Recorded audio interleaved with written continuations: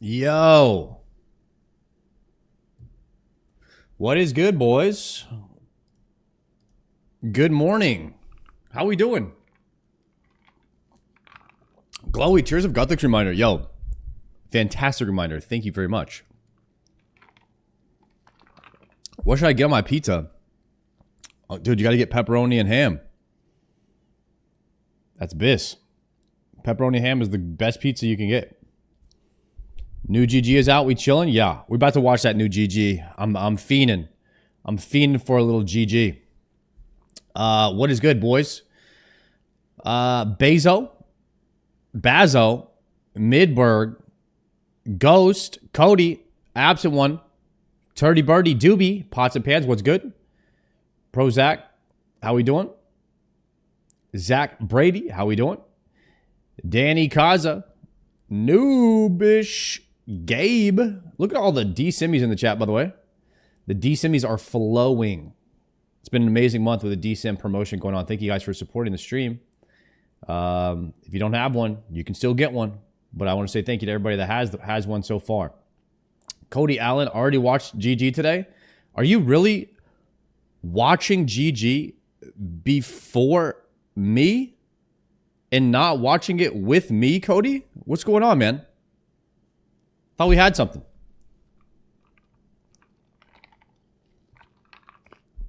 Dscimmy boys, rise up.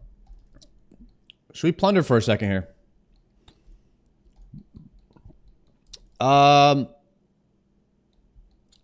What is the average number of pyramid plunder runs I have to do at 76 thieving before I get a freaking septa?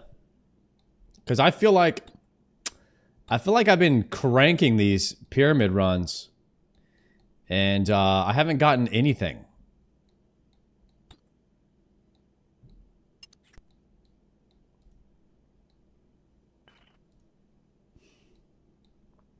I've opened this tracker right here, it doesn't show you. Let me move the chat. Hold on.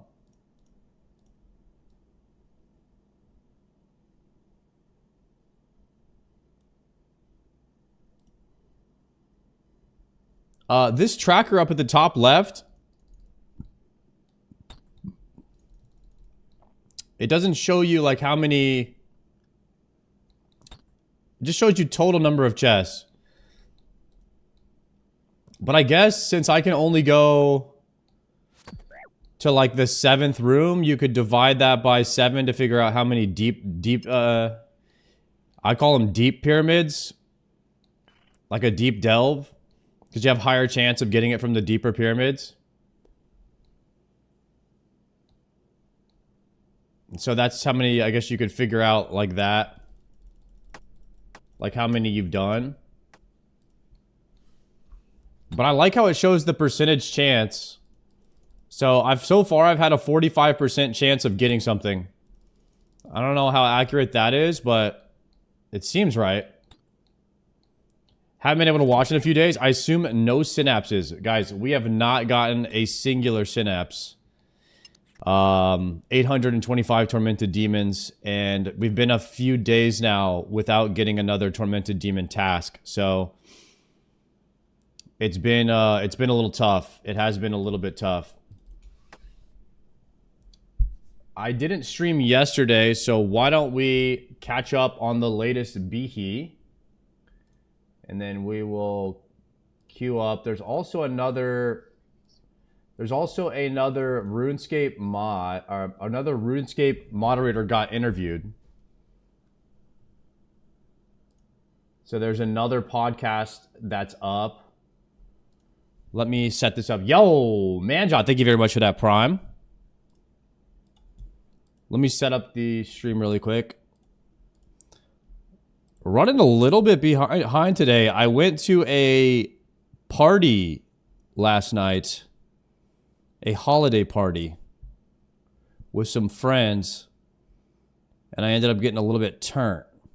So I had to sleep in today and sleep it off. The older I get, whenever I drink, the longer I have to sleep the next day to compensate and recuperate. It's a just a part of life, I guess. You talk to any women? I did. There was women there. And we were conversing. It was fun. I didn't think people in their late 40s partied. What? Of course they do. If you get a kebab on the way home, you're good. Dude, I don't remember what city. Wait, I do. We were in Greece. We were in Athens, Greece.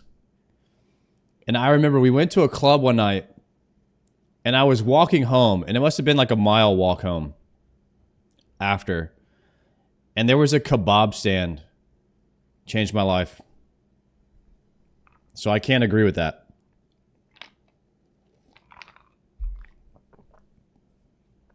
Nobu, thank you very much for that Prime. I appreciate that, my friend. I watched the start of the interview. It was really interesting to look at the design of the loot tables in the game. The mod that was interviewed, the guy who says he's Mod Rice, who's working on Raids 4, he got interviewed. We might have to listen to that and see what he's saying today. That looks pretty interesting. I think I'm about to get kicked out of here for just doing nothing. Yeah, I think I am. You only have 5 minutes to go to get deep. All right, let's just do one more chest. Then we're gonna get kicked out.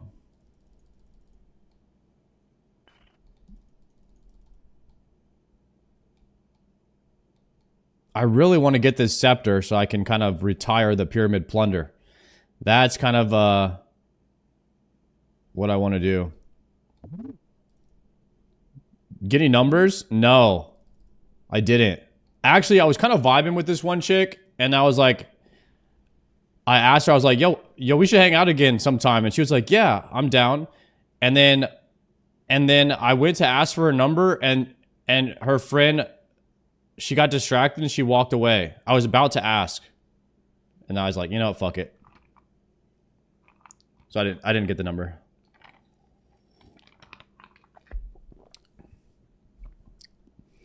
Yo, Mega Cauda, thank you very much for the tier 1. I appreciate it.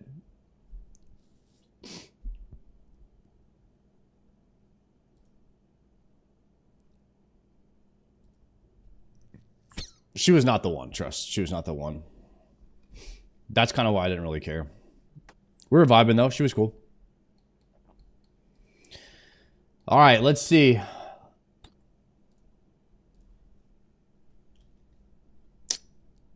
Behemoth OSRS?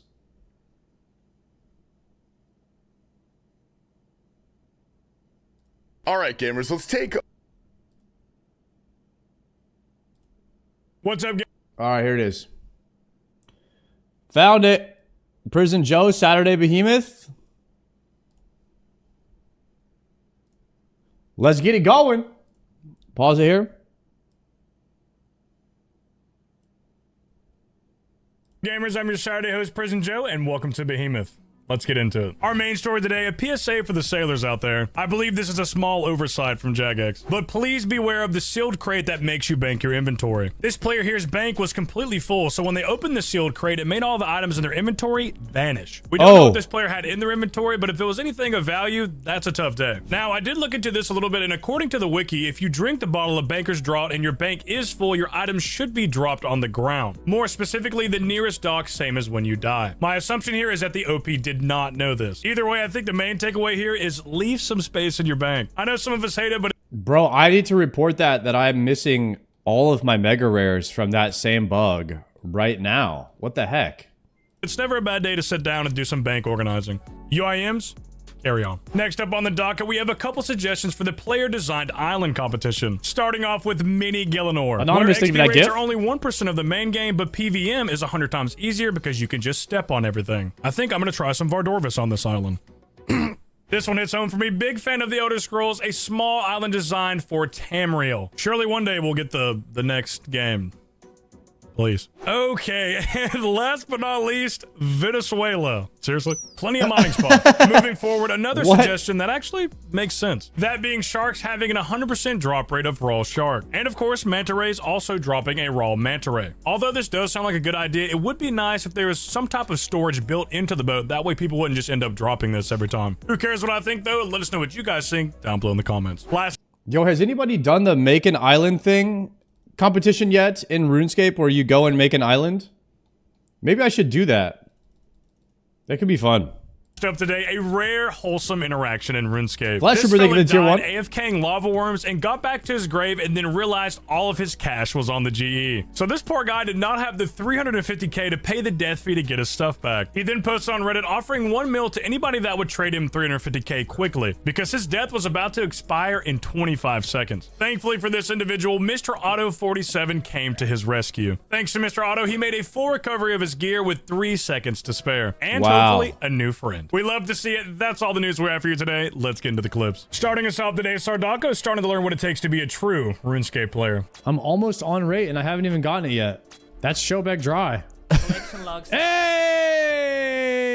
All you have to do is complain. That's all you have to do. The D-boots. Iron Man, close your eyes. This was only 100 KC. Only drink them when you're extra tired. You're a water drinker till the end. I'm the same way. Like I drink coffee every morning, but after that it's only water. Oh my god. Bro, we got the enhance. There's no way. We got the twin flame and the enhance in the same day. And of course, the back-to-back. Let's see the back-to-backer real quick though. You know what I'm saying? Like a sailor would look really good on me. No way. Just saying. No back-to-backer. Oh, the pet. Hello. I guess we got something. That's kind of cool. By my calculations, Papa Pump was not That guy was not about the pet, dude. He was not about getting excited about that pet. changed. What do you guys think? He didn't even care.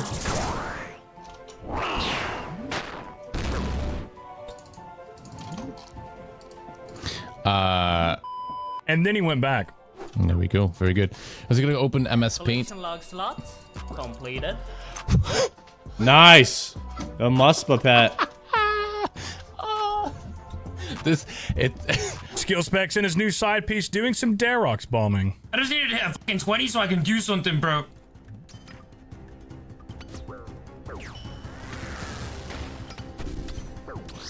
Oh, the 97? Oh my god, that was disgusting. Thank you, brother. That was disgusting. 97. This is one of the most insane first capes we've ever seen.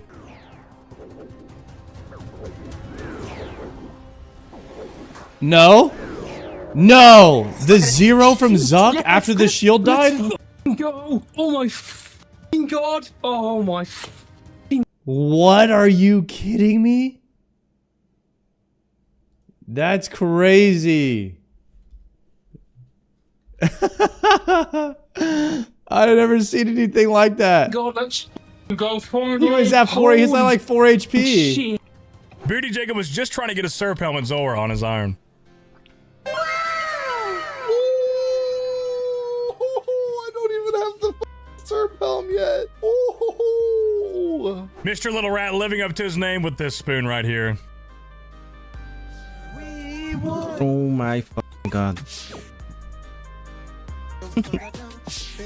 Now that's crazy. Like, voila, that's crazy. Massive shout out to Jack RS still doing his thing. Wait, you've had 3 Dragon Spears trash for merchant ship.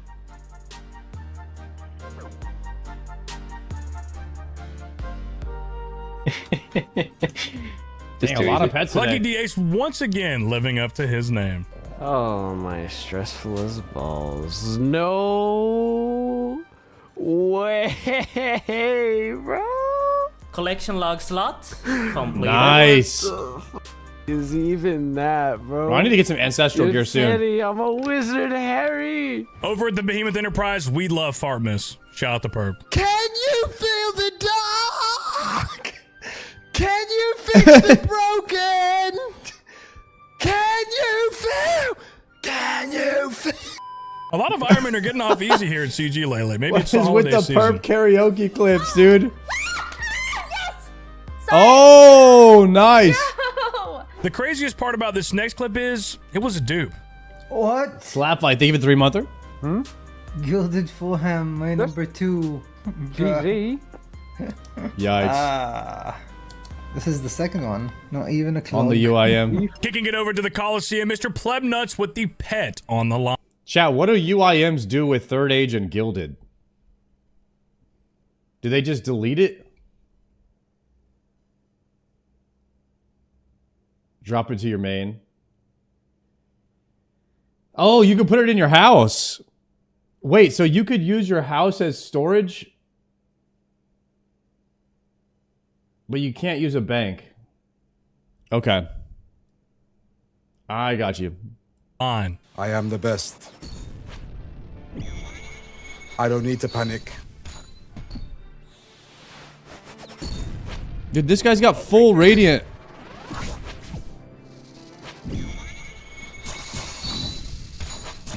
Max Inferno. Oh my god. Oh my god. Here it is. Oh, yes! Oh, it's over, boys. Boys, it's over. Yeah? No b in my skin. What's up, Behemoth? Let's go. Hey, man. Just got this in the mail. Hell yeah. Hell Zamorak. yeah, brother. This gamer here had quite the unfortunate dry streak at Skodazo. Oh my god.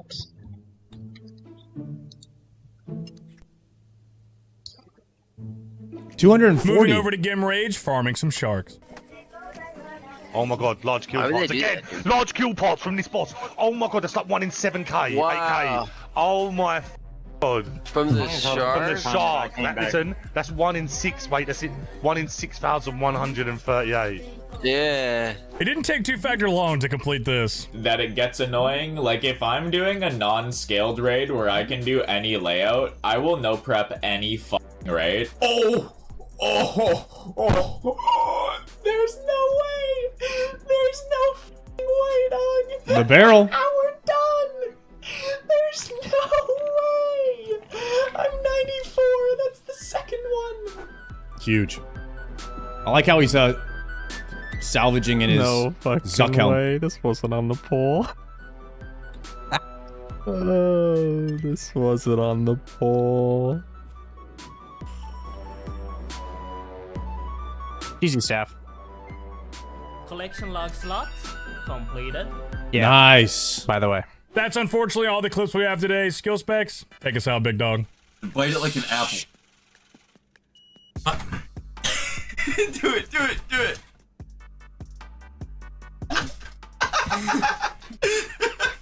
That was worth. Yo, imagine it's actually. Bro, it's hard as fuck. Goodbye, chat. Okay, don't end it though, let me. Dude, I like the old man who ate glue. Like and subscribe if you're not already, and check out all the streamers we have featured today down below in the description. And on behalf of the entire Behemoth team, thank you for your viewership. It's time for the weekly shameless plug. Once again, I'm Prison Joe. Go check out my personal YouTube. I just uploaded a new Top Tuesday with Dscim. I'm going to link that down below. Go check it out. I'm in a celebratory mood, you know, after paying off that tax bed, so Crabs! just gonna have that beer. How many drinks are you having today? Just one? Just the one beer. Not gonna get too crazy, yeah. And if you're watching this episode around the time of release, I'm live over on Twitch right now. Come say, As always, I love toasting today. I will see you guys next Saturday. Until then, see you tomorrow, buddy. Dano, have you ever had a QC dealer? No, that's a bait. I know what that is. How do I pronounce that? No, I know. I do know. I actually know. Yeah, guys, that's actually a pretty good strat. If you just have that one beer, you just make sure that it's one massive beer. And then you won't get as drunk if you're just drinking one beer. Statistically, it makes sense. I might have to start doing that. Just drink one massive beer instead of a bunch of little ones.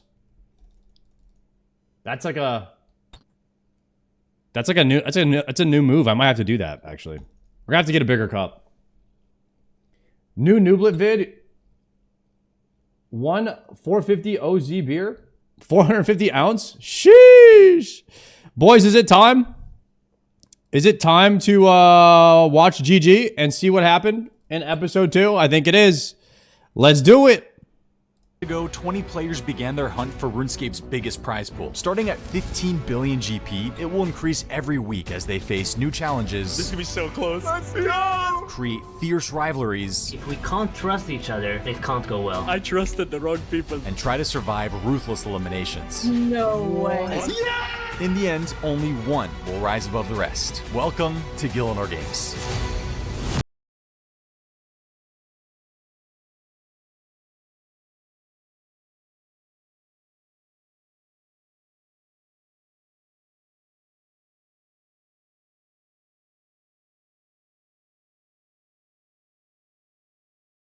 The anchor he's got. And my question now is, right, can our team of 4 Oh, 7 prison.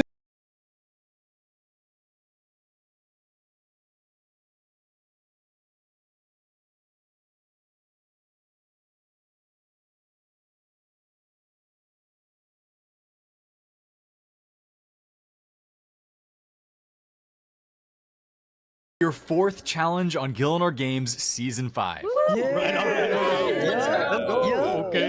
Last week, the teams went head-to-head in a weight challenge that led to Prison Joe and Oda Block going into a banning, which led to one of the craziest elimination endings in Gillinor Games history. Oda Block survived by the skin of his tile and took out Prison Joe, which means for today, the yellow team, Team Soup's Quest Guides, you guys are down to 4 players. We had a great start, but it's definitely been slowing down. The green team has just been dominating week after week, but we still have a chance. We still have Bodhi, Oda Block, Dino, and myself. 4 very good players. We can easily swoop this up. The only team left with all 5 original players are the green team, the Snakelings. The Snakelings were rock bottom on week 1, and I think that really spurred the team on because now everyone is just super locked in, and we've won 2 on the bounce. The vibes are high. I think it was actually a good thing that we lost in the first week because it kicked everyone into gear. Now that we have 2 back-to-back wins, I definitely feel like we have the upper hand being the only remaining team of 5. I think that first loss was a wake-up call to us that we took very seriously. But you guys, after today's challenge, the large team section of the season is officially over. At the end of today's episode, we'll be down to 16 players, which means it'll be time for the teams of 2 section of the season. The final team challenge is here. So excited. Kind of sad, I'm not gonna lie. Gotten really close to my team, love my team, but excited to move on to the next part of the games. Very excited. The Powerpuff Girls have been very strong, Soup. I've been thankful with the team that you actually gave us. I'm positive going into this, however, we don't have sick nerds still, so just hopefully not having one extra person doesn't make the difference this week. Try to enjoy this final challenge with your team. It might just be the last time they're on your side. Last week, the starting prize pool was 21.6 billion GP. This week, you'll now all be competing for almost 25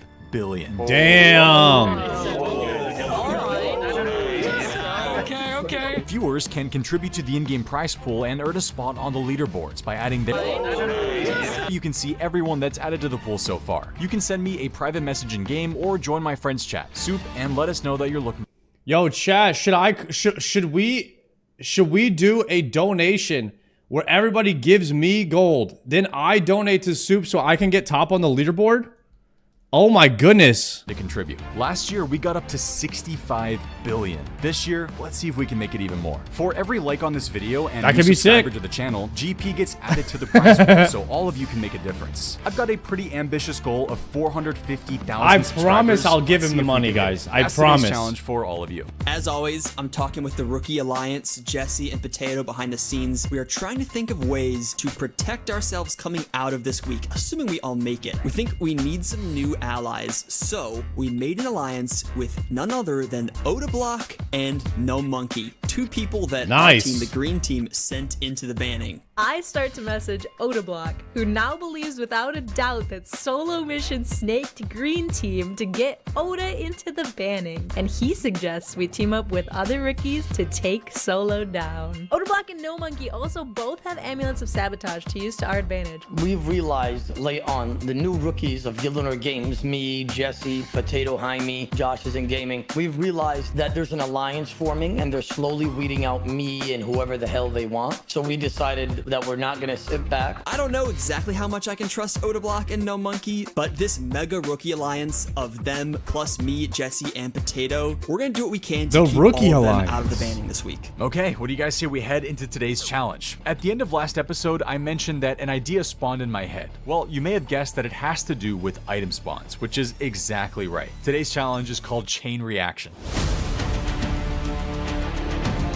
Your team needs to create the longest item spawn chain possible in 20 minutes. When I say go, the first player on your team needs to run and pick up an item spawn from somewhere in the game. Then you need to bring it back to your team and trade the next player. They now need to go get an item spawn. However, they need to find and bring back an item that starts with the last letter of the item that the previous teammate brought back. For example, if someone brought back a spade, that ends with the letter E. So the next player needs to bring back an item that starts with the letter E. Let's say they bring back an egg. That ends with a G. So the next player needs to bring back something that starts with a G. So let's say a gold bar. So on and so on. The team that creates the longest possible item chain following that rule wins today's challenge. This is a relay race, so everyone on your team has to participate. You can start getting your item as soon as your teammate tags you. You are not allowed to repeat items. They all have to be unique. You are allowed to hop worlds. Remember, the item has to be an official item spawn. It can even be untradeable, but it has to be a red dot. This is kind of crazy. Speaking of red dots on your minimap, I don't remember there being one here in this area. It's oh wait, it's just a bottle of AG1, today's sponsor. Healthy habits get me through the grind of editing Gillinor games, and one of those habits is drinking AG1 every morning. AG1 is the daily health drink that combines your multivitamin, pre and probiotics, superfoods, and antioxidants into one simple green scoop. It's one of the easiest things you can do to support your body every day. For years now, every morning I wake up, put a scoop. I already gave your main Sardaco 1 billion. Guys, that's not my character. Don't be giving that guy that stole my name money, okay? Advantage of this awesome deal. Today's relay race starts in the duel arena. I'll give you guys a few minutes to prepare, then we get started. I tell you into the duel arena, knowing it's my last time I'm going to see my boys. Who other than Vertoso? He got us all red rooster hats, and it was just really wholesome. It felt good. It was a good start to the tournament. We were feeling strong. You know, these guys were my brothers throughout all the first 4 episodes, so we were feeling pretty good. Red rooster hats. At some point for the roosters, surely. Oh yeah. They're gonna send us the first item, right? So we need to take their item and try to create a path to the path. Item spawns? This is something I know. Playing an account as restricted as a one chunk man, you often have to rely on extremely unconventional ways of getting items. So you become intimately familiar with various weird item spawns around the games, and sometimes they're the only way you can access certain things. I think with this, guys, I don't know where any item spawns are in the game. I think I maybe know like a spade in the farming guild, and that's about it. I don't. Maybe one of those potions on the ground that's over there by the gnomes. The poison potion, resist potion, or whatever it's called, super poison, anti-poison. That's about it. I don't know where anything else is. I would lose this instantly. To my team this week. Oh, by the way, if the green team wins, I'm pretty sure they're putting me in the banning. Why do you say that? I've heard information that the green team have won 2 in a row and they put me in the banning every single day. I heard that they've been targeting me the whole time as well, to be honest. Oh, yeah, we have to like defend. I think we have to defend vote like each other or something. I'm happy to do that. I honestly, I'll just say it now, I thought Prison Joe was trying to get you outvoted the whole time. All right, teams, let's start the final team challenge of the season. Your starting item today is cheese. The 20-minute timer starts now. Good luck. Cheese. Cheese. Alright. Okay. Drainer then. Drainer. Okay, E Earth Rune. Is that on the list? Yep. Where's Earth Rune? All the runes are in Bandit Camp. Or I'm pretty it's sure. not Bandit Camp, it's Dark Warrior Okay, Fortress. cheese, Dark Draenor. Warrior Fortress, but it's Bandit Camp on thing. Alright, yeah, I think I know where the cheese is. It's by Egg. We could go egg, garlic, and to like cosmic rune, maybe. And then there's a cooking apple. Surely we get the cheese. Where is the cheese? Yeah, go get the cheese. It's a Drainer. Okay, I'll have a look for red spawns while I'm in. Okay, so I need an E. I need a next item E. Where shall I go for that? Earth Rune next to the G. I think just go for the egg. Oh yeah, go for the egg. Wait, where the hell's the cheese? In the witch's house on the table. Oh, someone took it, that's why. I know where cheese is. It's in Draenor. I'm gonna run down here. I'm gonna call some items out. So immediately, we're like, right, we have 20 minutes. With the spawns, yeah, with the spawns, you'll have to wait for it to spawn again unless you know of another one if they pick the same item. So it's really about who gets there first. To find things. If we find 3 things in the first 2 minutes, great. But then if we can't find a 4th, we've lost the challenge. So we wanted to spend a bit of time you can world to run hop. around a game in a random place and right-click some items. We then forwarded these items via voice communication and people wrote them down in the Discord. I've also got thread, grey toy horsey, pots of flour, I'm gonna go grab some cheese. Okay, Jesse, cheese, go. So monastery for me. Go burning amulet, bandit camp. Oh, okay. Better not get fucking PK'd. Okay, wait, I'm next. You just run down and it's up a ladder. Oh, down? Okay. Right, because it's multi and Dark Warrior. Lumbridge. I'm going to get egg. I'm going to get egg. Yep, that'd be good. And then we need a G. Just anything gold. Anything gold from Varrock basement. Gold bar, gold necklace, gold ring. We're so f***ing slow right Oh, now. gold. We gotta speed it up. Hot Worlds and someone else was there. No, he's going potato. I think it's going to be like a... I've got a hot back. I don't know. I feel like if we go too fast, we could f*** it up. Yeah, no, this is 100% we need to, like, think what we do. Okay, skill specs, go get an egg. I'm trading Dino. Okay, right. Am I going for Equiles now, then? If you want to, yeah. So teleport to Necklace of Passage, Fairy Ring to AKS, I think it is. Oh, okay, so Earth Rune. Yeah, look, all the runes are in there. I feel like we were really efficient because we had the person Earth Rune going works. to get the item, and then the other 4 people in chat were coming up with more connections. So one person was gone and focused on getting their item, then everybody else was focusing on item spawns and making more connections. So we just constantly had our list growing while people were in motion. So we never had a moment where we were standing still. After egg, who's next? It's going to be gold bar, and that's going to be Varrock. Yeah, you could kind of just have everybody that's not going to get their item. Everyone's just like connecting the dots and thinking ahead and looking up. Well, I don't know if you can look up spawns, but and thinking about where you could get one of those spawns. But when you have like a group think like this, it makes it a lot easier. Basement. Egg. So now it's about how fast you can get to the item and get back. So if you're going gold bar, we need an R item. Red Spider's eggs. Ooh, red spider. Yo, egg. Merax TV, thank you very much for the tier 1. And Vargan, thank you for the sub. Enjoy the D-Simmies. Yeah, basement, if it's there. I've got gold bar, ruby ring is still there. Sweet. Okay, so we need G. Yep, so something with G again. Tell us about any red dots. Yes, collect intel. So after that gold bar, we're gonna get ruby ring there. Ruby ring, but then what's after G? But then it's G, yeah. So I don't know what we want. I can do gold ore after this, right? Isn't that in the bank? No, then we got E from gold ore. Yeah, E stinks. Both stink. Yeah, we need to get away from E somehow. Okay, we'll do gold bar then. Well, so what are you getting? Gold bar. Gold bar. Look for an R. Call out every red dot. 2 leaves, tomato. For some Okay, reason, that gold cabbage bar is isn't a red solid. Dot. I don't know why. Okay, leave the cabbage. We have other cabbages, fine. Okay, I've got the equileaves. There's not that many red dots here. That's fine, just get the equileaves. Should I just come back? Do you want me to explore this island, or? Yeah, come back. I could go stone ball right now. Yeah, go stone ball. Yeah, do it. You know, I feel like this challenge is all about knowledge. If you've played Iron Man hardcore and you know how to get items on the fly, if you know where things spawn, I was kind of confident, not because I'm knowledgeable, but because I know I have teammates that are knowledgeable. I said this in episode 1 and I'll say it again. When you have somebody like Bodhi that prepares days on end for his hardcore Iron Man and knows where item spawns, I mean, I feel like I could put confidence in him. We're running to get an egg right now. All the boys are planning. Wait, garlic does spawn in Draenor, right? Garlic spawns. Already. I feel like the PvPers would just be cooked in this competition. Like this is a very specific, like this is more like an ultimate Iron Man or something that would be good at this. Right? Artie. Yeah, it's like to the left of the market, towards the bank. All right, we got ourselves the egg, and the next in line is Mr. Will. Okay, be back. Ruby ring. We could go for garlic. The G. Is there a garlic spawn somewhere? No. There. It's in a cupboard. It's in a cupboard. Yeah, true. Yeah. Ground spawn, not a. Wait, I can't telegraph the ruby ring. Not line of sight. I knew there was a ruby ring spawn in the basement of Varrock. Did you know you can't telegraph that? Is this like a weird diagonal? I was like trying to like scoot back and all. Defeats the purpose of it being a relay. Doesn't matter who's up next if they're all strategizing. That's what I was kind of thinking. Like, I thought they would all pretty much be sitting there waiting, and then one person would go. They would have no idea what that person was going to come back or when that person comes back. Then they would hand it to the next person. And that person would be like, okay, I just got a piece of cheese. Now I have to find something that starts with the E, and then they have almost no help, and they have to go. I kind of thought that's how it was going to be. All the way to the back right to like see if I can wedge it in there. No, okay, I did not know that one. Maybe go red spider egg then. Red spider egg, yep.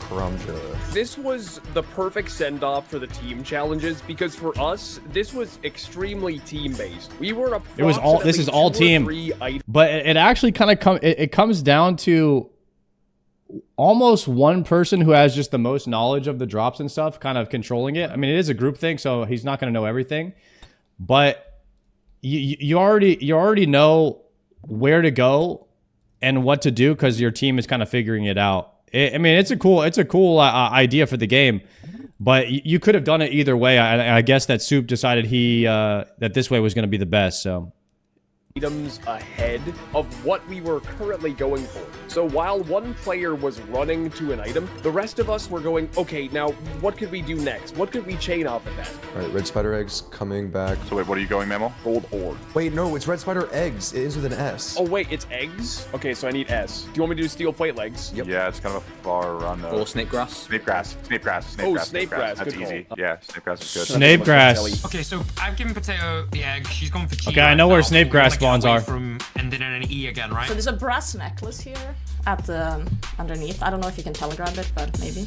All right, go. So what's No Monkey gonna be on now? Yeah, let's think about this. Just go ruby ring. Just go to the same place. Yeah, but what are we gonna do for Then G? we're on G again. We can't rush this because 20 minutes is a long time. We can do gold ore, and then we're on E, and then we do edible seaweed, and then we're on D, and then we're rolling. No Monkey, maybe do gold ore then, bro. I think we've only got like one E left, so I don't think we use it yet. I don't know what's going on. Like, Torvesta is like, oh, let's think about this. Let's slow down.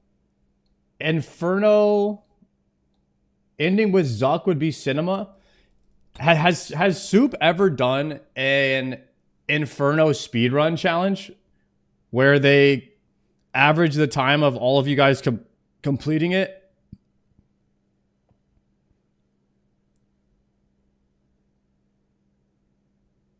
That would take too long. Well, you just give everybody 2 hours, and then you could take their farthest wave into account that they make it to in the 2 hours or whatever, or 1 hour and a half you give them. Not everyone in the games has an infernal. That could be a fun challenge though. And I'm like, hello? Should we not go? Pick up anything, look at anything, run anywhere, report back spawns, do something. I just wanted to go, go, go, go, go, let's get this challenge on. And they were just like sitting there, like with the stick up their ass. What were they doing? Okay, I treated you, so just run around the game. Yeah, like, why are you yeah, standing still? yeah, Just run around teleport, and look for yeah. things. There's no reason not to, right? Like, get a grip. Okay. Yeah, teleport around. Let me hit Varlamore, right? Okay. Can I do leather boots? Is that? I know the leather boots are good, but there's some just south of us. Okay. I traded you. I guess consultant. All right, leather boots. Oh, you picking Hungry up, right? Virgil, thank you very much for the trade me 2-monther. and tell me what item I'm getting, and I'm gonna go and check some more stuff out. S steel sword. Okay, location of the steel sword? Northeast of Elder Chaos Droids. Okay, good. Right, I'm gonna check out Shazium for some items quickly. Let me cook. Teasing stick, king worm. Tomato?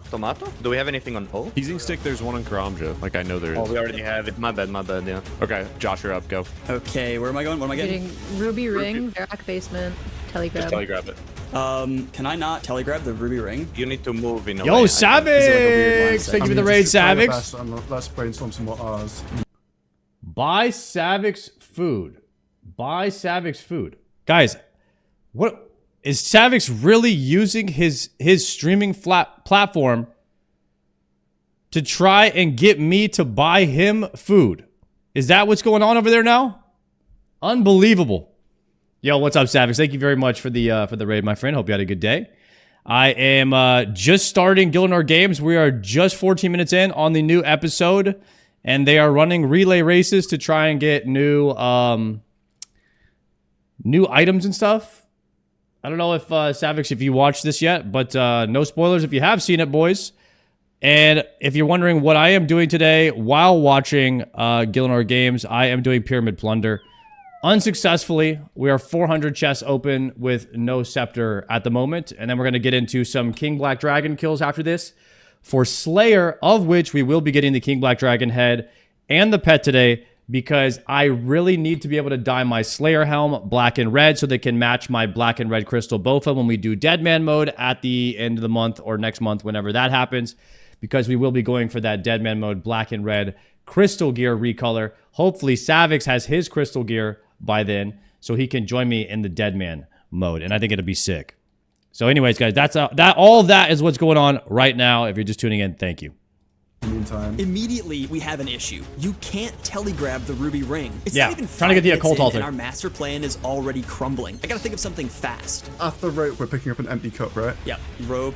Okay, I have the snake grass. Okay, wait. You're getting snape grass. I'm gonna get a saw. Yeah, let's just think of something for W first to make sure we don't f ourselves. Water rune. We were just talking about it. Yeah, water rune. If we know of a spawn. Pretty sure that the Dark Warriors Fortress has one. Where's the saw at? Is it down near Mahogany Homes? Yeah, it's north. State agents, isn't it? Oh, Yeah, okay. state agent. Got it. Okay, It's a ruby ring into the gold ore, and then We've got 1 E left. There's no point in using it this early. I know this house has a lot of shit. Logs, snape grass, tinder box, jug, empty sack. Oh, empty sack is a good E. Ooh. That's big. was that weird wine, red eclipse, and an S or an A. Oh yeah, Eclipse wine. Yeah, that's a spawn. Okay, good. Potato was the only one with a sense of urgency in her voice, dude. She was like, come on, all right, we gotta go. Let's get an item going. Come on, let's go. Even no monkey, he was just kind of like sitting back and chilling around, dude. Oh yeah, there's a bird over there, bro. That's some big bones, you know, crossbows. I feel like there was absolutely zero speed in today's challenge. We were going way too slow. Okay, we have like 3 E's now. They're just so chilling. Let's get the ruby ring, I think. Bro, me and Savix doing this competition, I'd be like, all right, Savix, you go get the cheese. He'd be like, all right, Sard, where do I get that? And I'd be like, yeah, buddy, you're on your own. I got no idea. All right, good luck. That'd be me and Savix in this competition, bro. Or what we're thinking for this next one. We need an or.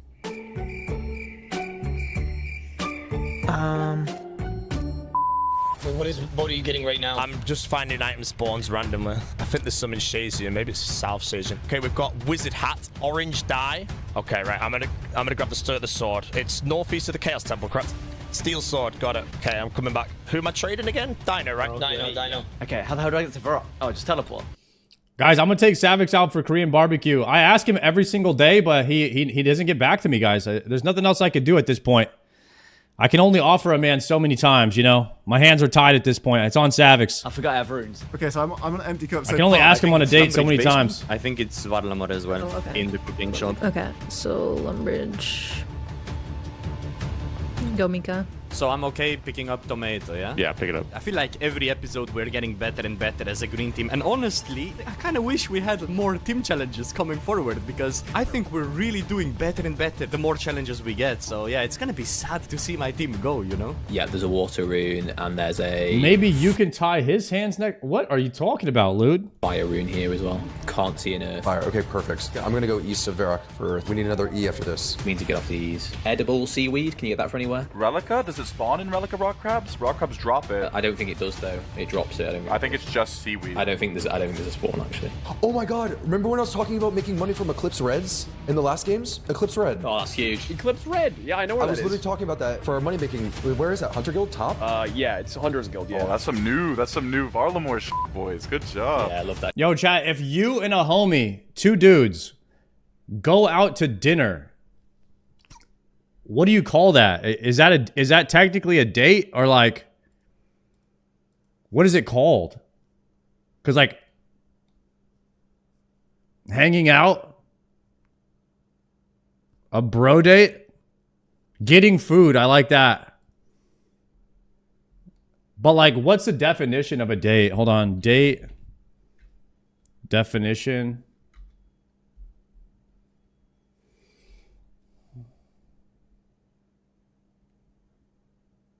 A social appointment or engagement.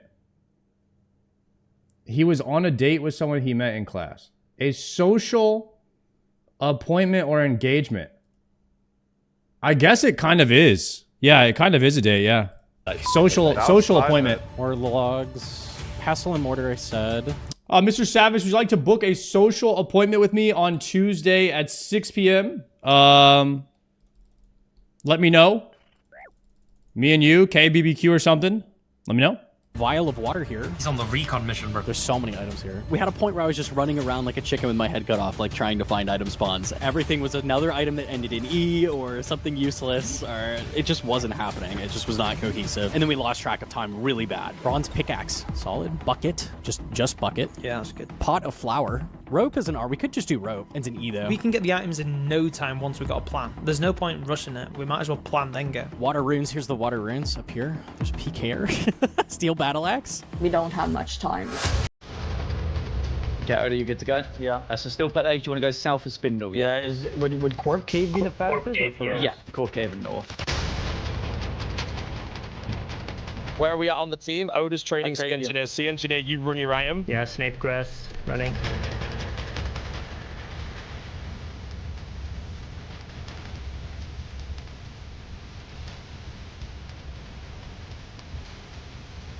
Eclipse Red. Death Rune? Death Rune? Nah, we want to get away from E's though, right? Dwarf Weed. Dwarf Weed? Does Dwarven Stout just spawn anywhere?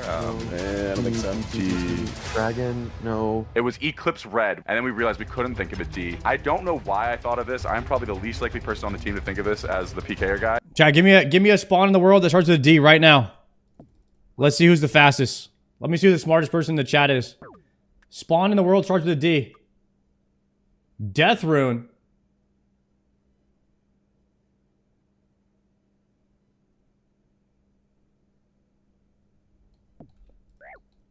Is there a Death Rune spawn somewhere? That would have won right there. Death Rune.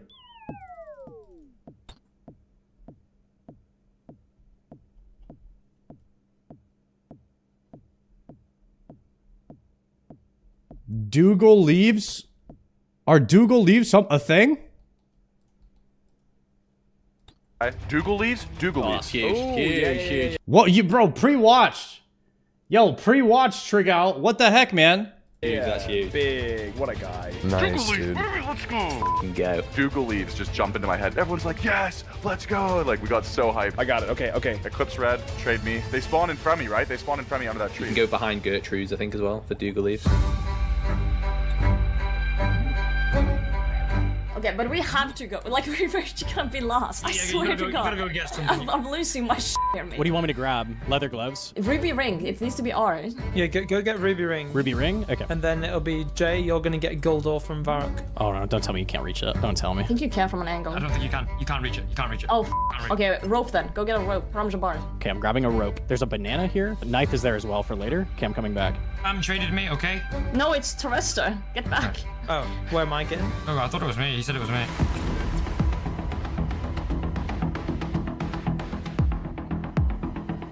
So we need S next again. S. We did Snapegrass last time. Staff. Isn't there a Staff of Earth in the lava maze? Yes, there is, but you have to cut a web. You have to cut a web. H would be easier. Should I get a knife from somewhere? Upstairs, Varrock General Store, knife. I've got the starfish, so I can't tell. Run northwest and click the obelisk. I got the edible seaweed. Trade me. Yeah, just go. You're on Dougal Leaf duty. Sea Engineer, you're now doing an egg. Oh, you go garlic, then I'm getting coins. Coins is just east of you, Dino. You can see him on the map. Alright, I got the egg. What is that walk? Me. This is one of those Gillinut Games challenge that comes out of nowhere. I have played 4 seasons of the Gillinut Games now. I played season 2, I played season 3, I played season 4, and now I'm playing season 5. There is no one that can have practiced a challenge like this. This is one of them challenges you cannot practice for. You have to perform on the spot and do as best you can. Dino, you're going to grab them to the east after I trade you. You don't have to trade me back.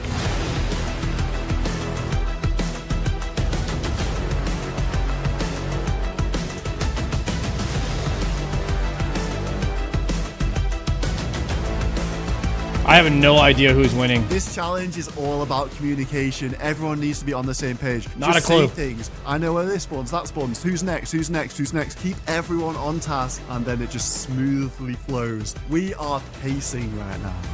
That was a cool animation I right have there. leather boots, so Lumbridge basement. And then I'll go small fishing net. I think it's Lumbridge, the closest, right? Lumbridge tutor. Is small fishing net actually a red spawn? It is, it's a red dot. Doesn't have to be red Good dot. shout, yeah. But maybe they made it a yellow spawn, so we need to think about more areas for that. No, it's red. I checked it before the challenge. It's red dot. Small fishing net. Go ahead, Mika. So just run south of Lumbridge. If we want to do short bow, we can do Wine of Zamorak.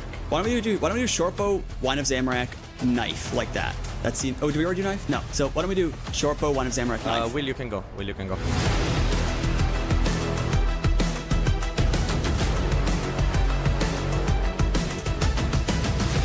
Hammer, R. Rusty? Is there anything rusty? Rusty sword. Rusty sword spawns Not a anywhere? spawn, I don't Pickpocket, though, isn't it? Yeah, that's a pickpocket, yeah. What's south of you there, Coxie? You think it would be a cool challenge, guys? I like thinking of new challenges. What do you guys think about this one? You all have like a base, like a base gear, like kind of like not very good gear, maybe like 5 food and one prayer potion, and you guys have to go and kill the highest level mob that you can, and at the end you add everybody's total level up of all the mobs that they were able to kill. If you die, it's a 0. So it's like, yeah, you can kill one mob. You have like one boss. And so everyone goes out and tries to kill a boss with the gear that they have. Has that been done already?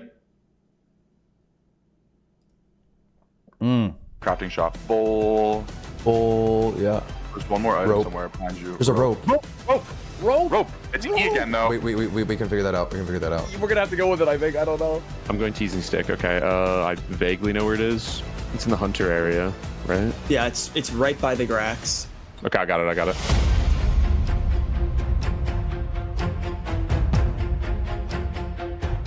Where am I going? Where am I going for, Saul? Farming guild. Okay, we have to work this next bit out, but Oda, you just keep going south till you see loads of red dots.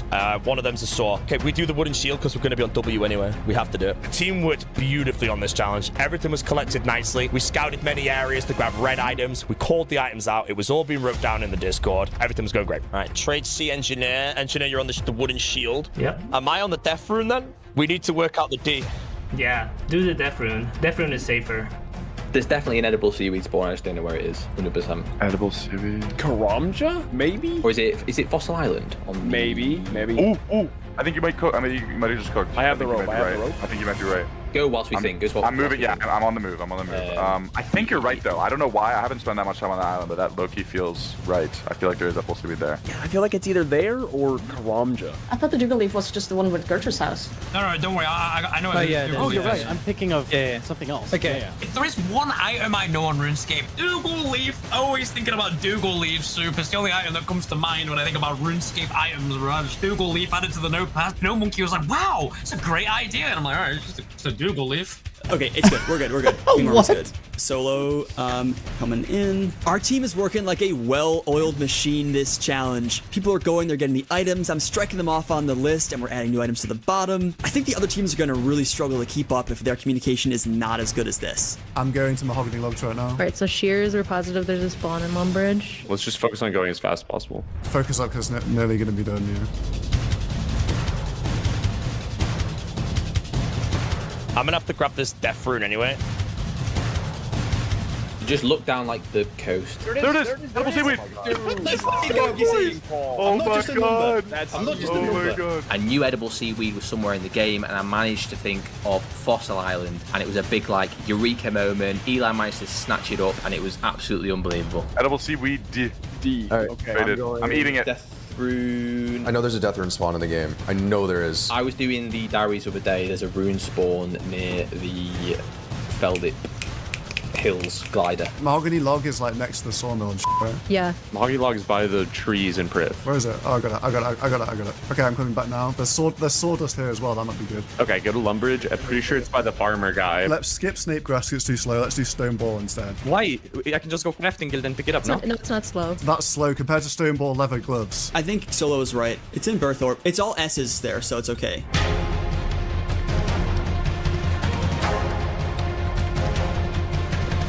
Just keep thinking of random shit around the game. E. Is there anything E that's obvious? Emerald? Do we have an emerald spawn? Not that I know of. Empty. Is there an empty? No, nothing's empty. Right, so I'm just going to look around for an E until we can think of something. I'm just going to go random places, I guess. Valley? We haven't been Valley yet. Just keep right-clicking random stuff. We don't really know this one right now. I think we're stuck on this now, and that's the end of our run. Really trying to think. Teleport to somewhere weird, Dino. Just go for like a last-ditch effort wherever you think that could be a... Yeah. For us, we unfortunately did get stuck with about 5 minutes to spare. We were stuck on an E. There's a lot of E's because they started with cheese, and then there's a lot of runes because like you could use runes a lot, and that ends in E. I can't think of a lot of items that start with E that you could pick up, so I wonder if they think of one here. 1 minute. Can we trade Stone Ball though? You just have to hit trade, doesn't matter. 1 minute. Go, Mika. I got Stone Ball. We'll go. I got it. Go. No, opposite That's side. on cave sign. No, go north. Is it here? Maybe hop? Maybe hop. Maybe someone looted. Yeah, Dougal. I Yeah. thought there were rune spawns here. No, I They think already you're did. right. They already did Is there a egg different and glider earth loc? rune. Is it the one? Is there a different glider location? North? It's near the exit. I don't know which direction. I think it's chaos though. I don't want to. It's fine. It's worth a shot. Just keep fucking. Yeah, we have no better ideas. I've been looking the whole time. We're hung up. That D is hard. At the very end, everyone was confident there's a death rune spawn. And then I thought it was like right by the runway. Thought it was east, more near the cave where you like actually hunt the chompies. Nope. It was like to the left of that. And I found it right at the end. As you were calling time, I was like running up onto it. Oh, there it is too. It's actually there as well. It's right Death here. rune spawn. I think we did pretty good, guys. I think we did pretty good. I'm not gonna lie. We did. That was our only long stump. That was legit our only stump for long. Wait, that was Nice, he got the That D. was crazy fast though. Wow. Oh, how was that 20 minutes?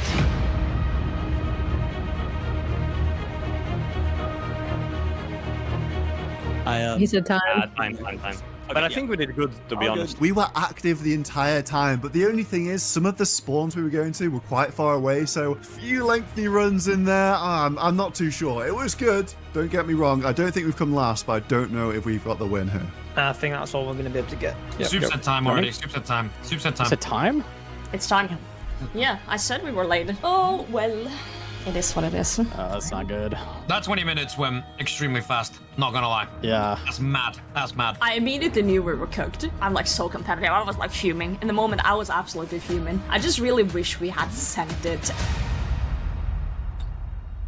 Great challenge, everyone. I absolutely love me some item spawns, and some of you did as well. Some seriously impressive item chains were made in only 20 minutes. The least impressive chain, though, goes to the pink team, the Powerpuff Girls. You only chained together 6 total items. Yes, skill specs. I had a feeling. It's so I had a feeling skill specs' team was going down. I mean, Potato was the only one that had a sense of urgency over there, and it seemed like she was trying her hardest, but everybody else just didn't have that knowledge, you know. over, man. Yeah. See ya, mate. It was unbelievable. Like I was baffled. That doesn't even make sense to me. I feel like alone I could get more than 7 items, and I'm not even smart. I think if you come last place, there should be a punishment. So I actually like it, but I don't like it now. I'm in the hopper. That means last place for you guys today, and 1 guaranteed undefendable vote on your name for the Hopper selection. In 3rd place, we have the Red Roosters with 15 items, which means it comes down to the green team and yellow team. One team had 17, the other 24. Last week, the green team put the yellow team into the banning, and they lost a member. If we don't win here, I'm sure they're going to return the favor. 24. Winning their 3rd challenge in a row are the green team, the Snakelings. Wow. Damn. You know, I thought maybe we had a chance at getting first place. Oh my god. That boy Josh, man, he's got that knowledge, dude. He carried. A green team wins again. I swear to God, Solo Mission has an Excel document 50 pages prepared for this Gilner game. 3rd tribunal in a row, the Snakelings. Oh, I am so proud. We've slithered our way to some victories here, and today was decisive. I'm actually sad that we're breaking up as a team, but the vibes are working together perfectly today. Communication's flawless. I'm so happy with this. The green team have... Guys, is it crazy to say that Solo Mission sounds like a really excited guy that has a cold? Do y'all know what I'm saying?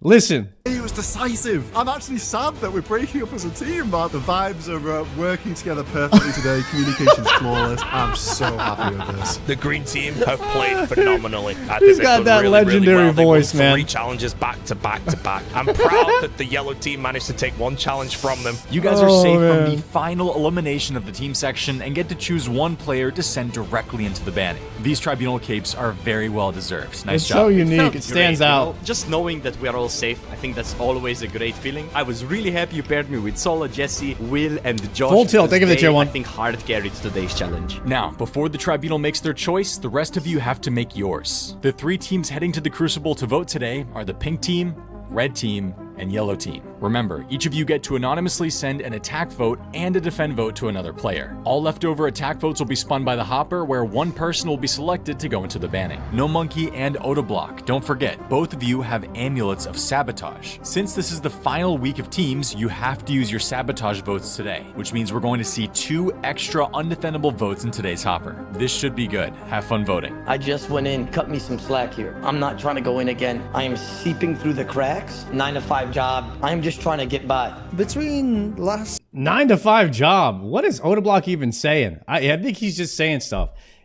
Okay, so when you have an Amulet of Sabotage, you can guarantee that somebody goes in to the hopper with at least 1 vote. So like you're just putting somebody in there. That's OP. Episode, a few of us from Gilnot Games had a meal. Vitoso was actually the one who suggested we should all off each other. And now I'm getting intel from Eli in the PvP Alliance. Red wanted to vote Torvesta, which is interesting because... Chat, who are you putting in right now? You have an Amulet of Sabotage.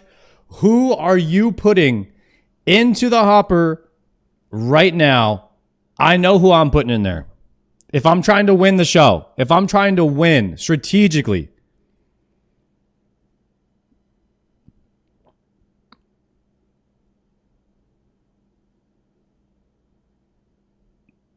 guys, it's got to be Prison Joe again. What are you guys even saying? Guys, it's got to be the best player in the competition.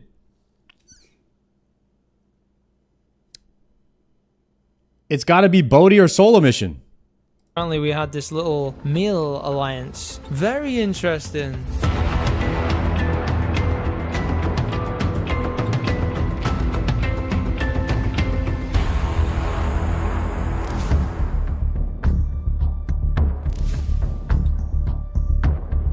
I just wanted to get someone good in there. Ever since that meal and Torvesta said we need to get rid of the shitters, it's been in my head rent-free. And I feel like something's brewing. Something's brewing in the background. So I want to get my knife in his back before he gets his knife in my back. Torvesta's a very good PKer, but he's come along. Oh, Bodhi and Solo Mission are going to win every challenge. So you need to put them into the elimination against each other. Damn. Now we're thinking strategy here. Way in the other aspects of the game as well. Virtuoso wanted to get a Torvesta and Skill Specs prime duel together in the elimination match. I couldn't tell Virtuoso, but like I can't really let that happen because they're both in my alliance. I just came up with this idea of you and Mammal go for Torvesta and Eli and I are gonna go for Gnome. Coxie and I like our team, but we also don't want to like backstab the Roosters because we've been with them for so long. We like kind of socially engineered our team a little bit. We convinced our team that only half of them would vote for Torvesta and us 2 would vote for No Monkey.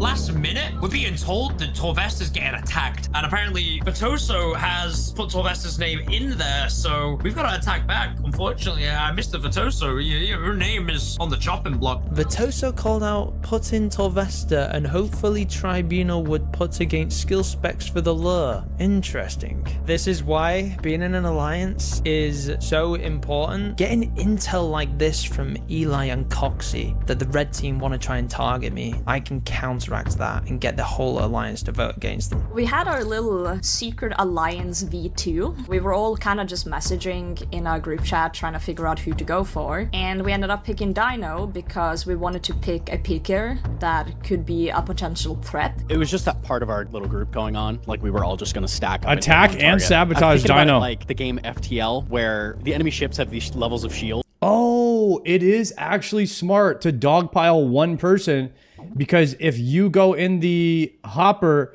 you want somebody to have a much higher chance of getting picked than you, right?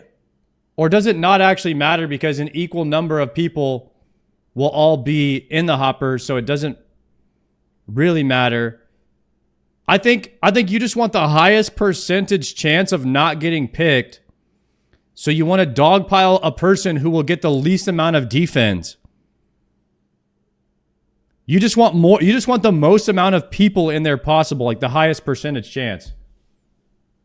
That's what you want. So you have to like hit the ship with all of your weapons at the same time. You like line it up. So this is the same kind of thing. Singling out a single target is way better than like sending out a bunch of shots at a bunch of people. And you all, we're all gonna hit Dino. You want somebody in the hopper that you can beat if you get picked.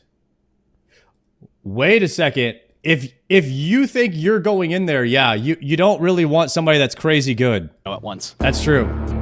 Wow, you guys are cooking today with this strategy. Our theory is the green team can put anyone they want into this banning at this point, and there's a good chance it might be me or Odablock. What if we all vote for someone who is so random that no one's probably going to defend them? Nothing personal. He just haven't sent me a single DM this entire Gilnor game, so I feel like maybe he's working against me. We said, let's everybody vote for Dino, and me and No Monkey also dumped our sabotages on Dino to try to confirm him, to slab him in there and just get him out. So we heard that Vitozo wanted to send a pink in, and it was actually Skilly that made the call, and he just started Vitozo and Dino right now, huh? All units, put Vitozo in. And I was more than happy with that, again, as long as it's getting the heat off our back. Welcome back from the Crucible. Let's find out which players... Yeah, nothing personal. I just don't like him as a person, so I'm putting him in the banning today. Screw you. We'll see their name appear in today's Hopper selection. We have quite the spread of votes today. 3 different teams have players in today's Hopper. With 1 vote each, we have Skill Specs and Potato Hime. You just know that one. It's because I lost the challenge. I lost.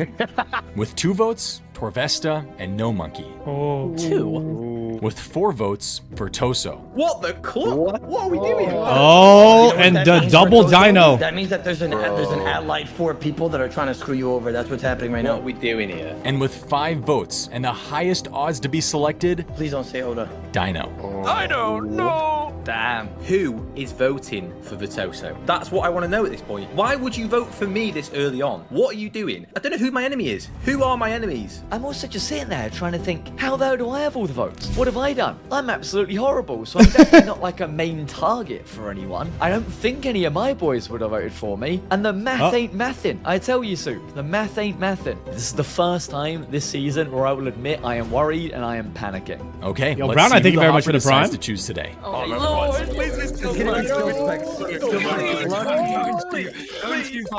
Berto. Right there. Dino, how you feeling right now? There's no clicking way. With a 26% chance, Vertoso, the Hopper has chosen you for the banning today. Come on up. Why am I in this situation? Why have I got to go into a banning? Look at the names. Look at the names on the list, and it's me. Of all people, me. I love the Hopper. Ignore what I was saying before. We have a thing in my chat called Dino RNG, so I'm kind of hoping that that is carrying on into Gilnor games now. Play stupid games, win stupid prizes. Don't ever play with me again. That is the strength of being in an alliance. Look at that. I could have been the one with all these votes. Instead, I got the defendable votes, and we targeted him instead. Tribunal, it's now time for you guys to make your decision on who to put against Vertoso in today's banning. Once you're finished, you'll anonymously send me your votes, and I'll reveal the results to the rest of the cast. I did send a message to Solo Mission because I know what he's like. He's just got his filthy little paws in every little crevice he can. So I said to him, sort me out, Joel. Help me out here. Chuck someone in that I've got some kind of chance of beating. That was what I was trying to convince him. I'm almost in a position here where I've got too many allies. I'm not in any group chats or anything like that. I've got one-to-one relationships going on. I've only got 4 people that I haven't spoken to this entire Gilmore Games. Odablock, Potato Heim, No Monkey, and Mr. Mammal. And those guys have been in the banning a lot, so I don't know what play here is going to be. The Rookie Alliance is afraid of how many PKs Yeah, Mod Rise are left in this podcast competition. after. We know we're dead in the water against them, and Mac we want Eater, them thank you for the out. prime. We tried to get Dino out in the hopper, but that didn't work, so now I've got to try again in the Tribunal.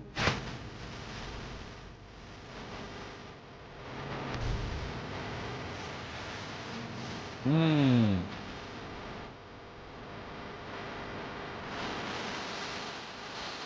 all got a little bit of devil inside.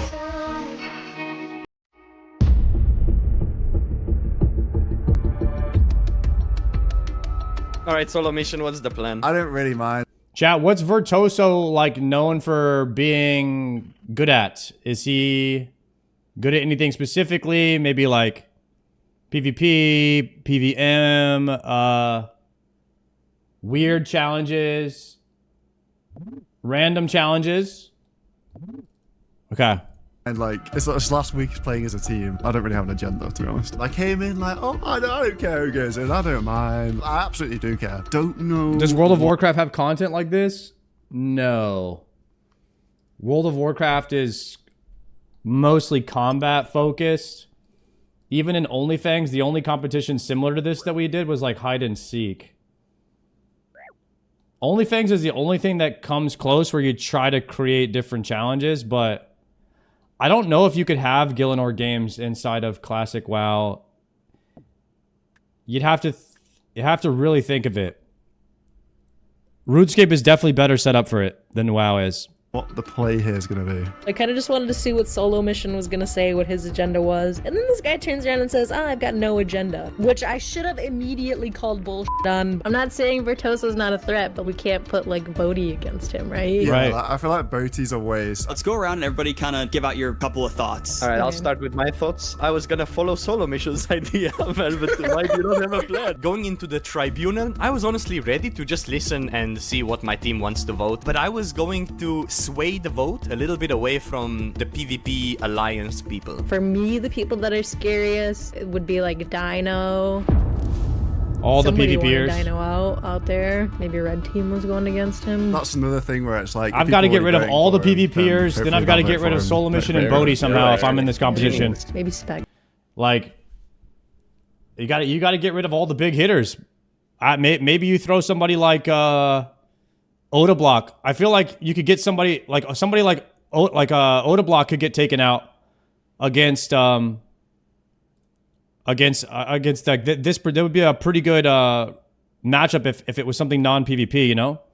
So Skilly always get the No, I don't put skills fix in, man. We can't put in Oda again, because then he'll know, like, he'll try to gun for us. We kind of played our hand last week. Bodhi would just be a waste. I just have no idea, like, genuinely, I don't know. The more tribunals I do with this team, the less I trust any of them. I'm not talking to anybody outside of this team, so I just have no idea why they're all being so political about how they talk. Like, we already put in Oda, No Monkey, Mammal's gone in already. What do you guys think about Dino? I mean, I know you said maybe people will vote for him next time. I but- just don't really... If, like, Vertoso or Dino goes out, it's like, I would want either of them in the final, so I'd rather vote for someone that poses a threat in, like, a certain discipline. All right, so who would you vote for? Okay, so who poses a threat that will lose to Vertoso? No Monkey in PVM. You want to put No Monkey in again? We're putting No Monkey again for a time. Yeah, but that feels so harsh, though. He's gonna hate you. I feel like there are a couple of... Yeah, you could put somebody like No Monkey or Odablock in right now and hope that it's a challenge that they're just not good at. But it's tough to put like Solo Mission or Bodhi in there because they're pretty much well-rounded players at everything. Sort of like lean PvP, but all-rounders. Like, and the thing is, Oda is very good at PvM and PvP, but he's not the greatest at like random challenges where you have to like find items in the game and shit like that. So like I would call that like treasure hunting or hunting. He's not like the greatest knowledge person when it comes to hunting, and I'm not either, but maybe if it's one of those type of challenges, then he could possibly get out, and then you get out the best PvPer in the competition that way. So that's kind of where my mind is thinking right now, but you never know. If it is a PvP, it's probably not going to be a PvP challenge because it was a PvP elimination last time. And so right now I'm thinking PvPer. We got to get rid of Dino or Oda. Like Dino, Tervesta, and Eliop.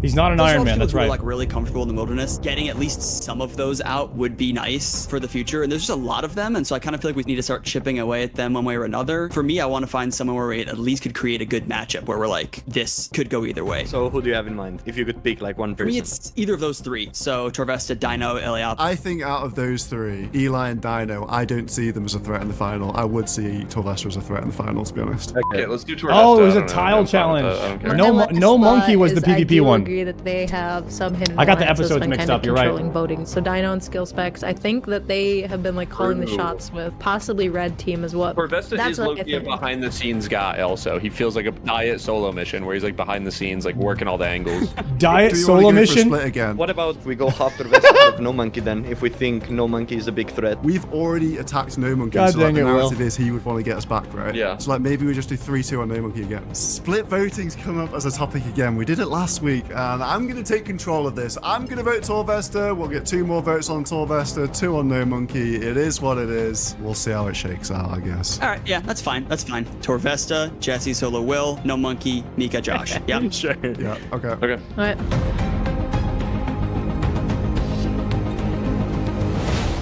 Green team, welcome back from your third tribunal. I've got all 5 of your votes. It looks like we have another split decision. 2 players were voted for, Torvesta and No Monkey. Ain't no way. What are we doing here? 1 player had 3 votes, the other 2. Heading into the banning today against Virtuoso is No Monkey. Oh! No way. He's back in it.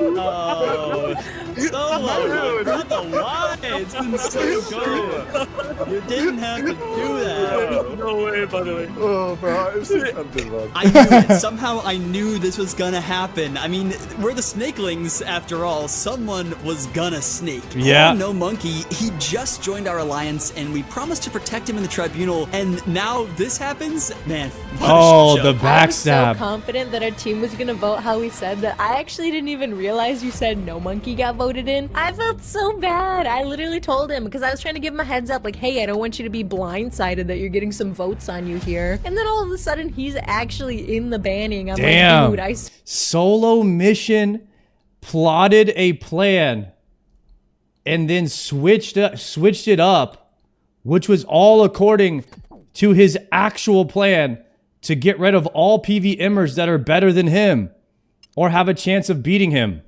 swear I'm not lying to you. I swear. Well, I've got Torvesta in my DMs. We've got a pact going on. He's Snake promising me mission. the world right now, and I was sort of soft allies with him already. So all I have to do is quickly flip my vote. How can I not do it? How can I not? It would be rude not to. I'm sorry, No Monkey. Nothing personal. All right, No Monkey, you're going into your second banning. Come on up. I feel like everyone in Gillinor Games is like against me. I feel like I'm a strong competitor and I'm kind of a wild card as well, but it does feel like everything is stacked against me right now. This is the power of this meal we just had. I messaged Solo Mission, remember our agreement. If it wasn't for that meal, I'd be in the bin right now. Solo Mission saved me here, big time. Our first vet versus rookie banning. Damn. I can't wait to see what happens. In today's banning, you'll be playing Die to Survive. What? Both of you will start in Lumbridge. On go, you'll have to try to find a way to die as fast as possible on your accounts. After you die, you'll Oh my respawn here in God. Lumbridge. When you do, I'm going to trade you a teleport to a random location. You have to use that teleport right away and then try to die again. After that death, you'll respawn and be traded one final random teleport. After your third death, time stops and the game is over. Minigame teleports are not allowed. The first player to die 3 times will survive today's banning and stay in the game. Loser is the 4th player eliminated from Gillinor Games 5. I'll meet both of you in Lumbridge and we'll get this banning started.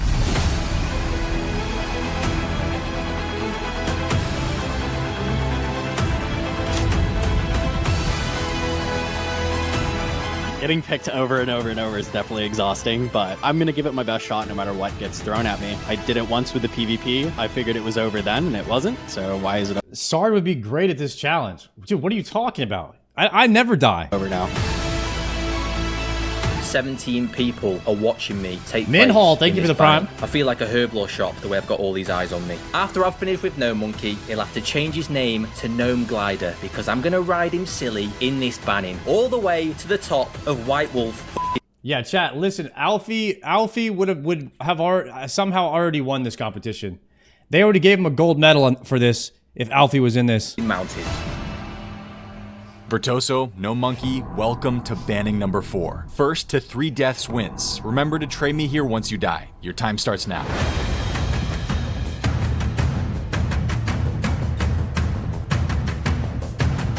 Right, we're going to go down into the Lumbridge Caves. No Monkey doesn't know what he's hit him. He's over there. Look, No Monkey's over there. I've got off the blocks first. I'm in front. I see No Monkey shake a left. See you later, mate.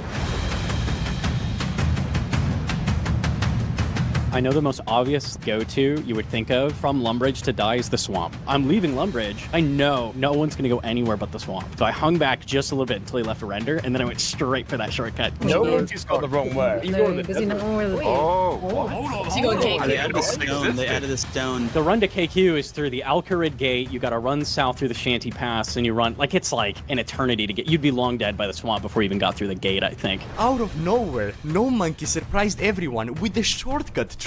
I honestly didn't even know the shortcut existed. Okay. So he's going to the Calphite Cave?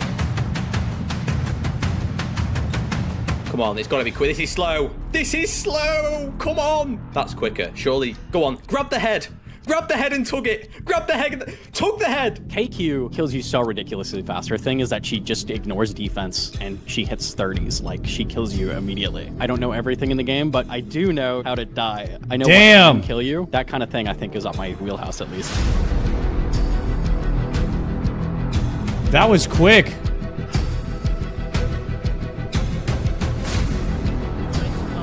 I quick. Oh, boys, we got it. Or anything like that, and there was nothing I could think Pharaoh of. Scepter. I just gotta start taking damage. Woo! We're free. We are free at last from the plunder. Let's go. You found the Master Scepter. You have been here long enough. Be gone. Thank goodness. We are now free of that challenge. All right, back to the games, boys. Back to the games. Come on, give it a good tug for Vitoso. Right, we're gone. No monkey. Listen, this is one thing I know how to do on RuneScape. It's to die, mate. Do you know what I'm saying?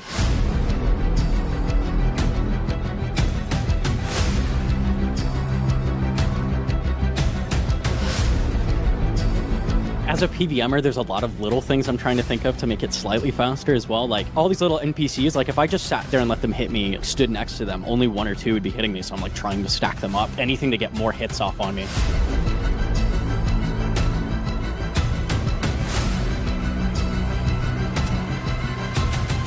I'm at the Ariana Grande altar, and straight away I know going down that trap. The Ariana Grande altar. Rangers, I can just run into the multi-zone and just get them to kill me. That's the easiest way to die at this point.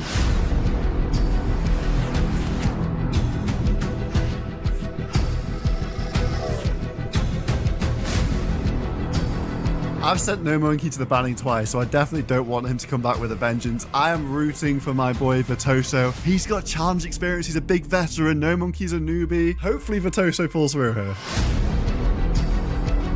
The slash of his sword is in slow motion. The pop of the arrow is in slow motion. The casting of the fireball is in slow motion. These things need to hurry up and kill me. Struggle bus. My thought immediately was KQ again, but I was running towards the carpet, and I'm like, all right, I'll just take the carpet to KQ, and then I thought for like 2 seconds, I'm like, wait, there's a fairy ring right up there.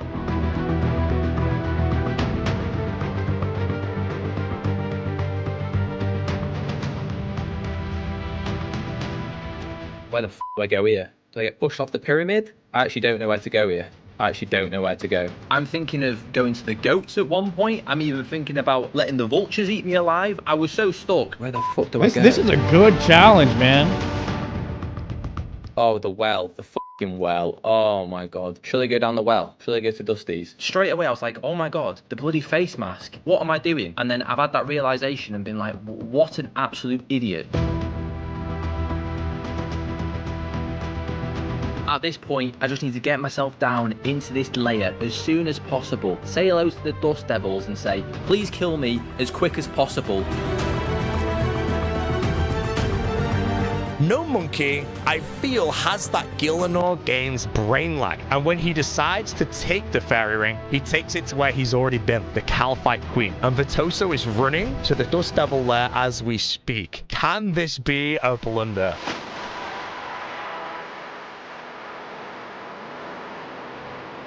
Yeah, what if you just ran to Calphite Queen 3 times? Me, little Vitoso, takes out one of the best PVMers in the game. It will be my claim to fame for the rest of eternity. So I'm just hoping and praying that I can win this.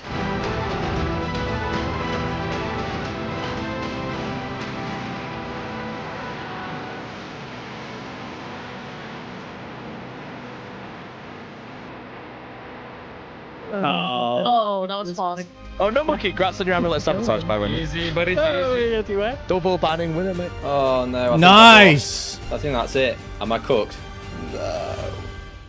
By like 5 seconds. A banning. I was dying to see how that would end. No Monkey, you've officially won your 2nd banning with some impressive on-the-spot decision-making. Well done. You can head back to your team. It feels good. I keep getting picked, and we keep just making it. I'm happy that I'm getting the amulet out of it, at least. Like, I'm going to be able to use this to my advantage in the future. If they keep picking me and I keep winning, I'm just going to keep taking that advantage and being able to use it against them. So maybe it is for the best. I don't know. For winning that banning, you have received the Amulet of Sabotage, which has to be used in the next 4 weeks during during the duo section. Vertoso, the road ends here, my friend. I'm very much going to miss having you around. Your confessionals are truly top tier. Unfortunately, this banning just wasn't for me. I mean, if it was a cock speed run or RIP, a TOA with the 07s least amount of Vertoso, supplies 07s used, in the then chat. I probably would have won the whole thing, and I guarantee that no monkey wouldn't have had a chance and been sent back in.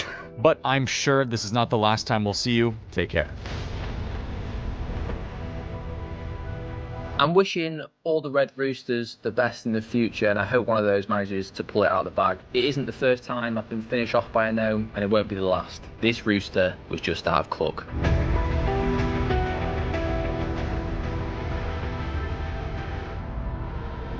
Red team, you guys are the first team down to 3 players. But that doesn't This really rooster matter was anymore, out of does it? luck. Because 4 weeks have passed. The large team section is over. Dunzo. It's time to get everyone paired up into teams of 2 for the next 4 weeks of Gielinor Games 5. Unfortunately, goodbye, Mr. Vertoso, but hello to the duos. I don't know who I'm going to be partnered with. Hopefully you don't play any silly games. Soup, I don't know how you're choosing it, bro. I hope I get a good partner, and hey, dude, I'm excited. In the next 3 minutes, we will Skilly have was an 8 awesome new partner, by duo the way. teams. I have literally no idea what's going to happen with the teams. In my mind, I'm thinking Soup is going to just like assign us to random partners, people who he thinks will be the best content. I have no idea what's going to happen. I really liked the team because I feel like the pressure was off you a little bit. I was kind of coasting and I was kind of letting Voti carry.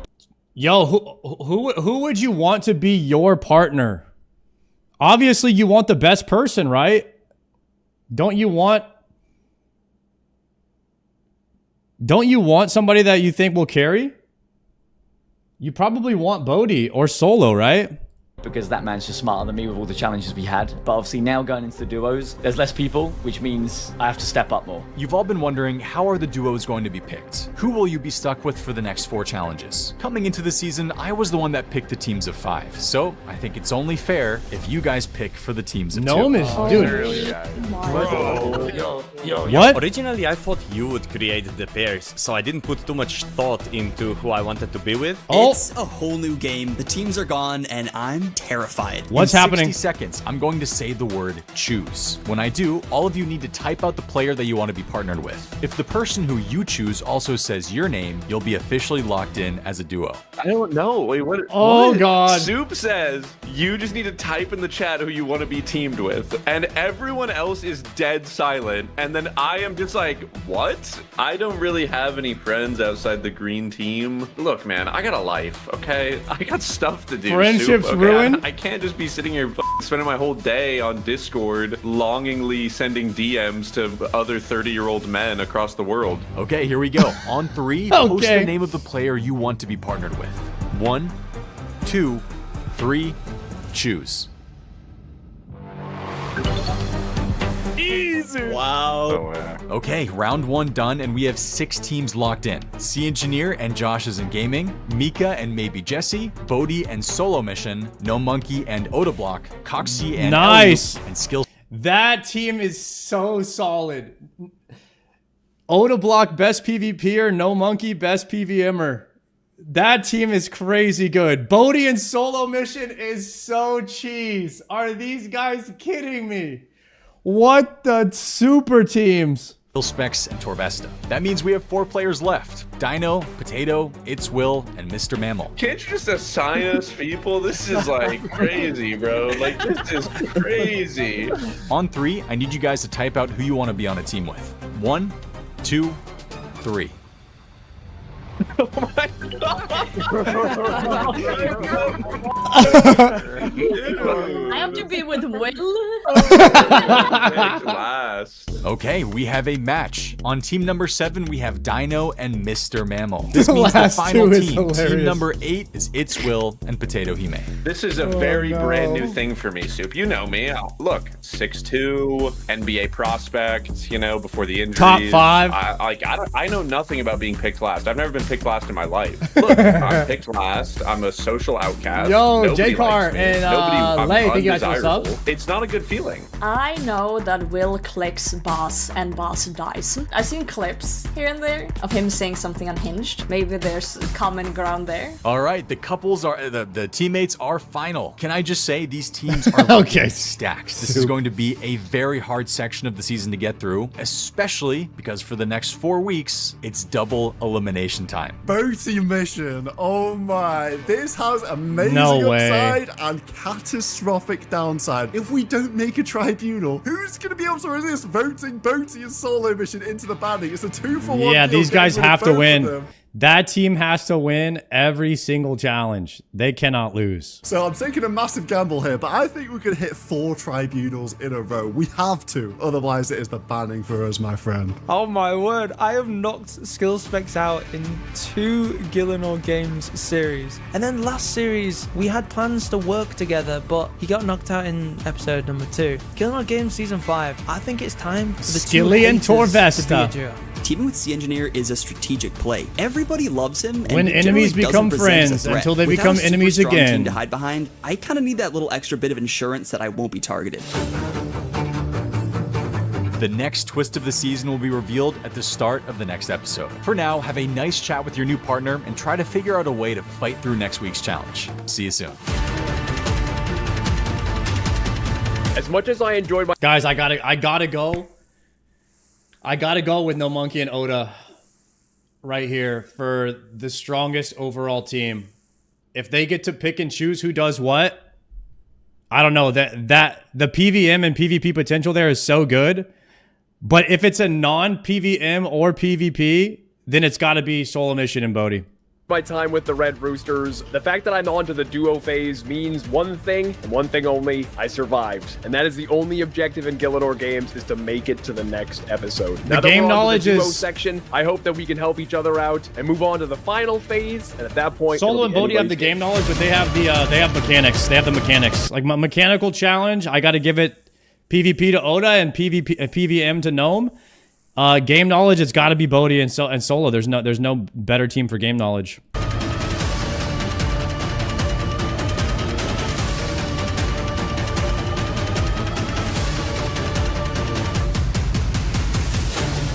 Yo, cinema episode, boys. Cinema's in the chat. I had a good time watching that episode. What's his name? Soup definitely cooked on that ending. Was so good. People picking their own partners. That was kind of funny. We are very close, boys. We are very close from heading into King Black Dragon right now. I was just doing my daily battle staffs. And I'm going to have to go dark. I'm going to have to go dark here in a second. On all platforms. I'm going to have to leave the clan chat for a bit.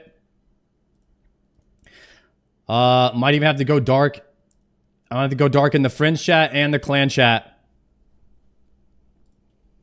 And then we've got to assemble. We've got to assemble a King Black Dragon loadout here. Let me snag these. I just did my daily battle staffs. I am almost finally out of water orbs from my perilous moon grind. It's taken me about a month or so to get rid of all of the orbs from my perilous moon grind of buying the 60 staffs a day. But let's see how many I have left. 158 water orbs left. And I have officially done. I'm officially done with the orbs. Not even alkagilitying? No, sir. I am the least try-hard individual when it comes to skilling. Whatever the AFK route, when given a path, I will always choose the easiest, least amount of clicks, AFK, inefficient path when it comes to skilling. I get there when I get there. I'm an AFKer, boys. AFKers, rise up. Any AFKers in the chat?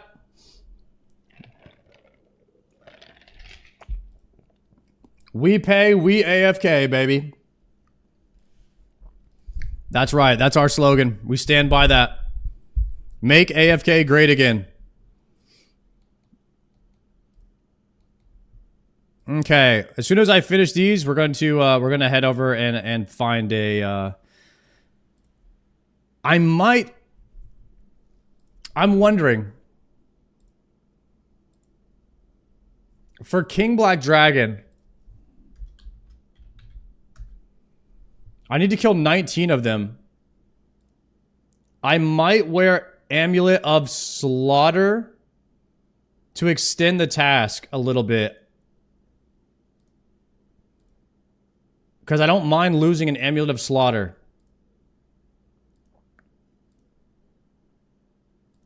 I don't mind losing that.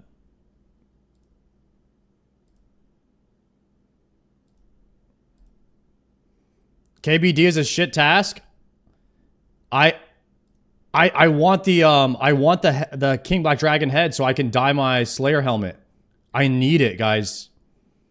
That's the only cosmetic that I really want in the game. Is the black and red Slayer helm.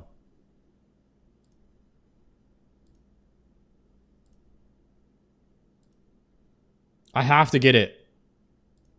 If I get it on this task, we are going to Slayer point skip to 1k points. And it's the coolest pet. I love the King Black Dragon. It's my favorite mob from when I was a kid and I played RuneScape. King Black Dragon was like a vivid memory of mine as a child when I was playing RuneScape when I was like 12. And it was one of the scariest bosses to go and kill back in the day. And so I just like the King Black Dragon a lot. He was like the big boss back in the day. Yeah, he was one of the scariest ones.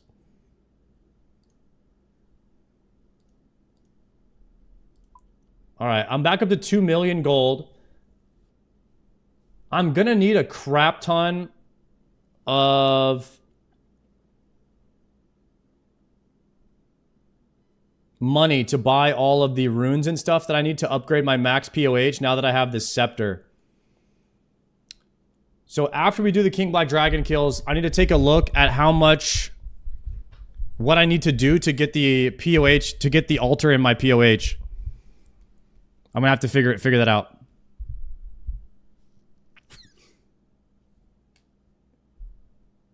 I like the Dragon Hunter crossbow KBD version. What is that? Let me port to Ferox real fast. Oh, I might... I don't have to stew. I don't have to stew for construction, right? I can T and saw.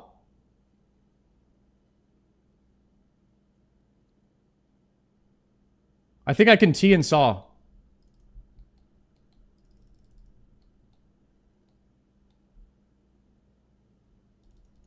I'm gonna hop worlds in a second.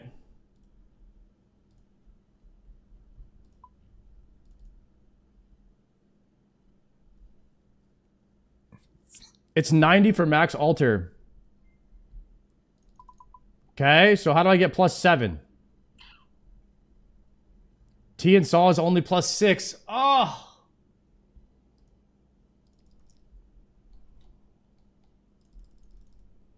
So I need a +4 stew? I'm 83 construction. +4 boost and a +3 saw. Yo, Escrow, thank you for the tier 1. I'll saw, dude. I think we could just +4 boost. Did you get the scepter? I did. We got the scepter, boys, when we were watching Gillinor. It took me, I don't know, like 500 runs, so divide that by 7. Little less than, maybe like 80 runs or something like that to get the scepter.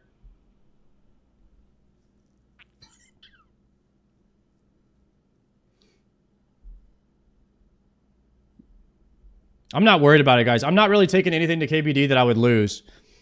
I did make a loadout for KBD last time, but I think I'm going to change it a little bit this time. Prosy. I think I was going to go with the Berserker Ring and Slaughter Amulet.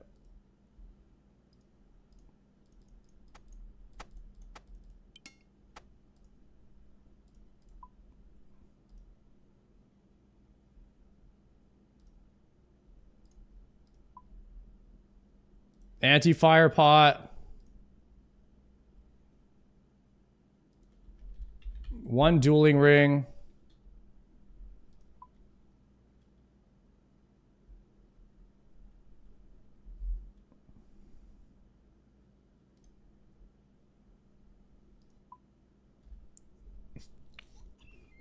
Am I taking food?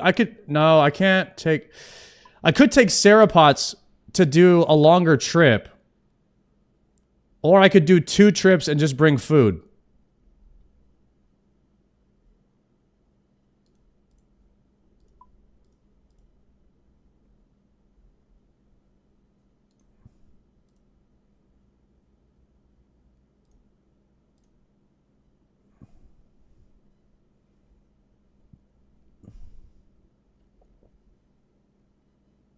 Killing 10 KBD in a row as a CA? I think I got that last time. Because I had 10 black dragons and I killed them 10 times. Pretty sure I got it.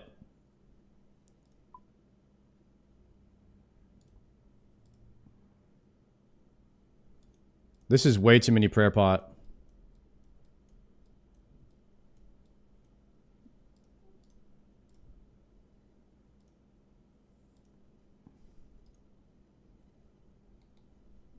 All right, checking the bag really fast.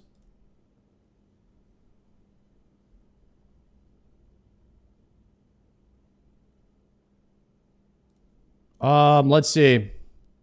Will I lose anything on death here? Anything important? No, I will not.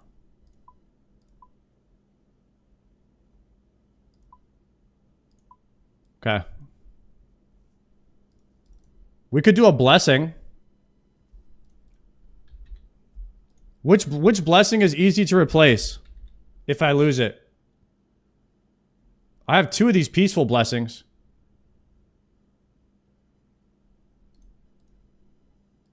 Radas is easy to replace. Okay.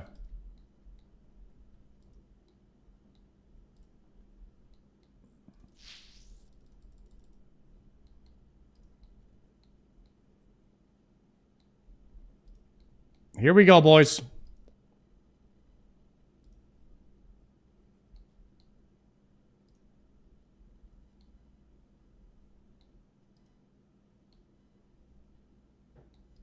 Ban everyone that says teleport there. Mods, ban them. People are going to act like this is not the best way to get there. I already know. Nobody will expect the runner. Am I getting trailed?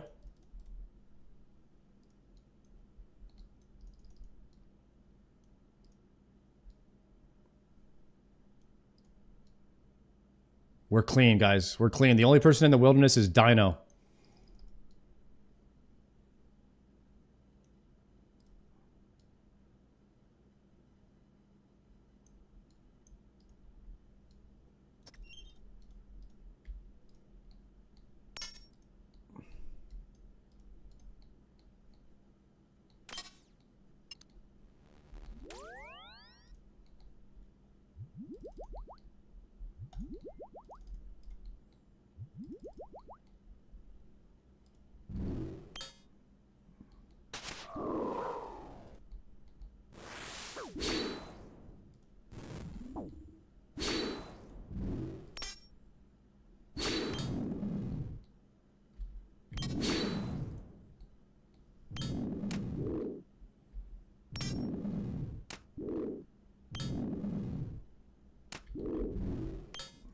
Pump! Iron Men should have a private wilderness.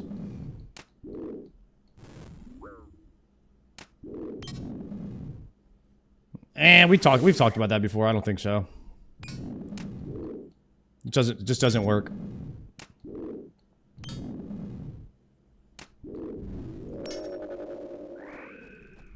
You don't want to kill the wildy already more than it already has been.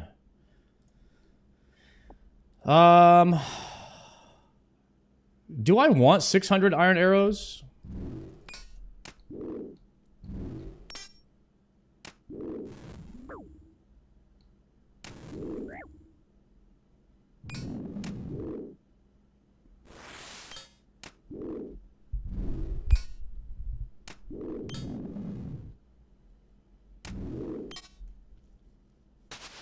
For Bofa, I'm never using iron arrows. I have broad arrows. I have 30,000 broad arrows. Holy crap, Fang just completely slams this guy. We are pumping. More iron arrows.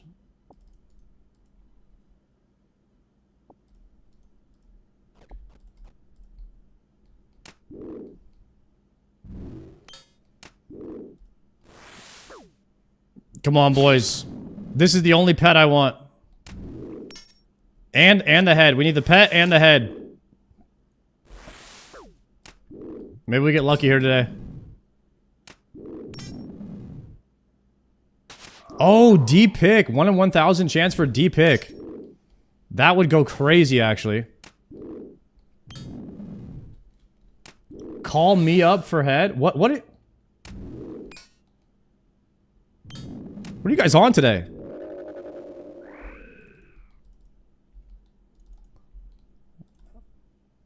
I need more food. Dragonite bar.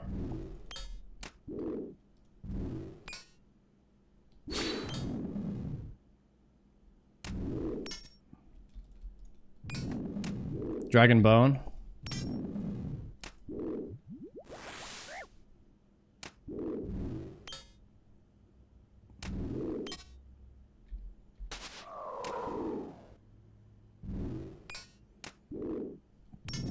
Man, how does the KBD hit through Dragon Shield, Melee Prey? Oh, he can poison you too?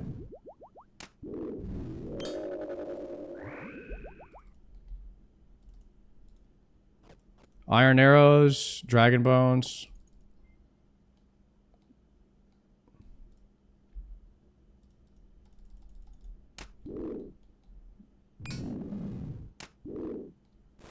KBD just that guy? I like the 3 party hats and the Santa hat.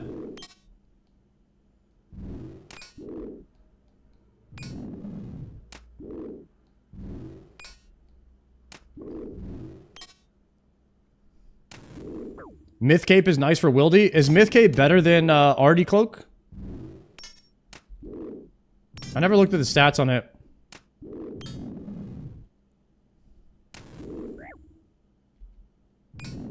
Myth Cape has strength.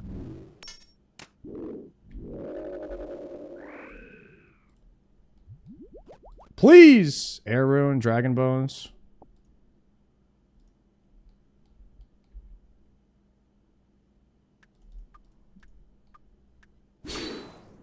We are pumping the KC right now. You're frozen and can't move.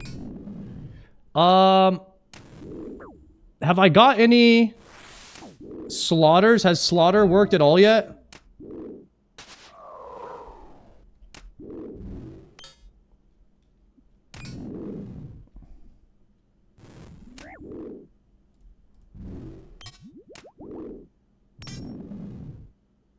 I'm not sure if slaughter's worked yet or not.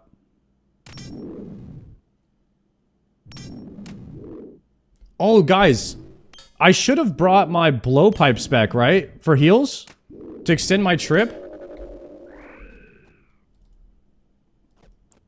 And Bones to Peaches would be good too.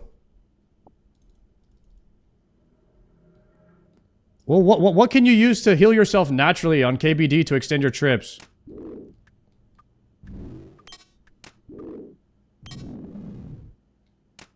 Oh, you would die with your blowpipe because you can't wear your shield with it.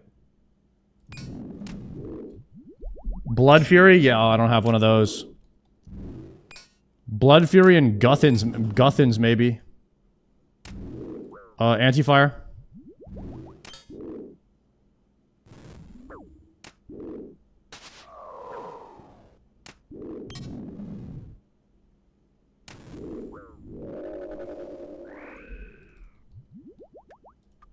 Can you red X KBD? I don't know.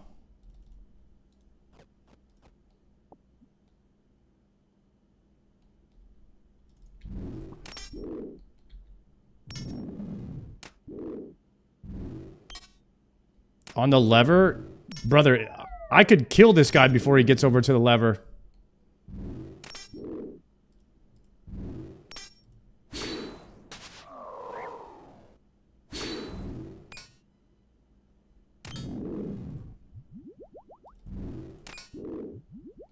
I'm almost at 1k KC in Corrupted Gauntlet. Oh, God, Bob. I know you're going through it right now, man. I feel you. I feel for you, bro.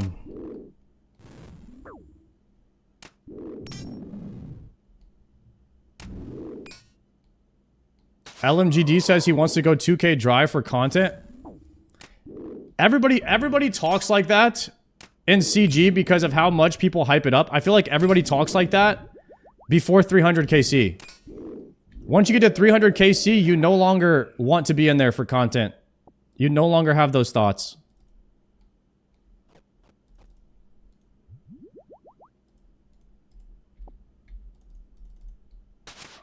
Everyone acts like they're gonna be a tough guy in the red prison. It definitely has a way of beating it out of you.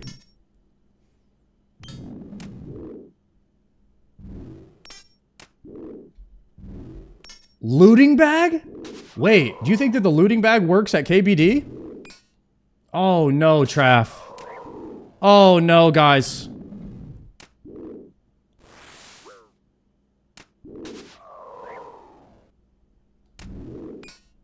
Guys, KBD is not in the wilderness.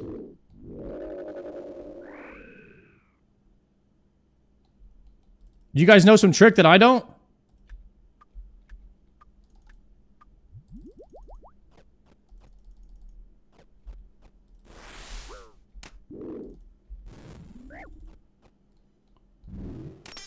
Oh, you guys know some tech?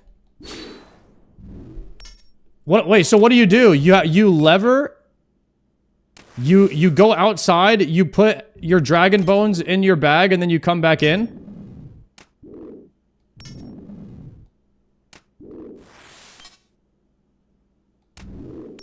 Okay, let's see if I would have actually even used that.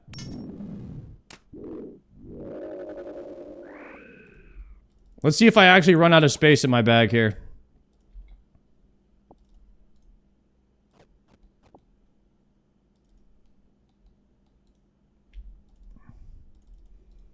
Dragon Jav tips. We could take them. This might be my last kill.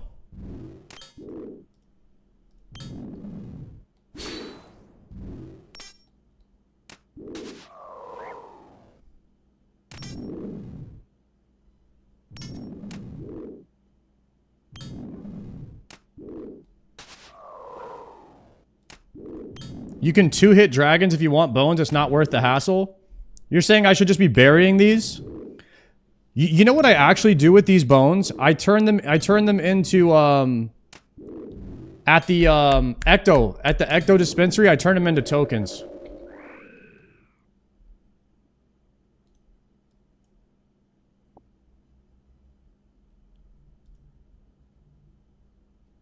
And for my bone shard thing. My bone necklace thing. That way I can just passively bury bones when I'm doing Slayer tasks.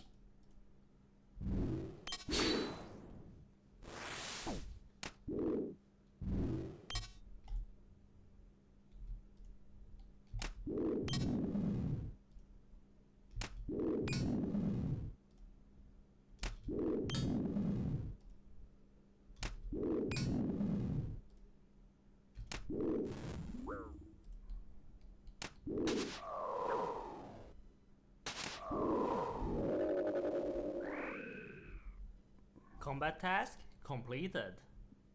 Nice.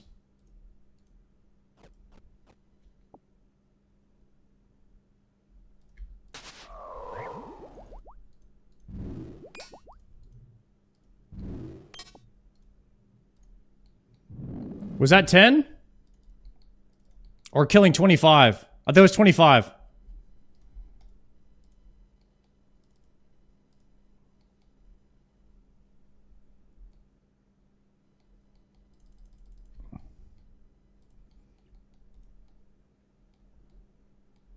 Not sure if my Bracelet of Slaughter has gotten me any bonus kills yet, unfortunately.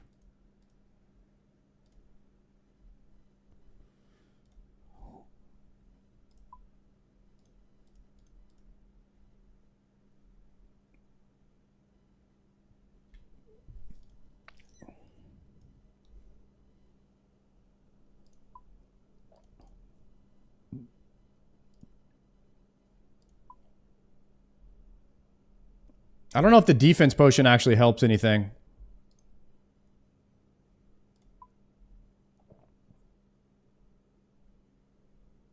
I need 1 anti-poison.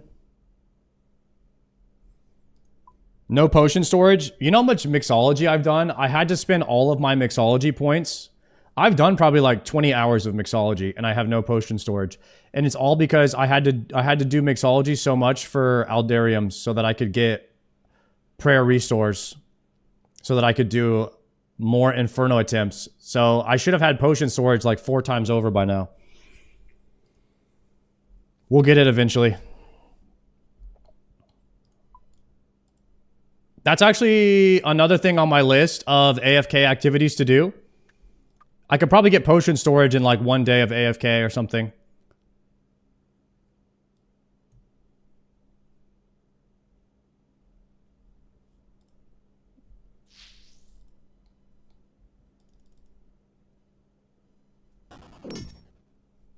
Mixology is not AFK?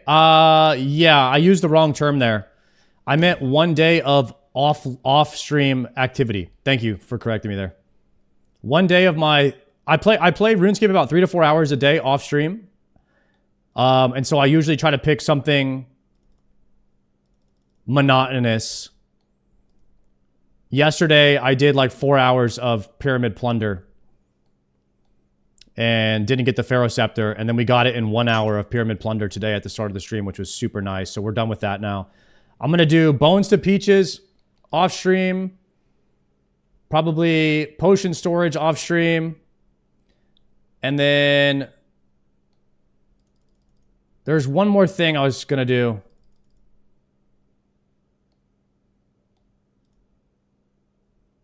ECU keys. I could do ECU keys. If you guys have any more off-stream grind recommendations, let me know. Chompies.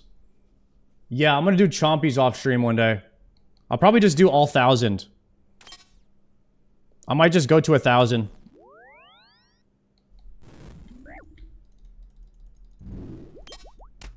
Yo, why is this guy right by the door? What's going on here?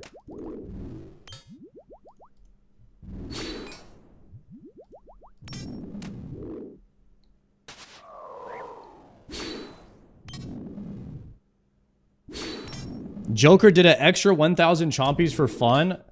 Yeah, I saw he was doing chompies like for 8 hours straight the other day. But he was trying to get the pet.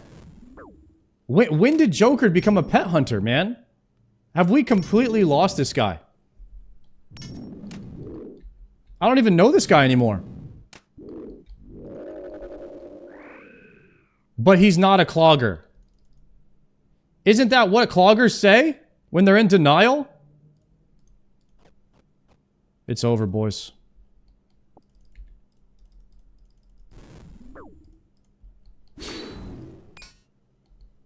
We lost him.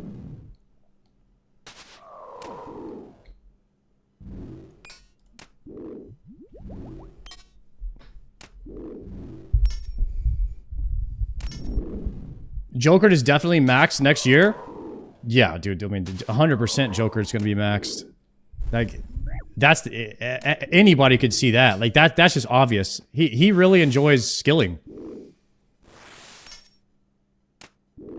It's just like everybody knows that I'm going to get a Zuck helm. It's not even like, we don't even have to say that anymore. It's just obvious at this point. Like everybody knows it. Everyone's saying it. Like what can you do? You know, Joker's max cape, Sard's getting the Zuck helm. That's kind of like what people are saying, and it's just like, it goes without saying at this point. And that's what's happening.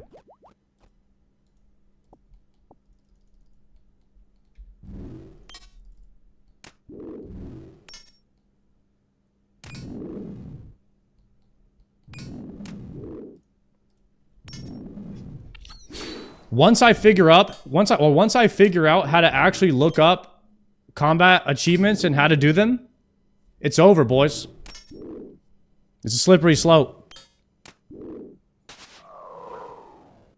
Sard can't even get a KBD helm, talking about Zuck helm. Watch me get the KBD helm right now, buddy. Watch and see. Okay? Tune into the stream.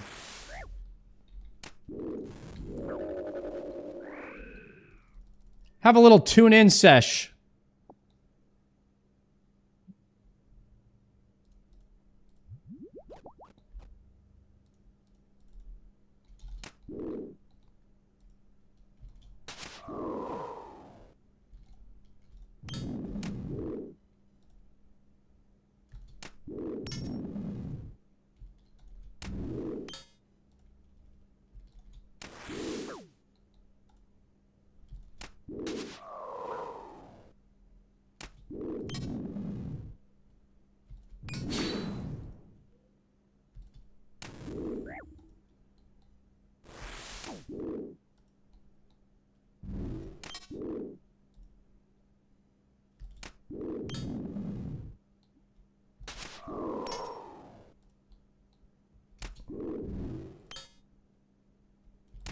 We used to do this in Classic WoW on Warriors with two-handed weapons.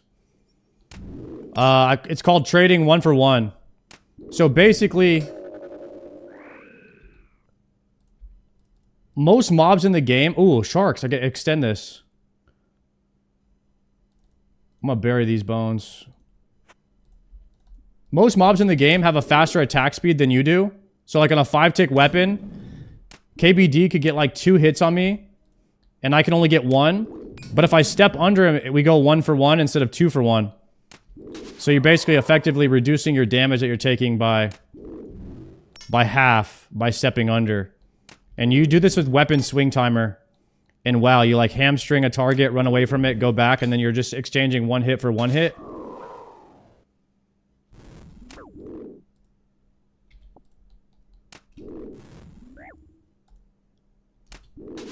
So as long as I'm getting 1 hit and he's getting 1 hit, then we're actually winning instead of just like standing there and taking the damage. Shark.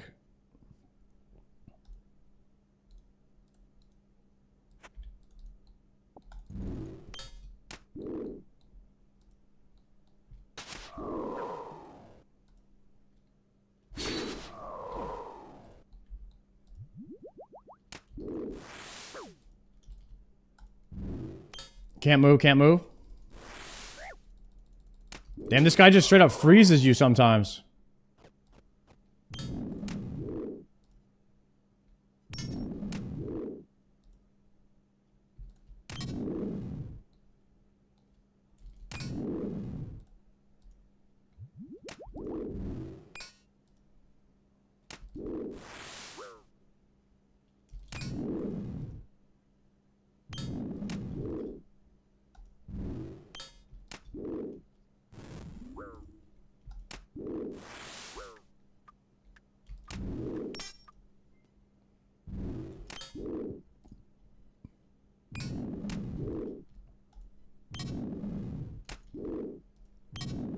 Come on. How? Oh, I didn't bring more dragon fire. Yikes.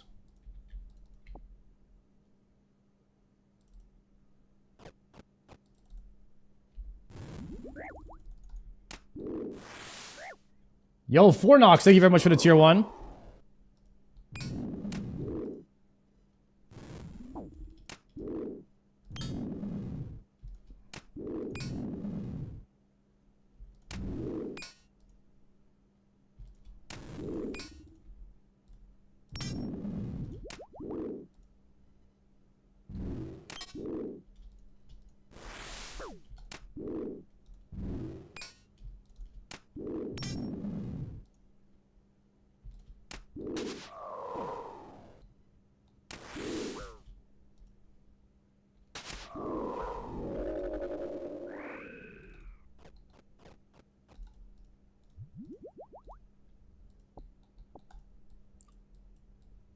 Dang, what is the drop rate on the head? Let me look it up.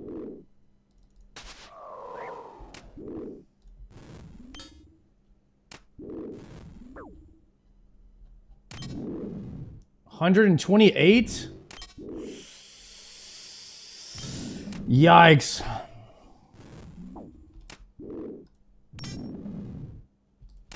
It's not bad. Unless you go like 2 or 3 times dry.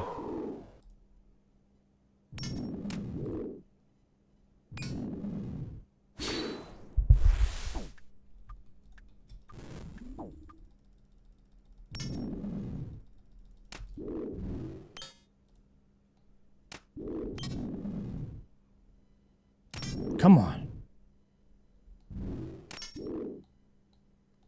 That's one of the most uncommon head drop rates I can think of. So KBD has the hardest one to get then. We only have 2 more on task.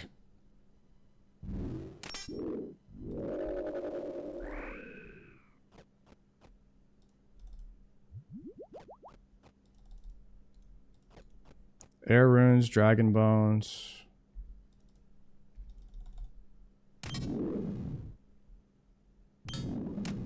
Oh, Slaughter! Slaughter gave me an extra one. It stayed at 2 there.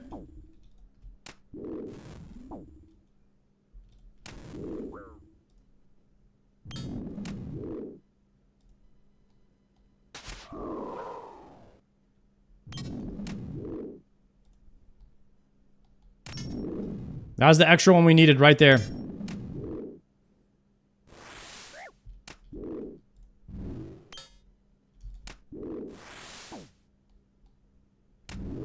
I should look up and see if there's any combat achievements here. We got the 25 kills one. And I think we've gotten the 10 kills in one trip.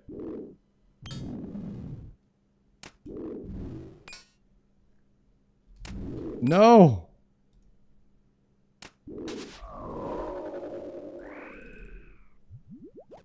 Another one! Another slaughter!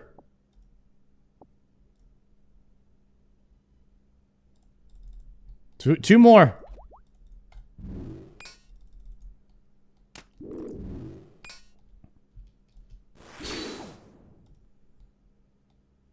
I don't think you can look up combat achievements while you're in combat.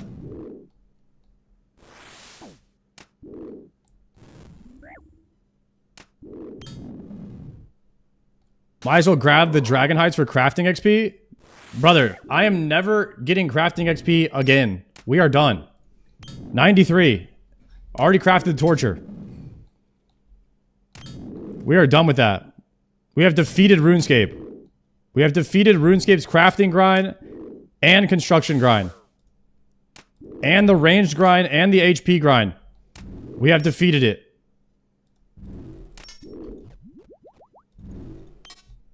Did you do sand? Yeah. 75,000 sand.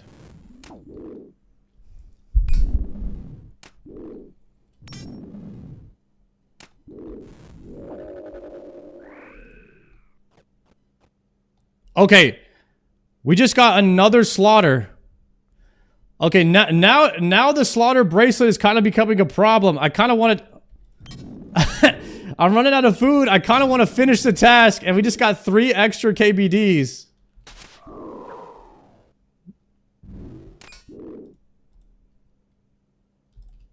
Maybe we take it off.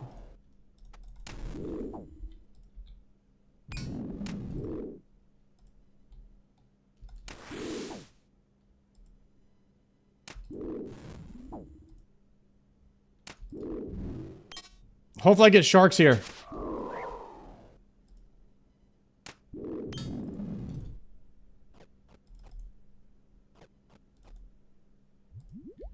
I'm gonna have to do another trip already. We gotta get sharks right here.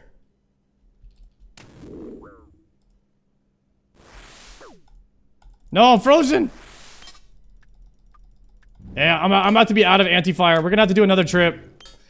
Oh no. Alright, screw it. Put the slaughter back on. I'm about to be out of anti-fire, guys. Uh-oh. Do we go for it? Or is this suicide mission?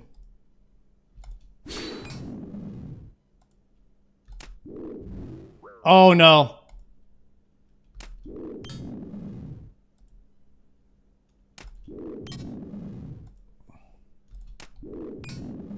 $26? Oh God.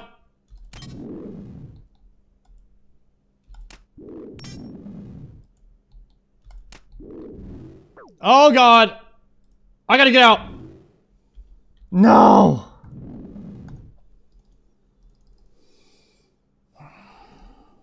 Dang it.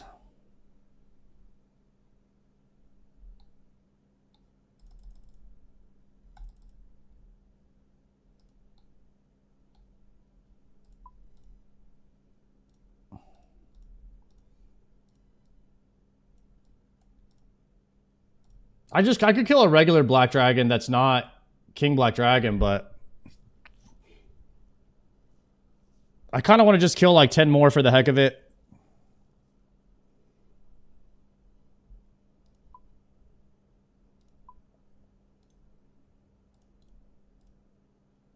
Maybe like 2 more.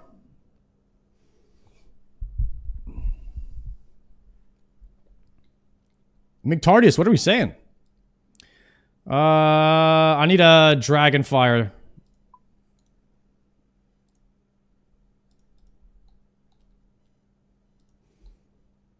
No way you tellied out with 1 kill left? I had 10 HP. What do you want me to do? I was out of mana.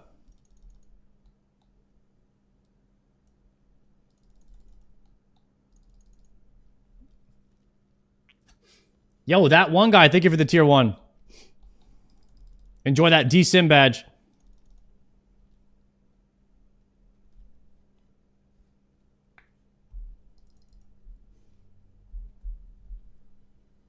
This run back is really not that bad anyways. Oh, I just got in combat. I'm dead now.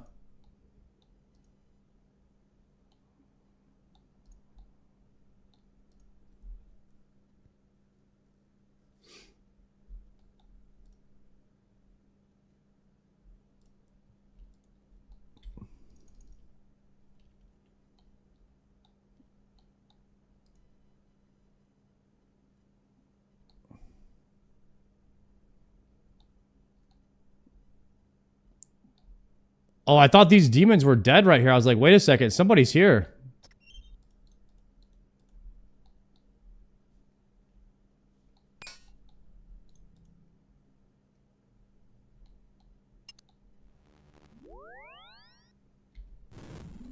What?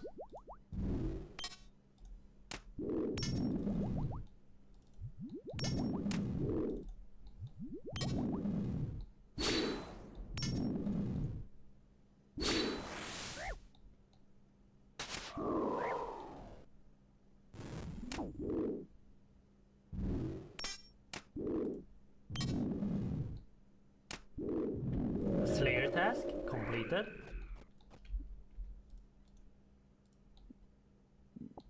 Oh, now the Slayer helm is not helping me on the damage.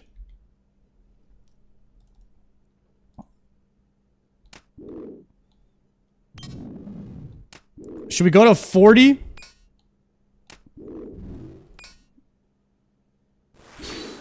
Maybe we do like 40 kills and then we call it. Like 3 more. Let's go to 40.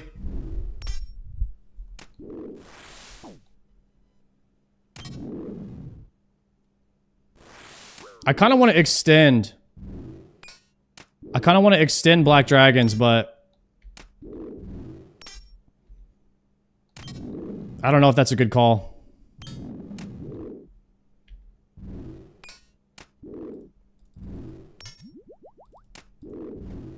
I just really want my Slayer helm.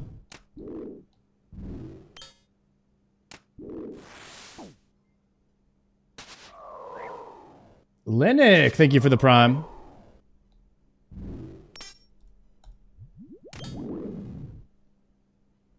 It's a pretty common task. Yeah, maybe the King Black Dragon head is something we just get passively, but not Not like actively go grind it. Isn't the Slayer hood coming? I don't know. I think that was a suggestion that they had on the forums. I don't know if that's a real thing. I think some people were asking for the Slayer hood because they think it would look sick.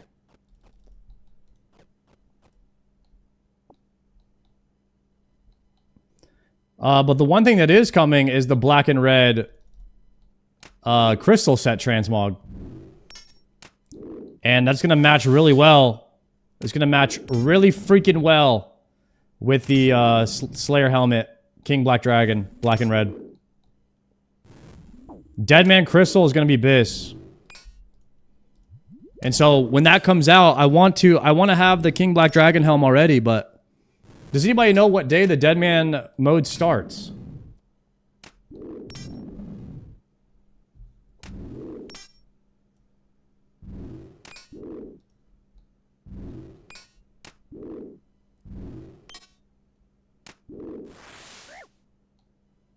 Five days after RuneFest. Wait. What do you mean RuneFest? Is RuneFest happening?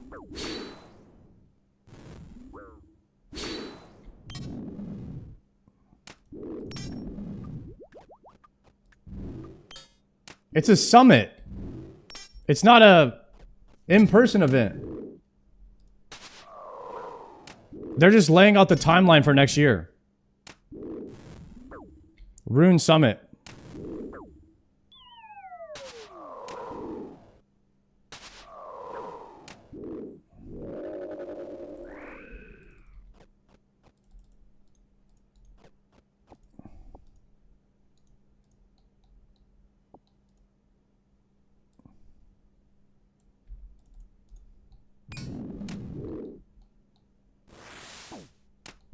Oh, we're definitely getting Raids 4 release date.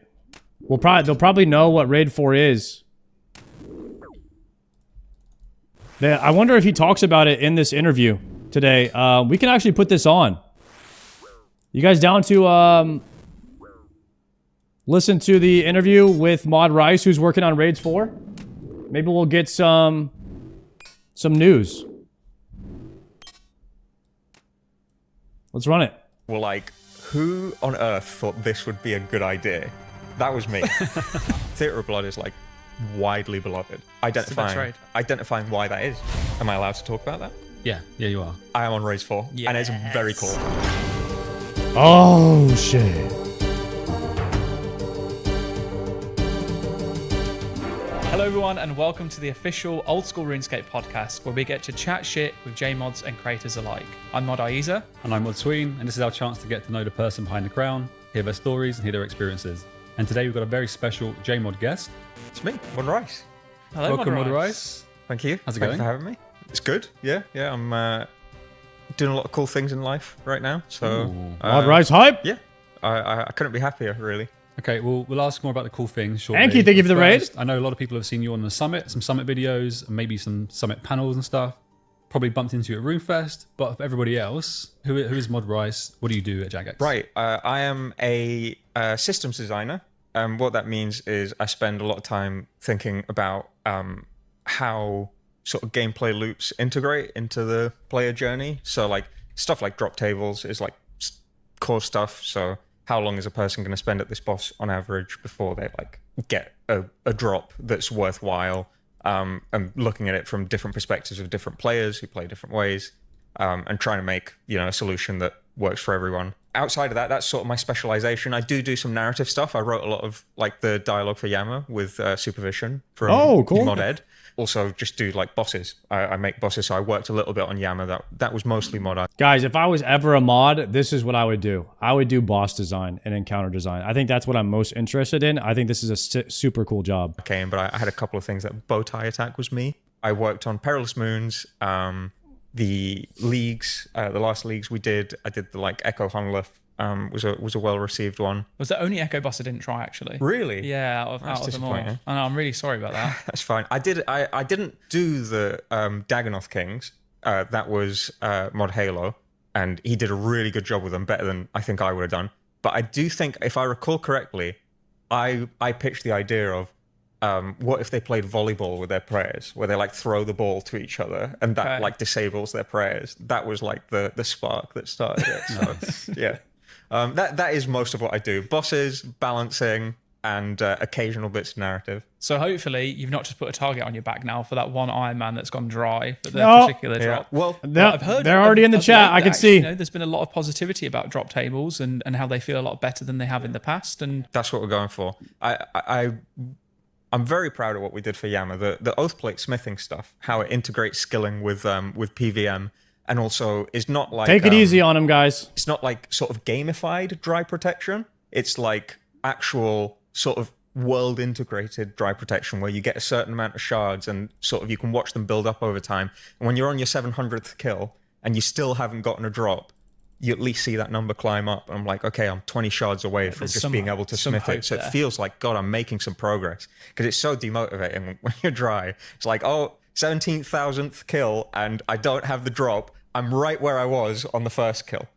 So stuff like that is, I think, contributing. And then, yeah, just generally being better about crafting drop tables in the first place. So how do you feel about dry protection overall? Because I know it's a bit contentious within the community. Some people are really for it, some people are dead set against it. And then guys, dry protection, I feel like most people are against it.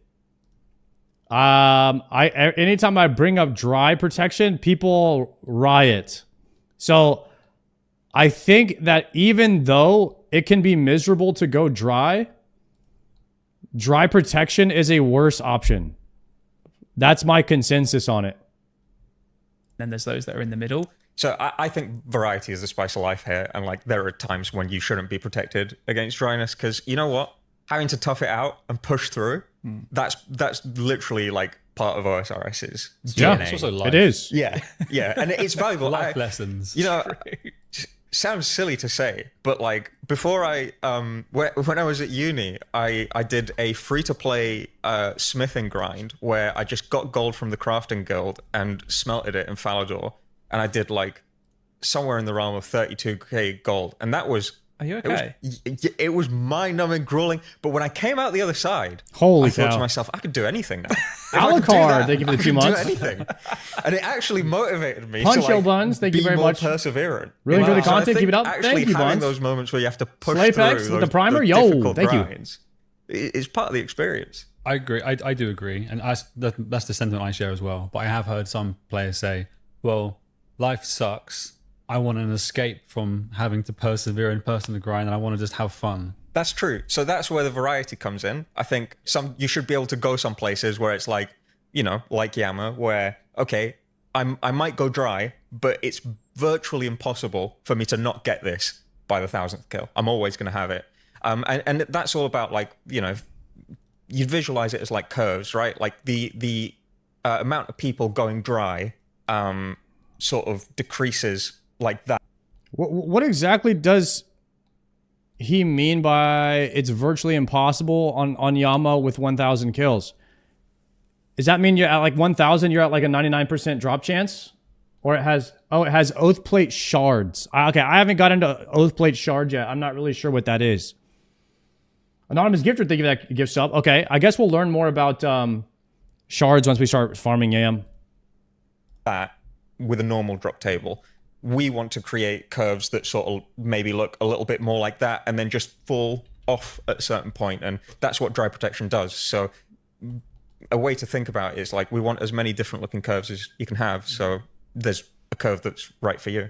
So you're mainly looking at drop tables from stuff we're newly implementing. Yeah, well, I did do. I was involved in the summer sweep. It wasn't just me. You know, we look at it as a team. Mm-hmm. But I was part of the conversation around looking at old drop tables. I think that's harder though because we have to treat the history of the game with a lot of respect. It's a lot easier to do crazy new things with new content. It's like, oh, what if we did a system where you like could smith it after killing it a certain amount of times, and it was like pseudo dry protection. It was like, if we did that for something like God Wars, it'd be like changing something that so many people experienced and changing the journey that so many people have been through. It's tougher. It's not to say we should never do it, but it has to be treated with a lot more respect. Totally. I was looking at more in the lens of Zulrah, post like old school post Zulrah, and it's just seeds and runes and essence and alcohol. gosh, there you go. We love money. Yeah, every boss had to be better than and bigger than 3 mil an hour because that was the baseline set. That was a horrible time to actually have to deal with. I'm glad that we're a bit past that now. But it was even, I think, as recent as like, go back 4 years ago, people were still saying, oh, well, this doesn't sound good enough because the GP per hour sucks. I mean, so they had to design bosses that were close to 3 million GP an hour because everyone was just farming Zulrah and no one was doing anything else. I think people's attitudes have changed, and that's cool to see. And it's because, in a way, I think, because players are such a like core part of our design process, but it's my belief that we sort of need to bring them into our sort of, vision for the future. And I think we have a great community that has the ability to sort of like see what we're going for and go like, okay, well, in the short term, that means less GP for me. But in the long term, we see the vision. And I think in a way, our community have sort of become game designers by like extension, or at least the ones who actively engage with us on like social media platforms. Yeah, I'm basically a game designer 24/7, but when they log on to, vote in a poll, they are going through those processes. And I think the natural sort of conclusion of that is that they've become, their opinions have become more nuanced and they see things with a lot more perspective than they used to. So it's cool to see. Definitely. I definitely agree with that. I feel like we get a lot better feedback than we used to, a lot more constructive. And I would also agree in the sense that they've came along that journey with us. I think as a team, we've also improved the way that we communicate back to the players and the information that we share, how we bring that back to you as, designers, and then share that ultimately back with them. So it's nice that we've all kind of like came on this journey together and we are where we are now. So how do you deal with feedback when it comes to a project that you're working on? You see it just as much as, part of the community, but everyone is there reading it, getting involved. And if you're not, we're telling you what they're saying. And sometimes it's good, sometimes it's bad. Yeah, it's tough because especially because I was spoiled, because my first project was Perilous Moons. And the response to that was fantastic. People have issues with the Blood Moon. Amazing. It's just, it's the only place where Barrows is good in the game anymore. And I really don't want to see Barrow die. So when I saw all that feedback, it was like, completely over the moon. Such an overwhelming feeling of like, I made something that people are like genuinely taking joy in doing. I say I made thing, a lot of it is art and sound and the other designers giving feedback, and we've got stakeholders like, there's a lot of people involved in making it, but something that I like put so much into, so many people are like enjoying, it's such a great feeling. Contrasted with like Perilous Moons are the best thing, bro. It's literally such a needed thing for this Iron guy's Man. dog shit and has no idea what he's doing, which isn't literally what they. Although I still skip Barrows, so Barrows is still dog shit ass. Okay, I'm just saying, I totally skipped it. They say, but that's what you feel like. Yeah, it's like I'll be candid and give an example. I'll put myself into the fire here. I was going to ask one, so please do. So the first major one I remember was Tormented Demon drop table on release. Okay, people were like, who on earth thought this would be a good idea? That was me. Which is not a great look for me, but hey, we live, we learn. I haven't made the same mistake since. And it turns out that it was really silly that I'd like tried to be so stingy with the drop table. Okay. Because we looked at the like GP per hour, and like 80-90% of it at the time was coming from Tormented Synapses. And they were like, on release, they were something like 9 mil an hour, which is like crazy for a random sort of pseudo Slayer monster that you kill after a quest. It's not really a boss. Like boss and raid territory. Yeah. It was like, this is a good activity for money. Why are people so mad? But the answer is that the rest of the drop table was trash. And when you weren't getting a synapse, you were sad. And all it took was upping the GP per hour by like 10k when you weren't getting Tormented Demons, a fraction of a percentage point of the overall GP per hour. We're gonna synapse rune plate body instead of an adamant plate body. Yeah, some dragon arrows over here, and people were like, "Yeah, this is great now." Prediction like, going wow, up. I did nothing. I did basically nothing, and everybody likes it now.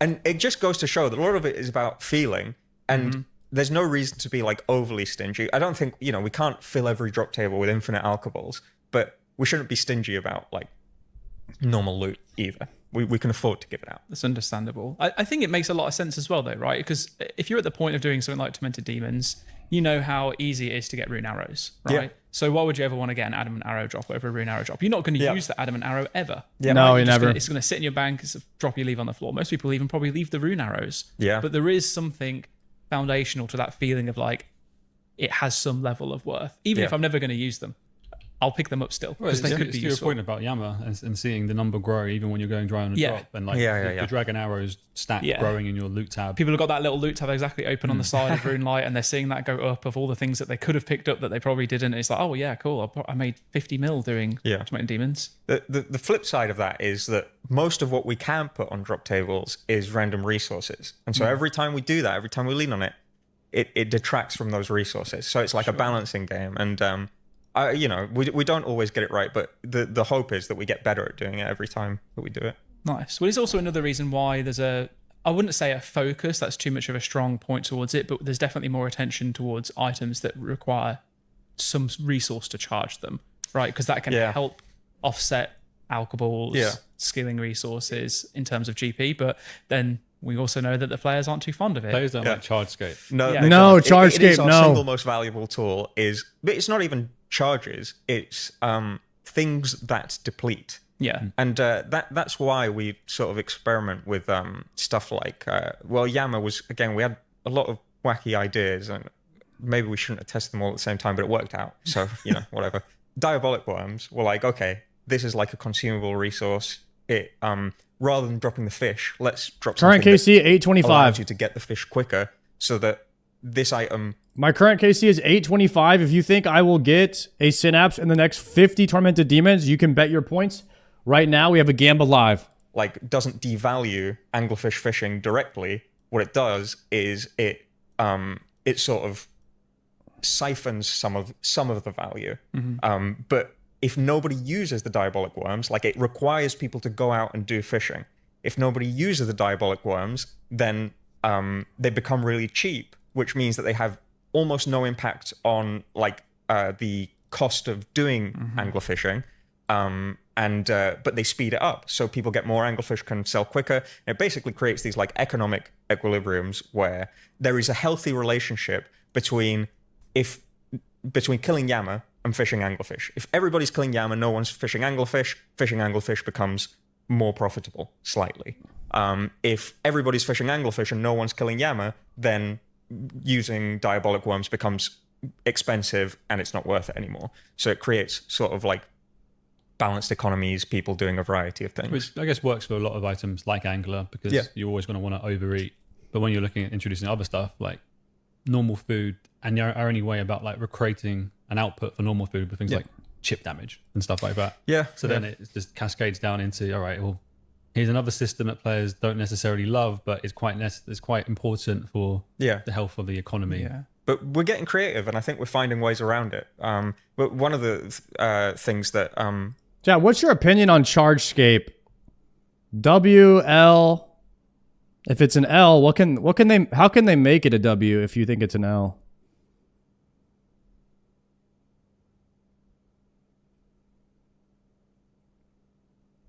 It's okay a little, but it's too much. Depends.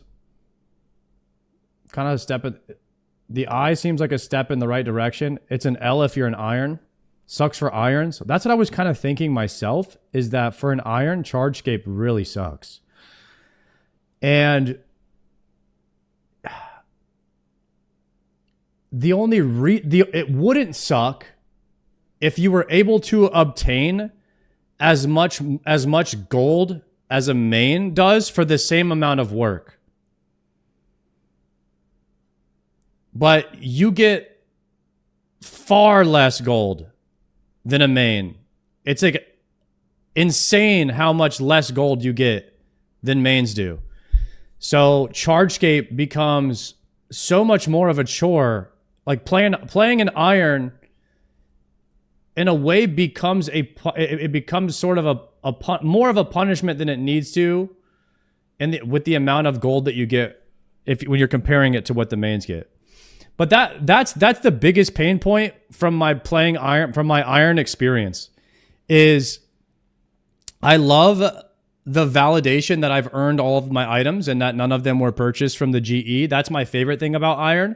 And my least favorite thing about iron is how much easier it is for a main to maintain chargescape.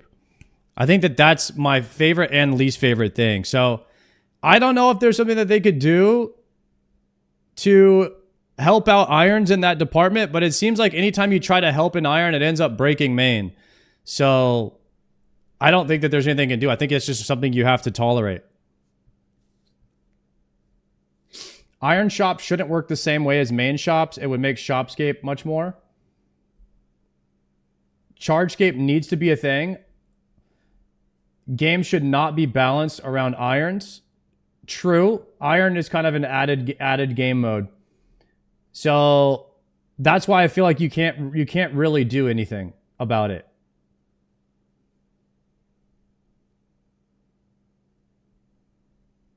At least I can't think of a way to fix it without making items that irons get untradeable if they swap to main. That's the only solution I can think of, is if you change anything about the iron economy, you have to make all items from D-iron players untradeable. And that's a nightmare to code, probably. Iron shops can be separate from main shops. It would not make it affect the game as much. The issue is with the de-ironing. You could balance irons a bit better economic-wise if irons could never de-iron. But since they can, it creates a problem where you can no longer balance the game around. You can't balance at all for iron because irons could de-iron and break the system. So it's a tough problem to try to solve, but I just don't think there's a solution.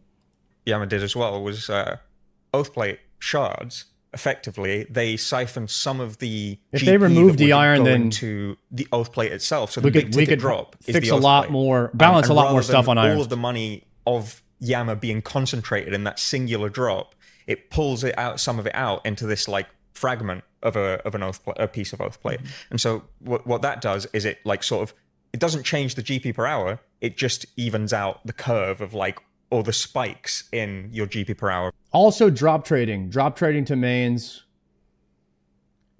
is also another issue. That's why the drop rates could never be different. Rune stuff could never be different. I mean, you would have to literally account bind.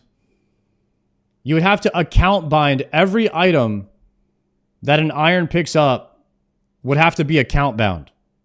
You have to take away drop trading to mains, and you'd have to take away. Maybe you wouldn't have to take away D-iron if you account bound every single item that an iron got. But then that's a nightmare to code individual items. Like, I don't even know how you do that. Or from when you get a unique to when you get these temporary drops. So those are the sorts of As I things say, that we're exploring. you think of one solution to a problem, you create 10 more. And that's when you realize that like it's better just the way that it is right now. Feel good without like negatively impacting things like the skilling economy, which is in dire straits thanks to things like Zulrah. Then what if you PK an iron? Exactly. So then you kill iron PKs. Zulrah killing flax picking, not a bad thing. Like, who wants to sit there and pick flax? No, I don't want to do that, but I look at my time in the flax fields as formative. Again, talking to what we mentioned earlier. Yeah. There was something nice about forestry. Has a lot of bolts to it. Yeah. But at least... Would it break the game if irons used one less blood rune on their scythe hits? Or something like that? What would break the game if they did something like that?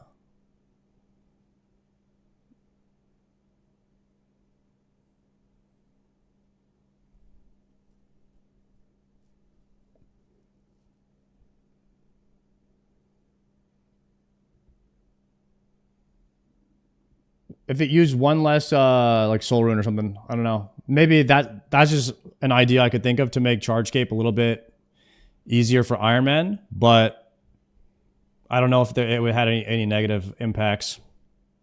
Bring Seer's Village to life on one level, at least. Such a good feeling. So I love Seer's Village. That's where I was going with the whole flax thing, which is like Seer's Village You're is just nice. stuck in nostalgia, mate. Yeah. Dude, I am. Yeah, young you liked picking flax because it meant that you could buy Scar Mine's a Glory thing? Amulet. right? That's why you like picking flax. Go to do pick flax now, you'll hate it. And then I'd sell it for a loss, and I'd be like, I need to go pick my flax to buy it again. Yeah. Yeah, I was stuck in that loop. I think you've actually got a point, because when you walked through Sears Village as a kid, you'd see people chopping maples, people picking flax, maybe some other things. I forget what else you can do in Sears Tons Village. of fletching in the bank. Yeah. Tons of fletching in the bank.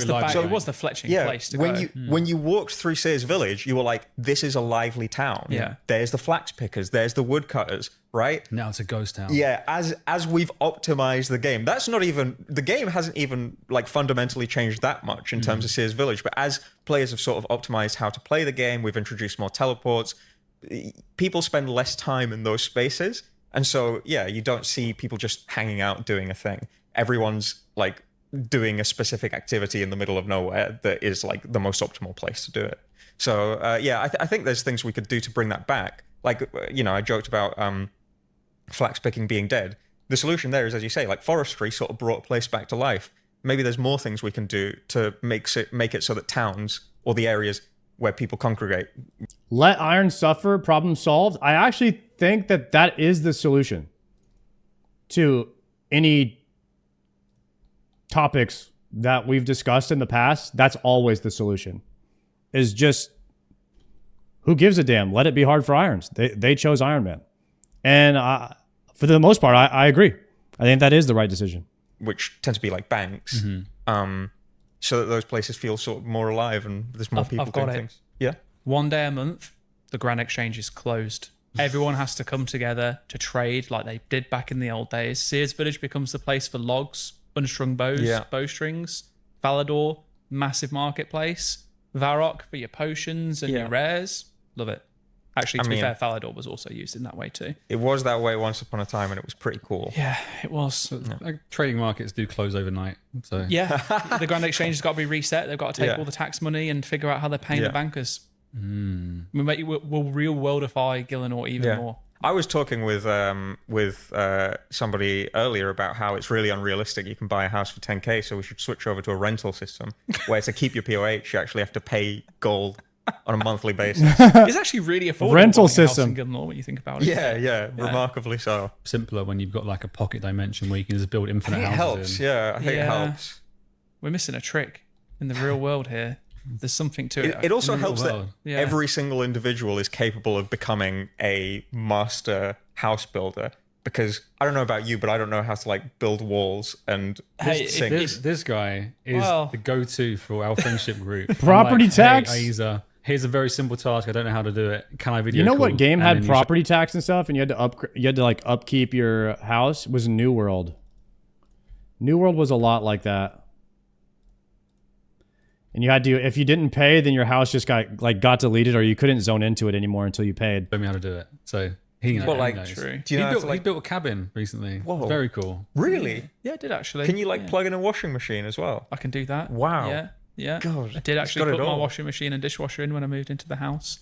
But earlier in the group chat, he was talking about like the MOT and how he's just fixing up. He does a lot of the car stuff himself, which is, I think, something we should all aspire towards. Oh, I mean, that's definitely more my dad. I am so far detached from cars. I grew up with cars my entire life, so it's one of those things that I'm kind of like, I don't want to say out of spite, because it's not out of spite, but I think it was like so much in my life that I just don't want anything to do with them. But I do know how to do some things. I know, though, that my parents may end up watching this podcast back and they'll call me out for being a bullshitter if I said that I would do it myself, because I will definitely know my dad for my car. But, you know, you say about everyone in Gielinor being a master house crafter. Yeah. If you put 1,000 hours into figuring something out, you'd become a master at it too. Yeah. So we just choose the easier route, which is to do it in the virtual world rather than the real one. I think it helps that mastering it in the virtual world involves like clicking your left mouse button a whole bunch of times. And not physical activity. Like, Although you are a master of some things. Resources. I've heard and seen that you're a master of the sword. I wouldn't call myself a master. I mean, I'm a master of tormented demons. Oh! I told you I was the master of tormented demons, boys. I freaking told you. Let's go pay everybody out on the clip. Let's go. You guys are about to say cap. We did it, boys. We did it. It only took us 827 tormented demons to get a synapse. Let's go. Let's go. And I'm not even going to be able to farm any GZs. I'm not even going to be able to farm any GZs from the clan chat. Because I went dark. I went dark to go to KBD. So we were full private everything. We got a synapse, boys. So now I need to go make this thing right now. I think we head out of here early. I don't know what I'm doing. How do I make a bow? Go for the back-to-back really quickly. All right, we go for the back-to-back really quick. Hold on.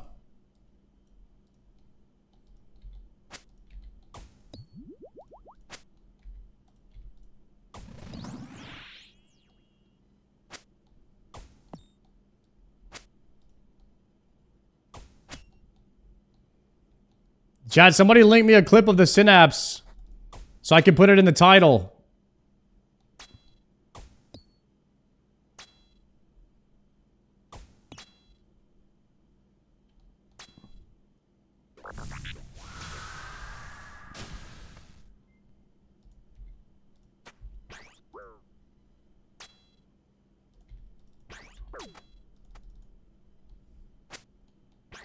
That's my first one.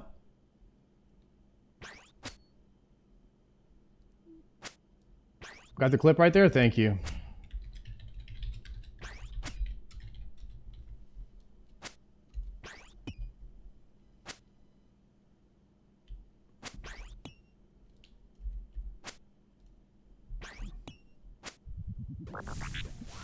Trying to add a clip. How is Synapse is already a command?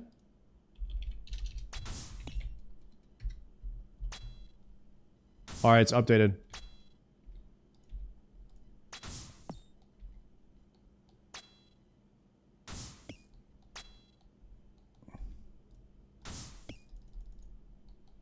All right, no back-to-back.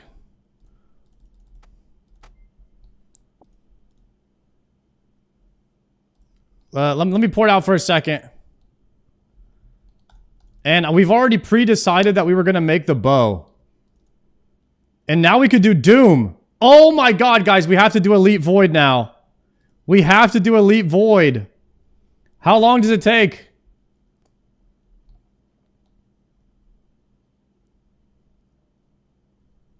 We got to do Elite Void right now.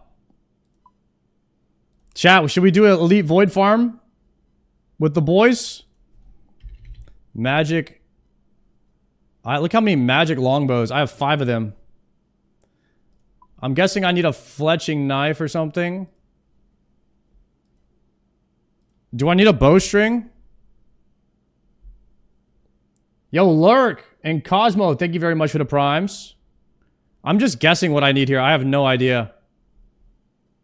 You do not need a bowstring. Use... Not quite sure what to do with these. Wiki time. Scorching bow. Demon Bane weapon. Use a synapse on a magic longbow. Requires 74 fletching. You have to have read Duradel's notes after completing while Gothic sleeps. Duradel's notes. So I need to go to... back to Duradel.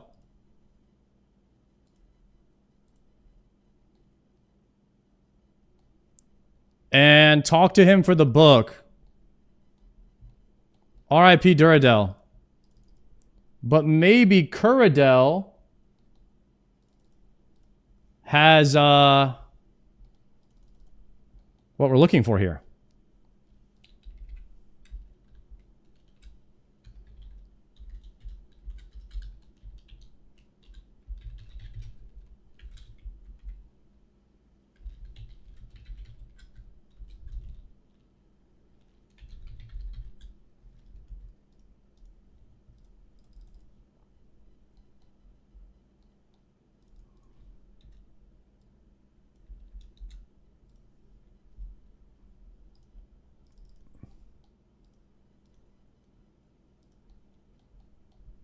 Hello, what are you after?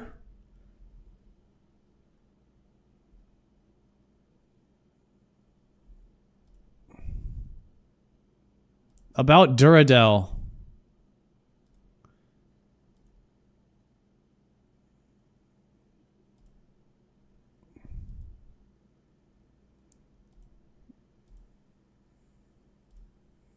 Okay, got it. Duradel's notes. Demons are the most okay. Crafting demon weapons. Nice! That just gave me 1200 Slayer XP. Duradel's notes mentioned creating a weapon out of demon parts. Maybe I should try it with this. Okay. Use. Nice! Use string the synapse into a bow. The magical wood burns inside, twisting and cracking, settling into a gently smoldering state. Oh, baby! Let's go! Wait a second, chat. On Tormented Demons, am I ditching the Bofa now? Am I ditching the crystal set on Tormented Demons and going with Eclipse now?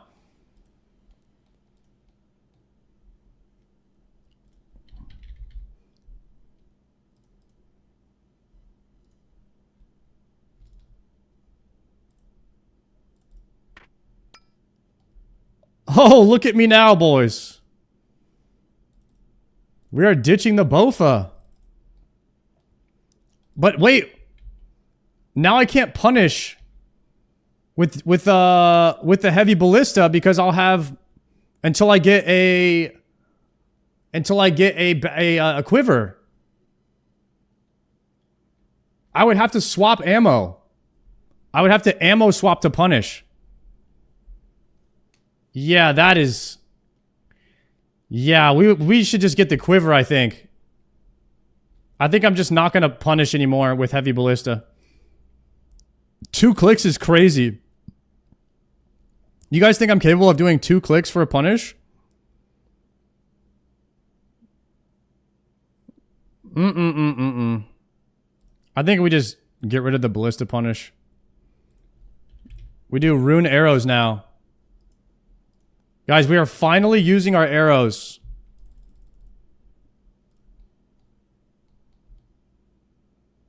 Look at me, guys.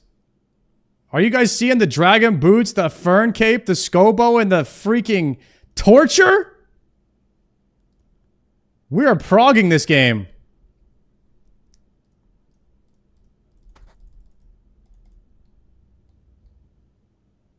And the Gwish with the Massery. The Gwish and the Masori. Looking solid, dude. Now we gotta go get Elite Void.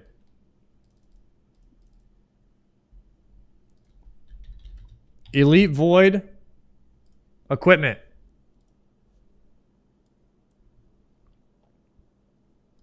Pest control minigame.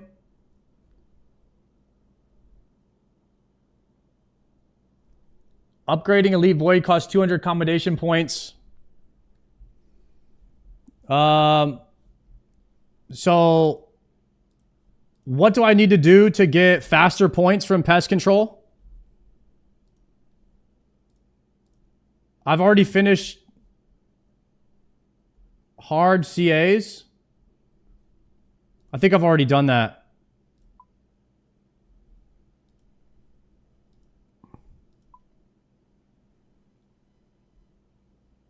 I think I'm done. I'm done with hard CAs.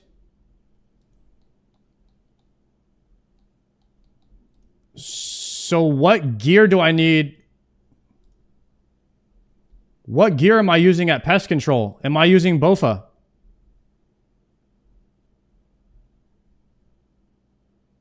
Just some melee stuff.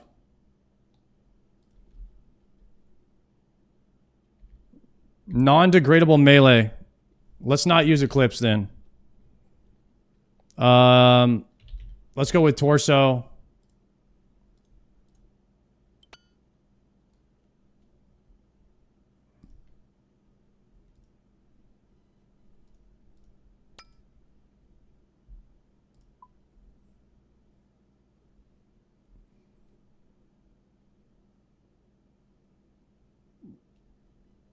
Use Bofa?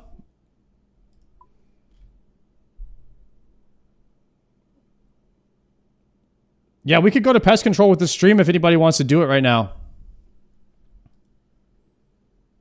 I need melee XP. Is it a lot of XP that I would lose if I did Bofa the whole time?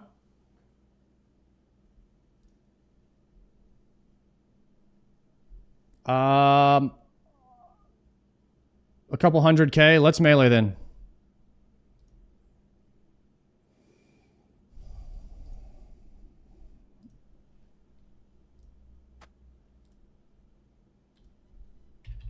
I'm guessing I'm using a Fang.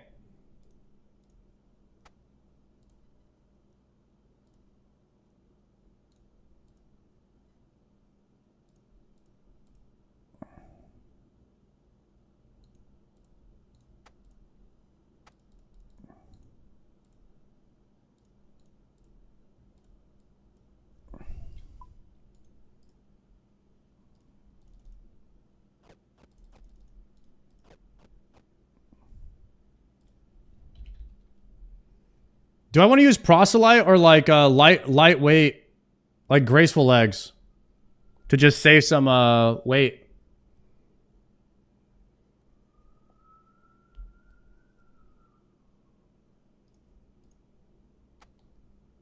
Go pros legs. Okay, I need a Rada.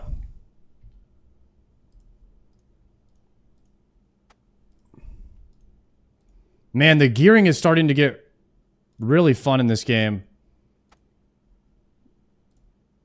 Min-maxing your gear and setups to do certain things is like... That's one of my favorite parts about classic WoW. And this game has so much of that, which is really fun.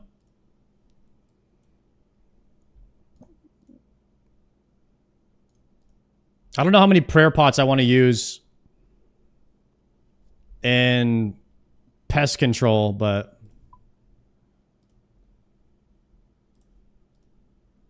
you don't need any? Okay.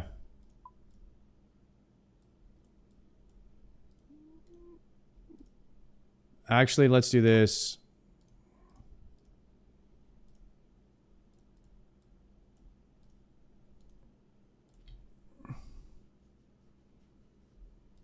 You also don't need food? It's a free death and respawn.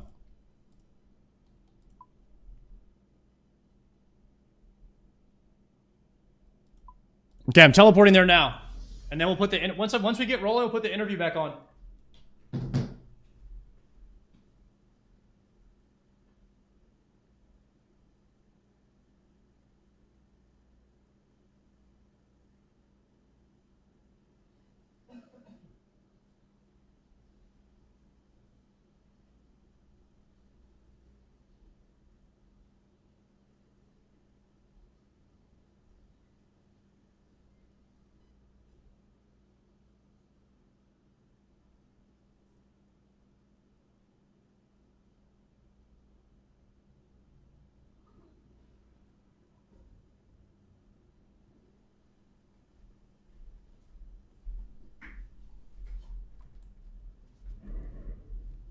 All right.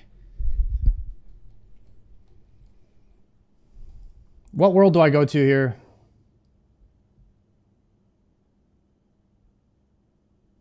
Pest control.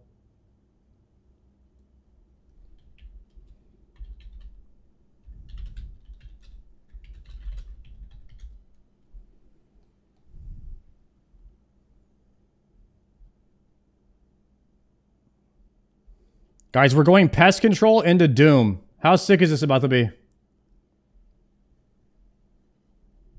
344?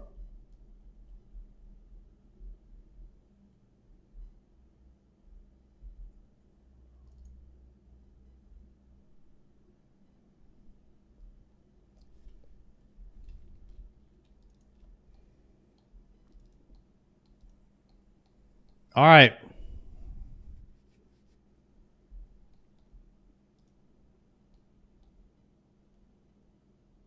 What does Western Province's medium do?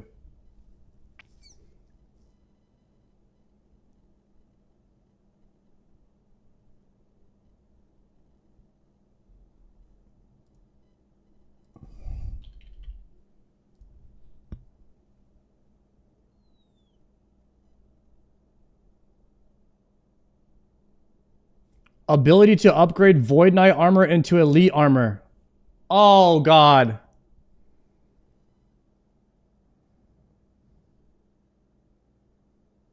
How many chompies is this? 1,000?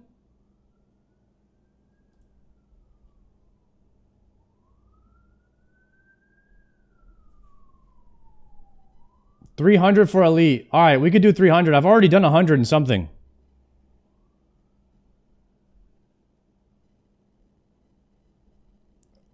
Guys, I think we could do Doom tomorrow. If we put in some work, we could literally be hitting Doom tomorrow.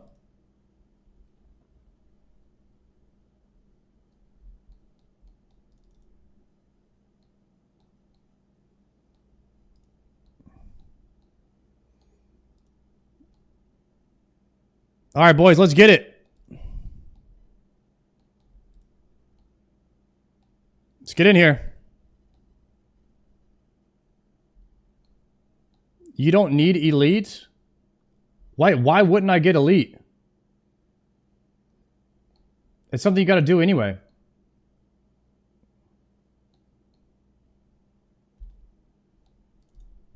All right, boys, what am I doing here? What's the strat?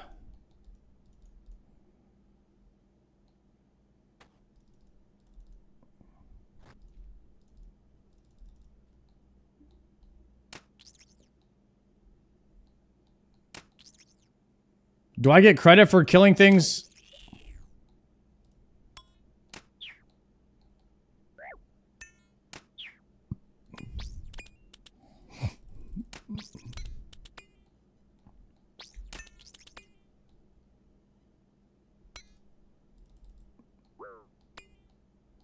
Yo, what is shooting me?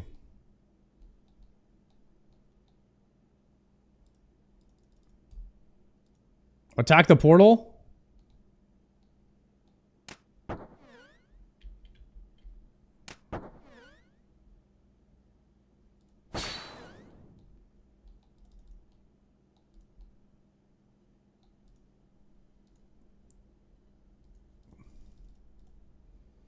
Wait, what do I do here? Get rid of this.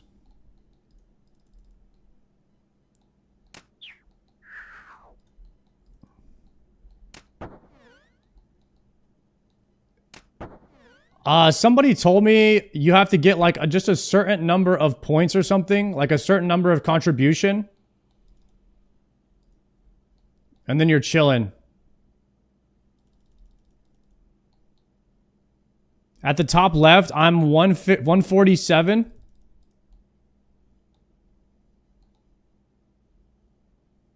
Green bar top right, 69%.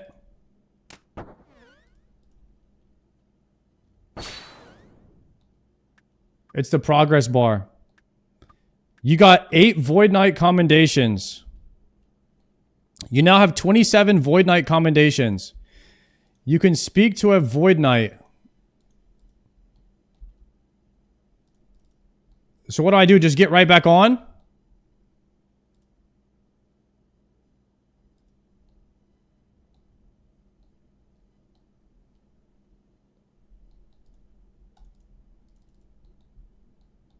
I've got 27. How many total tokens do I need here?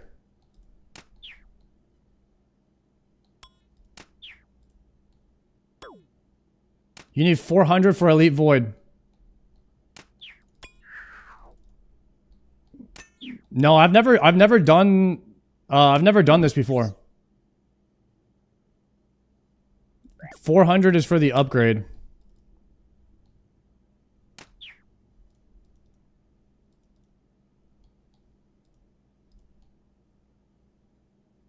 East and southeast.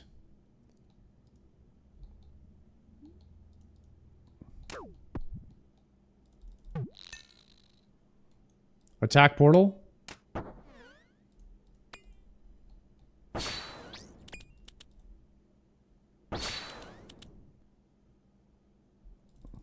Nice.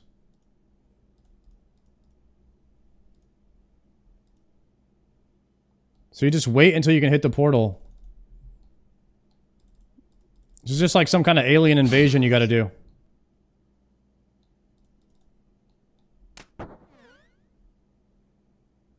So all I have to do is make sure that my progress bar stays green. And then you get full points.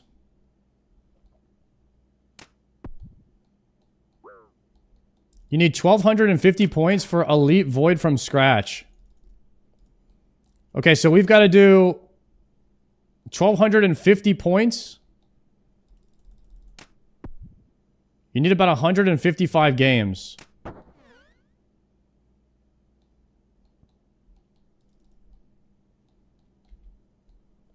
Oh, we're farming now. That game took like 3 minutes.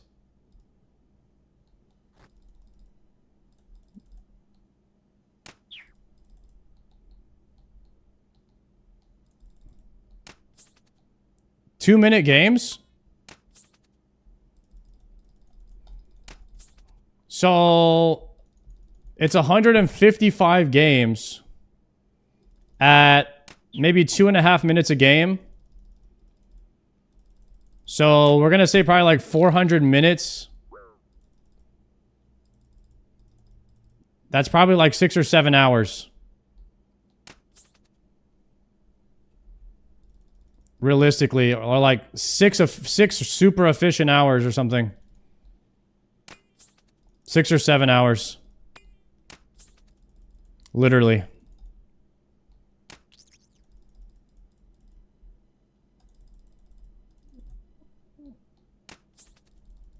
Elite Void speedrun? Yeah, we're definitely getting Elite Void today. We gotta do it. We gotta knock it out. No other option. I'm excited about doing Doom. I've been wanting to get this damn Synapse forever so we could do Doom. And now we've got everything. We've got literally everything that we could possibly want. 99 range. 4,000 dragon arrows. Mod mat clicks. And all we need now is the Elite Void.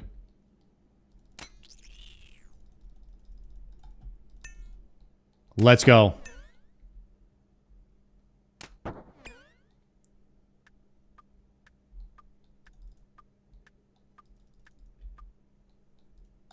Oh my god, that was a fast game.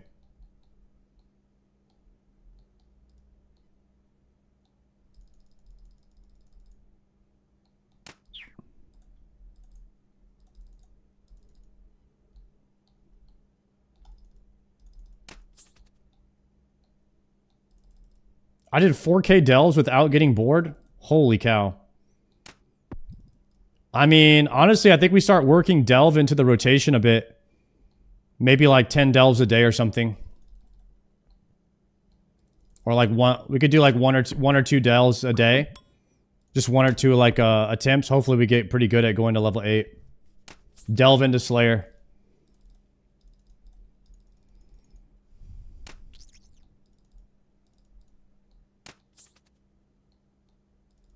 Do pest control with chat? I think chat's in here.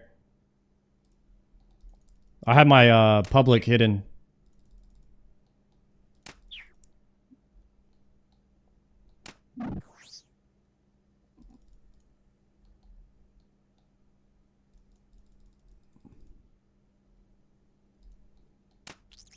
Dude, a lot of these guys have Elite Void already. What are they still doing in here?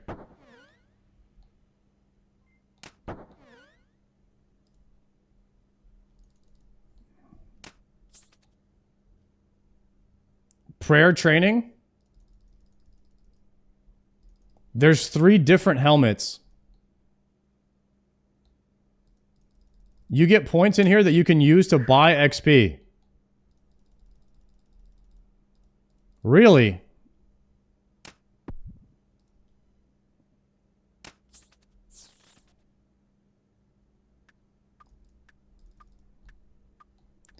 I think pest control can be the fastest XP in the game. This is one of the best free prayer methods.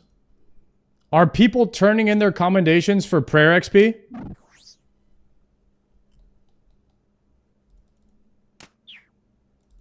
Oh. I'm definitely not doing that yet. All right, boys, we're on the grind. I'm locked in. Let's get back to the interview. I've seen the video. I think I beat the average person. Yeah, you would definitely chop me to pieces. Well, here's the segue then. What does Mod Rice do outside of Jagex? Yeah, right now, I spend a lot of time dealing with conveyances, which is not fun for anybody who's not in the UK. That means, like, basically you're not allowed to talk to other people that you're buying a house from. So you have to talk to your lawyer so they can talk to their lawyers. And maybe there's like 2 or 3 people in that process. So there's like 2 or 3 change the lawyers, and you don't, like, you just have to wait. And they're all super busy. So it takes like months to get a weird, response actually, for isn't anything. it? The only time you ever speak to the person that you're buying the house from is if you happen to be lucky enough to meet them the day that you walk around and see the house. Yeah. Even then, sometimes it's an estate agent. It's very strange. That's how it is in the UK? Now that I think about it, when I bought my first place, I never met the owner either in America. I never met the owner. Because all you have to do is go to the lawyer office and sign the papers at the closing. And sometimes they're there at the same time as you, but like you could miss them by like a few. Like they just schedule it. But yeah, it's not really important to meet the person you're buying the house from. A lot of that. But my hobbies include swinging swords. I'm a HEMA enthusiast. And I like watching a little bit of harness fecting. What? So harness fecting's the like armored version of what most people consider HEMA. So HEMA's historical European martial arts, which is about like how people used to kill each other with swords. Okay. And while not wearing armor generally. Because obviously most of the people writing these books, they did a lot of fencing, but they didn't do a lot of killing each other because then they wouldn't be able to write. Wouldn't be able to write the books. And harness fecting is the version with armor on, so people spar, but with big metal plates on that make it, make a lot of the blows. So one example is like in HEMA, you aim for shallow targets, like the hand and forearm a lot, because you don't want to expose yourself. But a hit to the hand or the forearm in harness fecting doesn't count for anything because you're covered in armor. So yeah, you have to like sort of get in. It's a lot of wrestling and trying to slide a thin thing through the chinks in the plate armor. Don't do that. I don't own a set of plate armor, sadly. I only own a sword. Hopefully soon more than one sword. But yeah, I watch it a lot. That's sick. Fun. How'd you get into that? So a lot of it was like years of watching people do it on YouTube and thinking, that's insane. Like the fact that people are doing this is crazy. How did you get into that? Was it just algorithm and you're like, these dudes are hitting each other with swords. That's kind of cool. I'm going to watch more. I think, so I'll tell you, I think I can trace it back. I'm starting to remember. Okay. So I like fantasy a lot, as you might expect. Someone who plays and develops old school RuneScape. And so I have, I interact a lot with like how you might like write fantasy, for example, effectively. And one topic that comes up in that is like realism.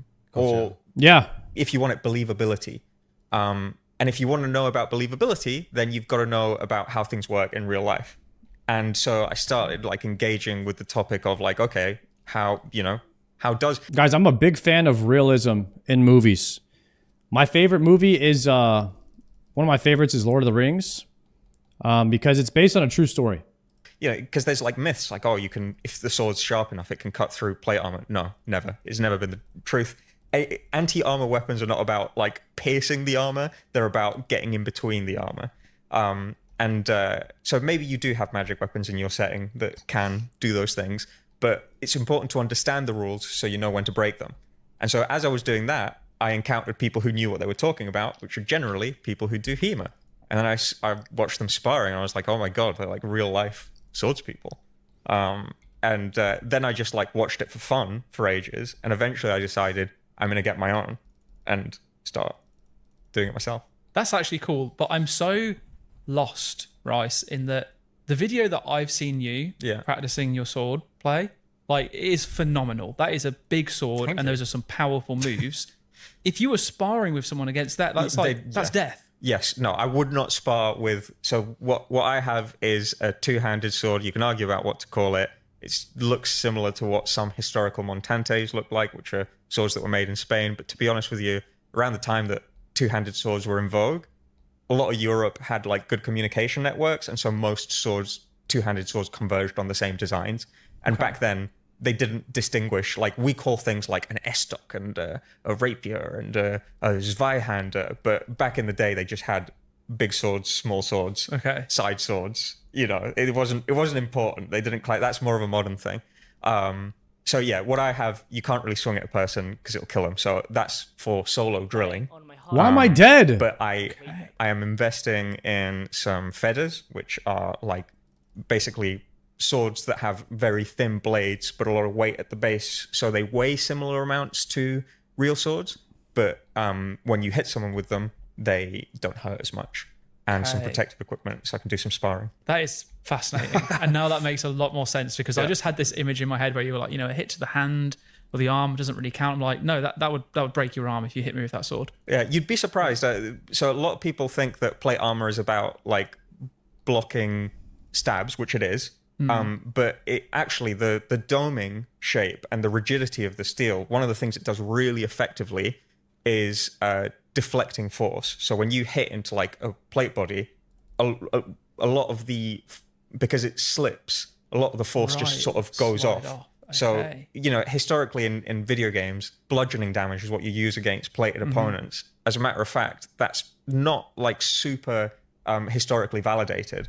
The way that you kill someone in plate armor is you get them on the ground and then you shove a dagger in their armpit. You wouldn't really use any sort of weapon, slashing, piercing, or crushing to try and... This guy's swords. All right, if we ever go back... if we ever... Damn. No, don't apologise. I love it. I love the passion for it. It's like I'm just thinking to myself, if I'm ever in a situation where modern weaponry is no longer a thing, you're going to be on my team straight away. Yeah, maybe. I'll build the wall that to hide behind that you'll jump out of with the sword. That sounds good. Yeah. Maybe like 20 years time, probably. Yeah, and Sween, you can carry all of the material because you're just like an absolute beast. Right. Yeah, you can be our pack that works for me. I'm a mule. Yeah, okay. You'll be our Hodor. You mentioned obviously you work on old school, and I think as you were talking about the HEMA and stuff, and why you're into it, because you're into fantasy, you play old school a lot too. What are your kind of experiences with old school? I used to play a lot more old school than I do now. And I don't think that's because I've gone off the game. It is legitimately because like so much of my job is like hit the compile button, boot up the server, boot up the client, test the boss for 30 seconds, go back to the code, make a tweak, compile, repeat. And so I end up spending like a good 20% of my day just like playtesting my own content. And when I get home, the last thing I want to do is do more old school RuneScape. So I have played a lot less recently, but I have played my account a lot less recently. Sure. Yo, I felt this way about cameras and like recording things and taking pictures on my phone. Like I never wanted to pull out my phone and take a picture because I would take thousands of pictures for my job. Like weddings, corporate stuff, or like I would always be doing video. And it was like, it made me like hate social media. It made me like hate having to take a picture ever. Like I never really wanted to like take a picture anymore because I had to do that all day at my job all the time. So like, it just made me kind of rebel against it for a long time. And For a while, I didn't even go on social media because that's all I was doing too. In the past was like I wanted to make like comedy skits and stuff like that. And so all I would ever do is try to make videos for social media and edit. And then it became my whole life to like take pictures, take video, edit. And so I just kind of hated doing that after a while. It was my passion. And then I just didn't like doing it because I did it so much. They like kind of burned me out of my passion. I'm really glad that I haven't hit that wall yet since I became a full-time video gamer. About 2.5 years now. I've been streaming for 2.5 years, and I've been streaming pretty much every day, and I haven't gotten tired of it. And so I hope that point never comes. So I guess I've lost connection with the progression. But as far as like the game goes, I feel like I've never played more of it because all I do all day is like test my own stuff. But yeah, in terms of like my history with the game, I played it when I was a kid. Yep. Loved it then.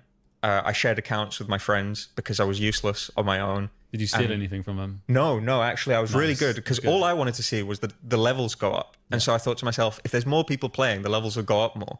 But they always seem to like, I was always like, this time we'll do it. We'll get past, this amount. Never did. Because everyone just got sick of it around the same area. So yeah, I played it when I was a kid. And then my return to old school RuneScape was thanks to this small indie creator, Settled. He made this series about this one region. I don't know if you've heard of it, Mauritania. I know Mauritania. Okay. Yeah, I know that. Swampletics? Yeah, so not sure where you're going with this though. Well, he did some stuff in there, and I started watching. I was like, "Oh, this game exists. That's pretty cool." But that was the end of it. And I followed the series, and he was building up to the Theater of Blood and like showing it off, and I was like, "Wow, holy shit! This game has like proper sort of exciting looking stuff, like modern MMOs." And I used to like this game. What's more, it appeals to a part of me that many games don't appeal to, which is that I really dislike the idea that someone has to specialize. There's value. What camera do you use? I use Sony A7 IVs. That's what my webcam is right now. In specializing. But the idea that once I become a master swordsman, I then can't learn magic, I hate that.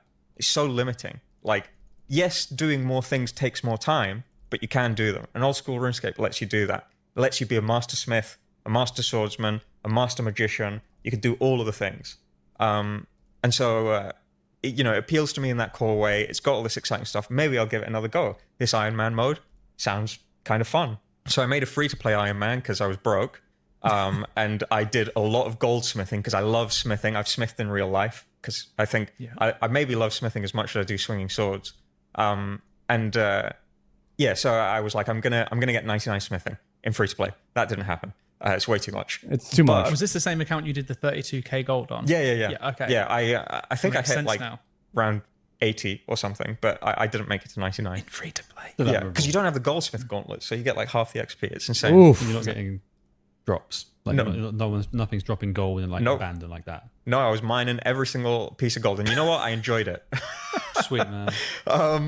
And then at some point I decided what I'm doing is insane. I think a friend, masochist. Yeah, I think a friend pointed out to me the goldsmith gauntlets thing around like the 27k mark. Yeah, and I was like, Jesus, I could like get the same amount of XP I just grinded by Did it never like dawn on you that maybe if you just spent half the time that you were mining the gold just picking up coins off the floor, you could afford a month of membership?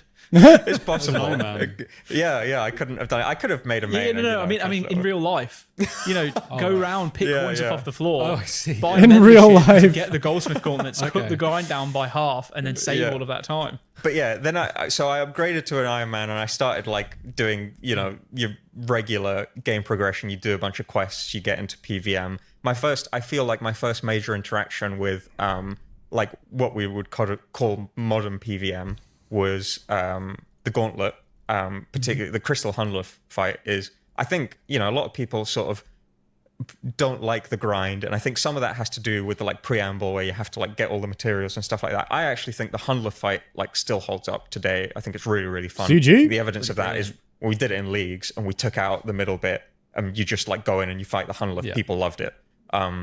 So yeah, I think Hunluf's great. And it sort of taught me a lot of the mechanics of the game that I needed to know. Oh, and yeah. I've progressed from there. I'm I'm the owner of a Tumikan's Shadow. I did get Ooh. super lucky, so my account isn't that end game, but I do own one, and I've done like most PVM in the game a little bit, though not any of the new stuff actually. I haven't done any Yama. I haven't done a single Yama kill.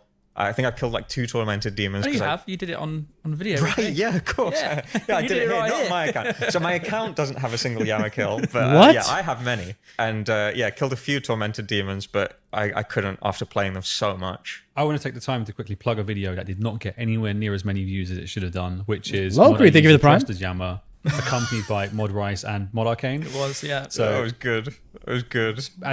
People listening Guys, confirm the devs don't play the game.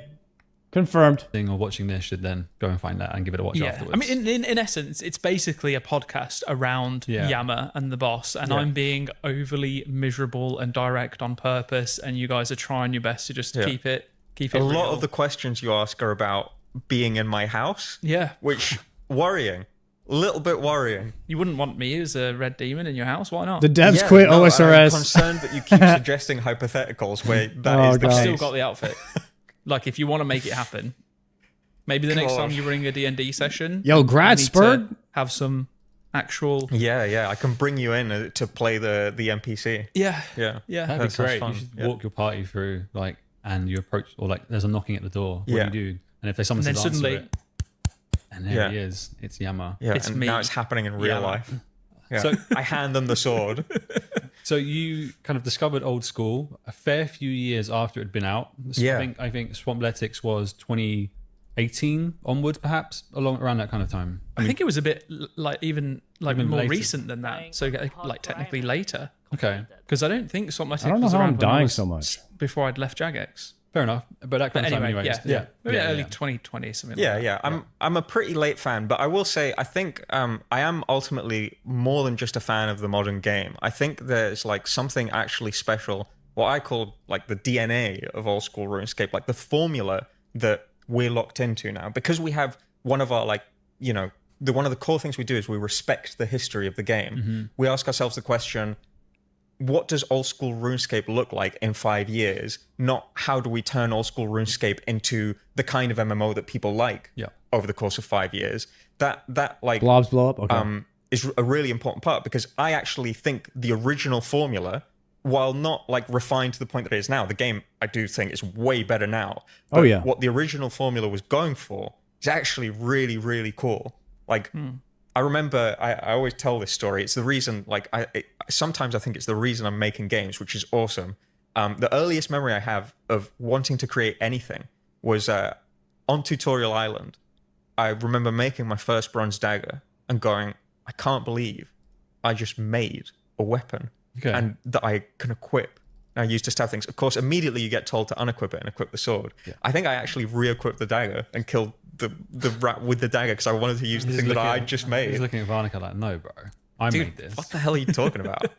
I call it like the Tutorial Island promise, where it like promises you this like world of like you're gonna get to do so many things. Sure. And that's like a core part of the DNA of the game. And even as we've gotten like further away from it and we've developed the game more, like I'm a fan of everything new that we've made. But I believe that like being an old school RuneScape fan is like Getting Void Post Inferno is wild. Am I the only one in here grinding this with an Inferno cape on? I just noticed that. Is that something you're supposed to do before Inferno? Well, my bad. a part of me. Like even if I discovered it 5 years earlier or 5 years later, I still would have been a fan because there's something at the core of the thing that I just love. I wasn't saying you weren't a fan. No. Where I was going with it before you made me question Swampletics. Release date in my mind was, what were you doing? What were you playing before you stumbled upon Settled? I was at university, which meant I was developing a lot of games. What did you study? Games programming. Okay. Yeah, so a little bit of programming. And I ended up doing a lot of game design because we had like an integrated course where we worked side by side with artists and designers, but my team ended up not having a designer for the first 2 years. And I just was like, cool, yeah, I'll do this. Right, sweet. Love that for me. I made a game about smithing, which I attached to my application to Jagex, and it came up in the interview. So there's some chance that actually helped. there's a lot of fun stories about my interview with Jagex because like I also got to put my total level at the top of my application, Nice. and I got asked about it, which means that it contributed to me getting the job, which means my parents telling me that playing video games was never going to get me a job may have actually been legitimately false, provably so. That was so totally wrong. Yeah. It would have helped for sure. Yeah, it did help. You know, I wouldn't have been able to put 2,100 total level. I mean, at that point, all you had to do was show that you were a competent person. You probably would have just been given the job. Yeah, probably. Yeah. 2,100. Yep, can listen to instructions. Also knows game development. Is really into fantasy. Is great at putting together. You were an easy pickup. Thank you. It was the easiest hire I think they'd ever had. But yeah, before then, the games I played, has a big sword, and then loves showing it off. Yeah, then after that, I played a lot. Knows how to Dota kill 2. people. I like to think, in retrospect, I love solid both games, resume. though I will never play them again. A MOBA's like a dead genre to you now entirely. He's in. You know what? I'm going to go even further than that, and this might sort of put some people off of me, but I actually think my desire to defeat other people is dead. It's just gone. It's just gone. Like when I think about it happened. I play board games sometimes, and I think, God, I really just don't want to beat my friends. I'll sandbag and just lose. Not hard, but it's not. I don't know if it to be really sad or find it really admirable. I find it admirable. I'm picturing from some kind of isekai anime, you stumble upon the sword master he's a pacifist. He doesn't do that stuff. Guys, I do this too. And it's crazy that when people make fun of me because I die in PvP, they think it's because I'm bad. I just don't like for others to feel inferior to me. And really, I just lose all the time in PvP because what's the point, If you have to make someone else feel bad so that you can win, are you really winning? You know what I mean? And that's why I never really decided to win any PvP battles that I've been in. He's like Uncle Iroh. He doesn't want to do it. Okay. I still I'm like killing Alec monsters. Sween over here. This guy's feral. He wants to win it by any means. That's untrue. That is not untrue. I saw you throwing 50 stones in Stop a it, row. Stop it. Stop it. Yeah. No, this man was adamant that he was going to get this stone into a certain position. I'm not going to go into too much detail. That's fine, cool. As soon as he got anywhere close, you should have seen the ferality in his eyes. He was so ecstatic. We were at the seaside on the weekend. It was lovely. I was throwing stones, and there was a seagull very far away. So far away, I knew I could not possibly reach it. I couldn't reach it. Impossible. If I could, everyone would go, "Whoa! I should be in the Olympics." Or something So I was throwing towards that direction. You're dooming yourself, mate. And I'll stop there. I did not hit the seagull. I want to clarify that before I move on anyway. He did not hit the seagull. Did not hit the seagull. He did not. I'm not convinced. They're he very wasn't trying competitive when it comes to real world sports. Yeah. Gotcha. Then yeah. And to be clear, I love competition. I love that people work so hard. People would not be what they are if they weren't competing for something. Seeing people at the pinnacle of their sports, I don't particularly like beating the shit out of people, but when I watch two people who have really trained to do it as well as they possibly can, I think, there's value in that. When you said I don't particularly like beating the shit out of people, it was almost like you do often. It was almost like I do it anyway. I'm talking about martial arts and stuff. Mother ice on a Friday night. A few Stellas down, stay away. I don't like this. I don't like that I'm having to do this. I'm sorry. But I mean that I admire competition so much that when I just think anyone trying to be the best that they can be at something, and being pushed by other people to be even better is really a really cool human social dynamic, and I wouldn't trade it for the world. But nowadays I don't really have the fire in me to do that, so I think more of what I like is challenging myself against myself, which real sports also people at the pinnacle of their sport also do that on a daily basis. I prefer PVM. It's just that I like to not involve the other people. So after all of that, I moved on to, I think the most sort of core game to my gaming experience is Dark Souls and the FromSoft games that ensued. Yeah. Dark Souls 1 was it sort of, I think was the thing that made I never me played think, Dark Souls game ever. ever. I want to take game design more Not seriously. 1 second. I've played any loads Dark of games Souls and they're game. all great, but Or this Elden is Ring. blowing my mind. There's something genuinely special about this where I want to be good enough to replicate this. And I don't think that I am right now. I think part of me thought to myself, every game I've played up until now, I get it. And, I could probably crack one of those out. Dead wrong about that. Total Dunning-Kruger syndrome. But Dark Souls was the first one where I was like, this is so amazing that I don't think I could do this. And so I want to get better and I want to do it. And played Dark Souls 2, Dark Souls 3, played Bloodborne, played Sekiro, decided Sekiro's combat system is like the most amazing thing ever. I can't believe that they one-up themselves again. Here I am trying to beat... I remember I wrote this 19-page design document in college, like how I would do Dark Souls combat better. And I had some of the right ideas, I'll give myself credit, but then Sekiro came out. And I was like, wow, they just literally made it better in every way and avoided all the pitfalls that I did. They're geniuses. And then Elden Ring came out, and I'm not going to lie, I was disappointed that it wasn't still there. I played through it all, enjoyed it, but I was so disappointed. Lost some part of charm for you. They were trying to do something different, and I think they succeeded in doing that. They created this massive, expansive, accessible... Was Sekiro better than Dark Souls?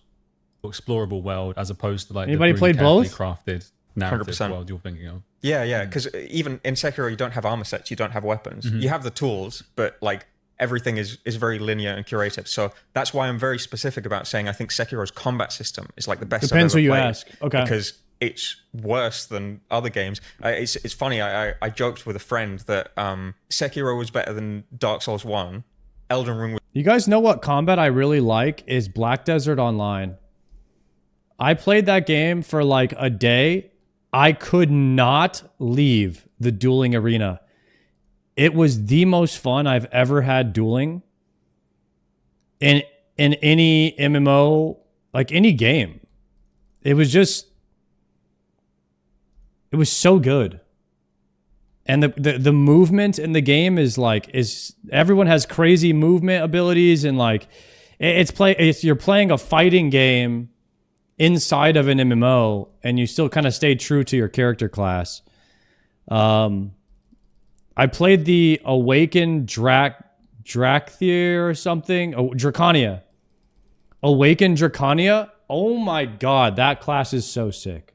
Was better than Sekiro, but Dark Souls 1's better than Elden Ring. Okay. And there's this circular relationship where every time I try and rate one above the other, I end up going, well, this did this better. And so I think they each have their own strengths, but I'm totally in love with the Sekiro combat. Never played Terra. I played a lot of video games, but none of them come to mind. When I was a kid, when I was really young, I played the Hercules game. That was super cool. I love Hercules. I think Was that a side scroller? It was. Yeah. Okay, I do remember it was dead hard. Yeah. Super hard. All the Disney games were. I feel. Yeah, They some were. of them are ludicrous. I remember seeing them on games done quick. Yeah, The people are saying you try and beat this game normally, you were never going to be able to. So these were just established studios full of people who like playing difficult games, who then they'd won the right to develop the IP. This guy over here is not doing. He didn't even leave the boat. You imagine that young kid. He's really just into fletching. Disney, feels great. Never gets past the first level. But if you push through, it's something else. I mean, I'll tell another story about my early gaming days. My mother bought me some maths games because she wanted me to be good at maths, and that turned out to be a good idea because I really liked video games and I would put up with the maths for them. And I did my year 2 maths. It was 2+, and then I finished it, and I knew there was another video game because I'd seen the box. So I was like, "Mum, can I have the next one?" And she's like, "No, that's for when you're older," because it was a 6+ one or something. I was like, "Oh well, I want it now." Anyway, she eventually buckled, put the CD in, didn't know what the hell was going on. What the hell are these maths? And so I started crying, and I was like, I need help. And so my mother helped me through that level. And it was fine, okay. She left. Second level, no idea what's going on. And so I cried again. And she was like, right, I'm putting this away. And I was like, no, you can't put it away. I really want to beat it. She was like, well, if you want to beat it, you're going to do it by yourself. I'm not going to help you. You have to learn. And so I cried the whole way through it, but I beat the game. I don't remember beating it, but apparently I beat the game. There was a lesson there. Tears streaming. Congratulations Yeah. on the screen. You're like, oh. Wait, that sounds a lot like Showbeck. I also beat Hercules because I really just wanted He to play just cries video until he games. beats it. And it turns out that was enough to motivate me to take on challenges that I shouldn't really be taking on as a 4-year-old child. So you've mentioned design docs, how you'd improve from software game combat and stuff like that. What are your longer term ambitions in the games? Is it at Jagex? Is it old school? What would you like to do here? Elsewhere? What do you want to make? Okay, I'll give 2 answers to that question. The first is, I think there's old school RuneScape has like so much room to be like an even better game. And it is already pretty amazing. It's my belief that it's the best MMO in the world. But it can be even better. So I want to do that. Mm-hmm. Within that, my deepest ambition, not one that I would like, because I don't know really whether the community is like ready for it. I know some people are really, really psyched for it, but maybe needs a bit more time. But I would love to be involved in some sort of attempt to revitalize smithing. Okay. Yeah. Sort of like try to plant the seeds of what it might look like with Yammer, with the oath plate smithing. That was like an idea of like, you know, and I'm not saying all of smithing needs to look this way. It's more of like, look at the potential that smithing has. Like, more of it could look like this. We could have more variety. Sure. And so I'd love to do that. I'd love to work on a big, you know, I've worked on a fair few PVM projects at this point, but I'd love to work on like a big scale. You know, I've never done a raid, and that would be cool to do. Are you on Raids 4? Am I allowed to talk about that? Yeah, Uh-oh. yeah, you are. I am on Raids 4, and it's very cool to be on Raids 4. No, let's say don't talk about theming, narrative, probably not about any of the rewards that we're thinking of just yet. Yeah. Maybe some of the things that are leading some of the decision making we can get into. Yeah, But other than that- like how you bodied Goblin in playtesting the other day. I did actually, yeah. He tried very hard to rag me, but I got him back. I was seeing the attempts over his shoulder. It was like, I'm like, you're not playing it the same way that you were before. And I realised now why. So but that's within old school RuneScape. Yeah. Outside of old school RuneScape, do they have any god gamers like No Monkey, Bodhi level people testing the content at are any of the devs like insane at the game? Mod Nox? Okay, that's dope. I used to do. So they just game call jams, Mod Nox in when they and I want like to do a more game Giga jams, Gamer to test out the because I content. think they don't like sap my creativity. They build it up. And it's a shame that I haven't made like a small scale game in quite a while. It's tiring making games. And, you know, I do it 5 days a week. It's hard to get the energy to do it even more. And but you're spending other time talking to Mod Nox conveyancers, playtested I mean, Doom? sap energy. Sick. Oh my god. I have a contact for someone who runs one of the largest game jam events. Really? I can get you in touch with. Yeah. I mean, it's less of a, you know, I'm sure I could part. There were a lot of streamers that playtested Doom, I think, as well, and they weren't allowed to talk about it. I do remember hearing that because I feel like some streamers kind of already knew what was going on. But I don't think they were allowed to go for world first or something like that if they playtested. I don't know how they did that. They couldn't do the content until the first Delve 8 clear. Got it. Participate if I put my mind to it. It's just more about finding the time and the energy. Yeah. I did actually do a game jam with some creators a while ago. We made a little thing. And it was fun. It was really fun. Unfortunately, it was also really tiring for me. And so I haven't really done it since. But I'd love to, oh my God, I'm forgetting his name. The guy who runs Chunkinell, who does the Chunkinell series. Josh isn't. Yes, Josh isn't. Okay. He does game development. I'd love to do a game jam with him. Josh isn't 'Cause I think gaming. as well, it's like, That you guy. know, he makes videos. He's on seen GG. his games, but I can see that he's like a hyper creative person and he's really good at like polishing. And so that makes me think he's probably really fun to work with on a game jam type thing. So that's outside. But yeah, let's go back to inside and like. Should we react to the series sometime? I don't know. I don't know what series he does. Yeah. What series did you do? In terms of like what's driving the decision making, there's a lot of conversation about how Theatre of Blood is like widely beloved and identifying right. Chunky Yanel. identifying why that is. No skilling rooms. Hyun. No skilling rooms, that's part Thank of you it. for the tier 1. Probably. Great bosses. Though listen, not to throw any shade at anyone, but I think there hasn't been a good skilling room yet because I haven't made a skilling room yet. There's no such thing, Ross. No, not for this raid, but maybe down the line. Maybe do a skilling focused raid. Sure. Yeah. If I'm going into PVM, I want a PVM. I'll pitch you this though. You've done Yammer. No. No. Okay. You've done Yammer? No. Okay. I've been playing a Baby Little Lion Man. I'm so far. Oh, okay, cool. I've seen people do Yammer. Okay, that's good. Presumably you've seen people do Yammer. I have indeed. Yeah. You see the little hopscotch game, right? That is actually a skilling room in disguise, I would say. Touche. Yeah. And fair point. I take it back. You can make it work. Guess who made it? Yeah, I know you made it work. I remember talking to you about how satisfying it was watching you jump over and being able to tick with it. I've seen some of your skilling pictures in game jams we've done internally as well. Yeah. I think we've come a long way. But anyway, not for this raid. Sure. We're probably not doing it for this raid. Because we're trying to identify, okay, Tob did really well. The game variety is good, but we could afford to do another Tob.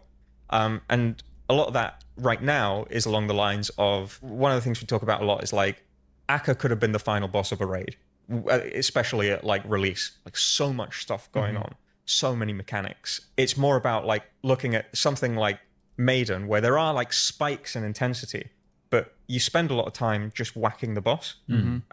Feels pretty good. And so looking at like, okay, rather than view every boss as a monolith, because that's how we develop them, right? We sit down, we make a boss. We don't like sit down and make a raid because that's too large of a task to even like conceptualize. And so we end up playtesting the boss and going like, oh, it doesn't have enough. And we keep adding and adding and adding. And then you insert it into the middle of the raid. And by the time people get to it, they're knackered and they have no interest. I was just going to say that one of the problems with TOA, even if you were to take out the skilling of puzzle rooms, is that it's an exhausting raid. Yeah. You have to focus on it so much. Like, yeah, sure, there are people that don't have to, but for the vast majority of players, it requires so much attention to not mess up, to do the raid properly. I only want to do 2 runs and I'm done. Yeah. I can't bring my brain to want to do more after. Is what you're getting at then with Tob? Because TOA is kind of a long raid, right? There's like a base level of kind of comfortable gaming you can get through. But then if you want to optimize for speeds, you can then incorporate different things as well. So there's like no one way to solve. You have to solve every mechanic in TOA. If you don't solve every mechanic, you'll probably wipe. Where in Tob, you can just casual friend raid. Yeah. You can go speeds. And is that what you're getting at with this? That's definitely the goal. It wouldn't really take anything away from TOA for me if it didn't have those puzzle rooms. Like if you just went in and did the boss fight, I wouldn't mind that. Well, there is another layer to it, which is basically that we want like really simple interaction. So you look at something like Zarpus, phase 2. Only thing it does is shoot goo at where you're standing. Yeah, that's it. That's all it does. It's not rocket science. There's no like I've got to like swap 6 ways. I also don't really care for the puzzle rooms in Cox either. If it was just like you do like 2-3 mini bosses and then you get to actually fight the boss at the end, it would lower the time and people would enjoy the experience a bit more overall. It would be I would be interested. I would be interested to see if that was put into a poll, like if it would pass. That one I don't know if that one would pass or not. Ways into this thing, switch prayers into that thing. Like you're literally just whacking the boss while it shoots goop at where you're standing, and it's really fun. Yeah. And so looking at okay, how people do we love Cox design? Well, rather than designing complex fights, design or complex mechanics, design simple mechanics that give rise to complex interactions. Yes. And a lot of that has to do. We realized one of the things is like I wouldn't mind. If they make the raids faster, they obviously have to make the loot a little bit more rare.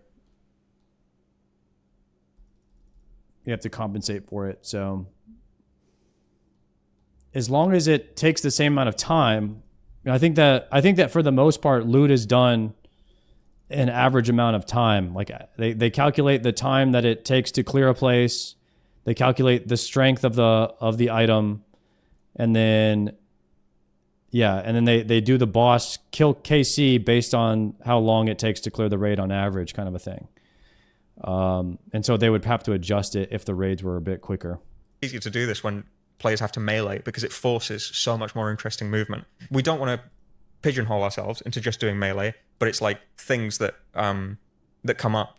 It's like if somebody has to position in a certain way, you don't need to like throw 17 billion different prayer switches at them. You can just like have an interesting fight that is all about thinking like, okay, where am I going to stand next? Yeah. This is another thing. We're actually talked this internally about the team, or internally within the team, because a lot of us are Dark Souls fans, FromSoft fans, And so there's this notion in Dark Souls that like everything must be readable. Like you must be able to, it must be theoretically possible to walk into this boss and do a 0-hit run the first time. First of all, that's not really like, it's not really realistic because nobody is actually doing that. So, but it's theoretically possible. And so a lot of us come at it from the same angle. But actually, a lot of the like funnest stuff in old school RuneScape, like Zulrah is a fight that still holds up to this day, and it's so old.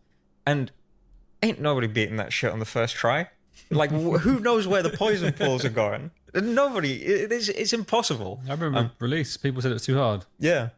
Admittedly, the gear was worse, but yeah. And look at I definitely did not beat Zulrah on my first try. No one being able to finish it, but it has emerged into like a really beloved piece of content.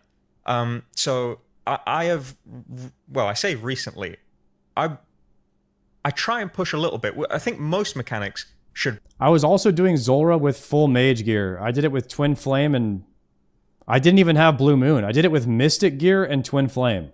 Be readable, especially ones that have like high impact. But one of the things, for no example, switch. I remember pushing for early on was Soul Heredit. First time you walk into Soul Heredit, you don't know the patterns. You have to have seen them somewhere else. And if it's release day, you haven't. And so you're going to get hit. And it was like, there were people saying like, well, can't we just put some shadows on the ground to let people know? It's like, well, we could, but I don't actually think that's, you know, it's good to do that some places, but I don't actually think that's old school RuneScape. I think some bits of old school RuneScape, Getting Void, yeah, I got a synapse. You just kind of need to learn it by doing it. And you go in, you get smacked, maybe you die, and then you come back in.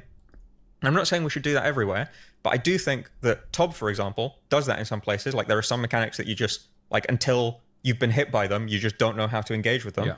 And that ends up creating a more interesting dynamic. So, you know, it's not like we're going to be out here trying to like gotcha with every single time. It's like, aha, you got one shot, die, bitch. Doom and TOB. It's more about like respecting that old school RuneScape is. Guys, we are so close for TOB. We're going to have Elite Void, hopefully by tomorrow. And then all we need is 4 more Slayer levels to get Trident and Whip. And we're going to be TOB ready. Not Dark Souls. And by extension, it's not part of We're going to be doing Doom and TOB by next week. Sphere of influence entirely. It crosses over, but every single modern game is like iterating on what FromSoft Don't need Trident to get Eye from Doom? Sort of the way True. to go. And that's good, but we should take the bits that serve us and not try not to become entirely, you know, the Souls-like formula. That's really cool. I'm really glad you kind of like touched on that actually, because old school has never been a game that like holds your hand all the way through. You get guided in some ways, but I'm also like kind of sick and tired of games that literally guide you every step of the way. Like I want to be able to have the freedom to be able to choose something, and the problem that I have is that when a game tells me to go do something, if I'm not doing that, I feel like I'm being inefficient or I'm not playing the game the right way. Yeah. And even though it's in my own mentals and I could just ignore that, I can't. It's there and I'm like, I shouldn't be doing this now. So I'm just going to go back to doing the main story because it tells me that I should be. Yeah. Whereas the games that don't have that, I love it. And not to say that, you know, every game is the same. And I know that, you know, FromSoft games don't hold your hand all the way through it. But yeah, I like that we don't. I like that we're a little bit against the grain in that aspect. And granted, we need to give a bit more guidance to people when they first join the world. That could do with some improvements. Well, you got great ideas around that, I feel. You were talking about the spider web. Yeah, the like how like the entire game is am like, I making money like, from the pest entire control? mid-game I have 27K right now. Guys, we're getting rich in here. This like beautiful network of like requirements either for quests or for skilling methods or for like and putting together like how you're going to traverse the spider web is like a unique way. One of the things we talked about when Yama was releasing is how like you could probably now like go a very different route to what you did before by going like tormented demons into Yama as your vehicle into the end game. Like that's one way to traverse the spider web. There's a bunch of other requirements there with AKD and Well Gothic Sleeps and stuff like that. Pest control is what I do when I kill Sard in TOA. Okay, Triumphant. But yeah, that's like the bit that appeals so much. I think we recapture that in leagues where like everyone has to reassess the spider web with these new relics that sort of like warp it slightly. Triumphant, I got a but synapse. in the early game, you arrive in Lumbridge and it's like, cool, there's like Cook's Assistant. I'm going to be a doomer pretty soon. Restless Ghost, all of these quests. Chat, any doomers? Any doomers? None of them have any requirements that sort of relate to each other. So you're just dropped into this thing that looks nothing like what is arguably the coolest part of the game. Yep. Why? Why? So I feel like, and we can't just arbitrarily change old things. Can't do especially Yama yet. things- Can't do Yama till second synapse. Yama, you need Emberlight. I want Emberlight first. That old. Yeah. Probably can't touch Cook's Assistant. But I think to myself, what if there was a quest in Lumbridge that had a level 10 prayer requirement, so that you were like, and maybe it was like a really cool looking quest, and you'd be like, oh, actually, I want to do that. And if I do Restless Ghost, you get the prayer. I'll get level 10 prayer. Yeah. And that's when it clicks, and that's how you're moving through the game. And when you were talking to us about There's this, no hope for me. like, cool. I loved it. I was like, oh, cool. It's not about changing the early game, making it easier, or making it more accessible. Guys, how does Triumphant have like 200 KC without a single armor seed? It's pretty insane.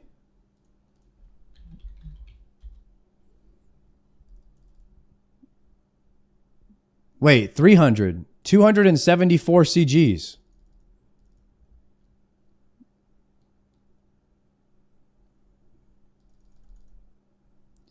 Yeah, I was 5 armor seeds, pet, and like 3 or 4 regular weapon seeds at that point.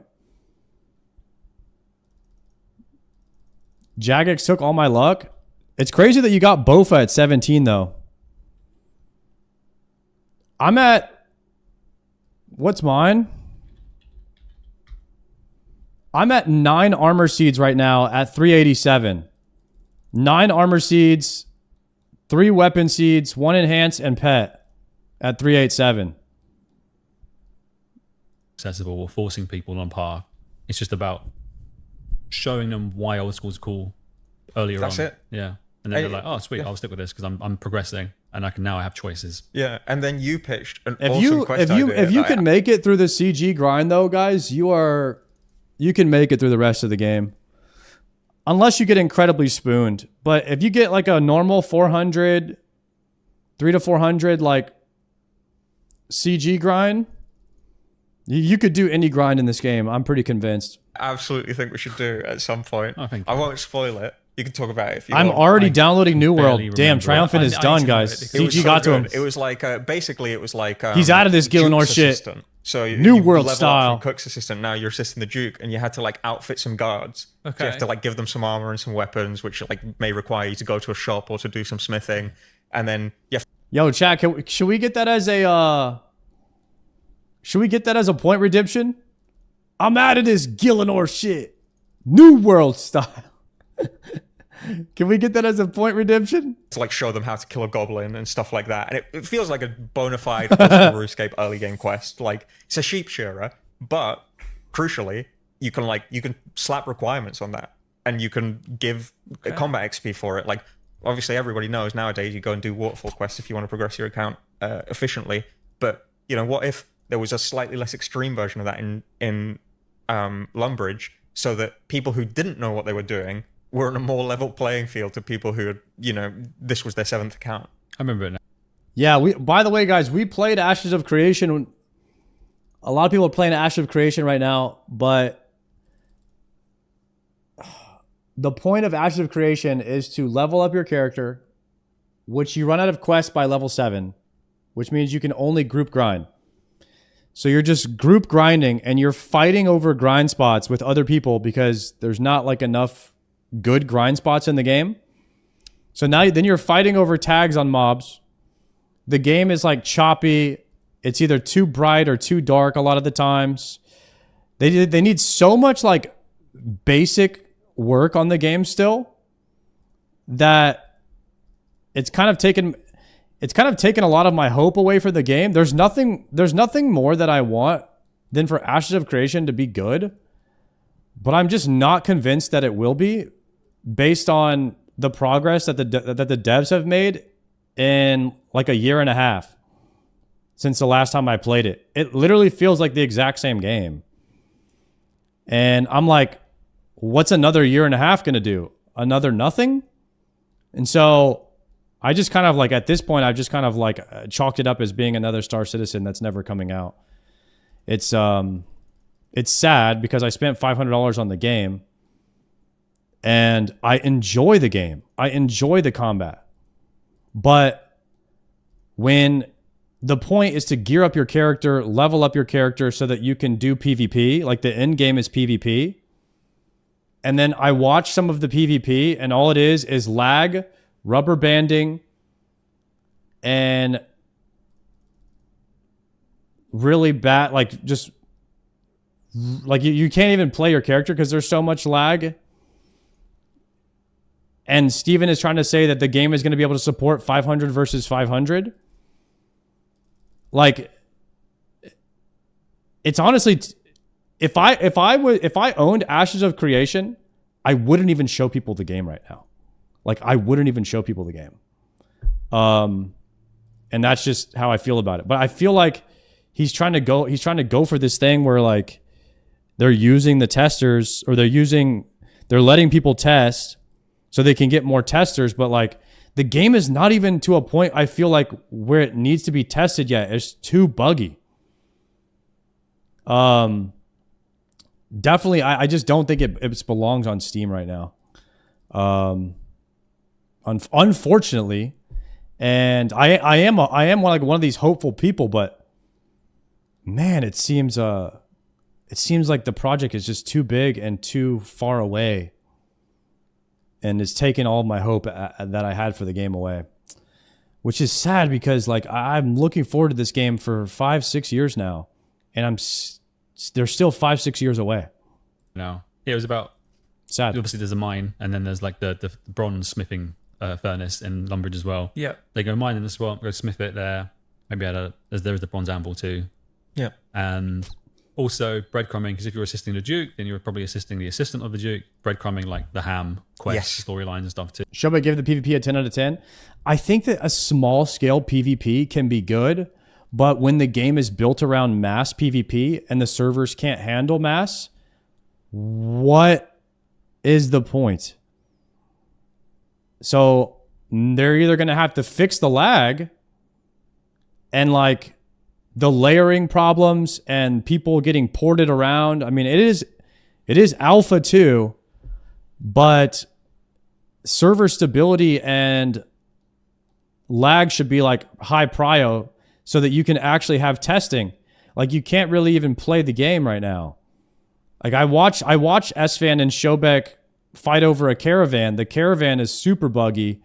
The world PvP is you're just lagging, and you're not even really playing. So I don't know what they're going to be able to do about that.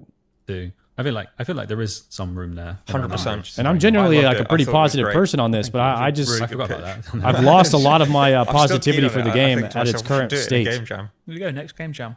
Push out. I'm Make it happen. being harassed by other people to do other things, and I also have as an engine thing that I kind The of grass isn't always greener on the other side, right? No, I know. You know. So if you were not developing games, what do you think you'd be doing like as a career?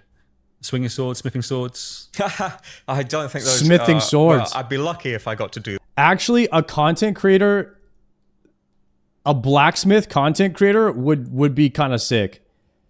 You know what I mean? If you like had yourself in the forge actually pouring it up and you make like a short and you show the finished project, that would be a sick ass content creator.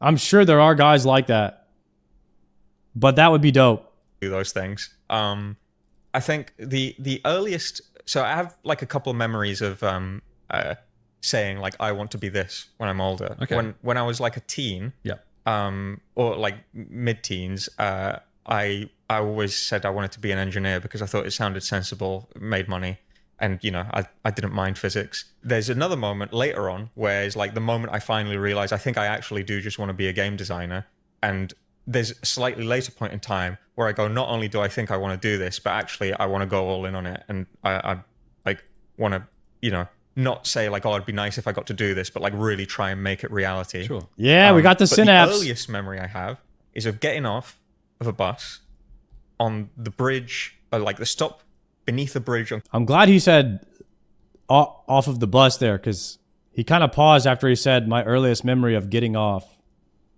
Caledonian Road, and my mother asking me, what do you want to be when you're older? And saying, I want to be a fireman.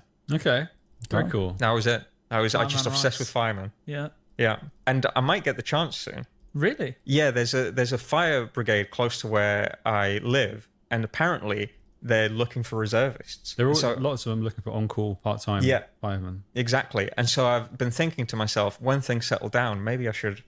Okay, because I Give it a could go. fulfill 2 childhood dreams. Making video That is games insane. and being a fireman. That would be so sick. That's very cool. Yeah, I think you should. Earlier this year, I was looking into joining. Oh, yeah. Because the games industry is so dire, genuinely at the moment. We're very lucky at Jagex. Like, we're hiring, we're doing really well. And I was just feeling really pessimistic about everything. I was like, there are always going to be fires, right? Yeah. I could go and do that. But you need to prove you have GCSEs. And I'm like, where the hell are my GCSE certificates? I don't know where they are. Oh, they're in a folder in my drawer. You got to. You still have them. Okay, still cool. have them, yeah. You got to contact like the GCSE. examination, Yeah. whichever board it was with. And I was Right. like, I don't know who they were with. And then you can send in queries. We're like, hey, I think I might have done some exams with you. Can you send me the qualification? And they cost like 50 quid each. Do you know what? Actually, thinking about it now, so far into life, it would be a pain in the ass because I did mine. It is. I really Tess? got mine sent to me when I was like early 20s because I needed it for a job I was going into. Is that as like the well, similar SAT? situation. But like, I still had my. Used to get like printed out versions that weren't the certificate, but it showed you what your grades were. and it SAT, told me yeah, what the okay. exam body was. So I just did that. Okay. And that helped. But yeah, I've kept them in a folder, in a binder, in plastic wallets since because I never want to have to go and get those again. But assuming you have Glor! them, I think you should do it. Eastside Well, Goon, what's good? Unfortunately, that's kind of bad news for me because I went to a Spanish school in London, okay. and so I went through the Spanish system. So I don't have GCSEs. I have an equivalent. Hopefully, they'll take that. Oh, I'm assuming but- they'll take that. Yeah. that's Well, what I I'm do doing have the right now. equivalent stuff. There you go. Yeah. So hopefully it becomes a reality. I want to ask a question because I would normally ask that question. I'm glad Sweetin asked it. 'cause Sorry. No, don't be sorry. Glowy, did you max today?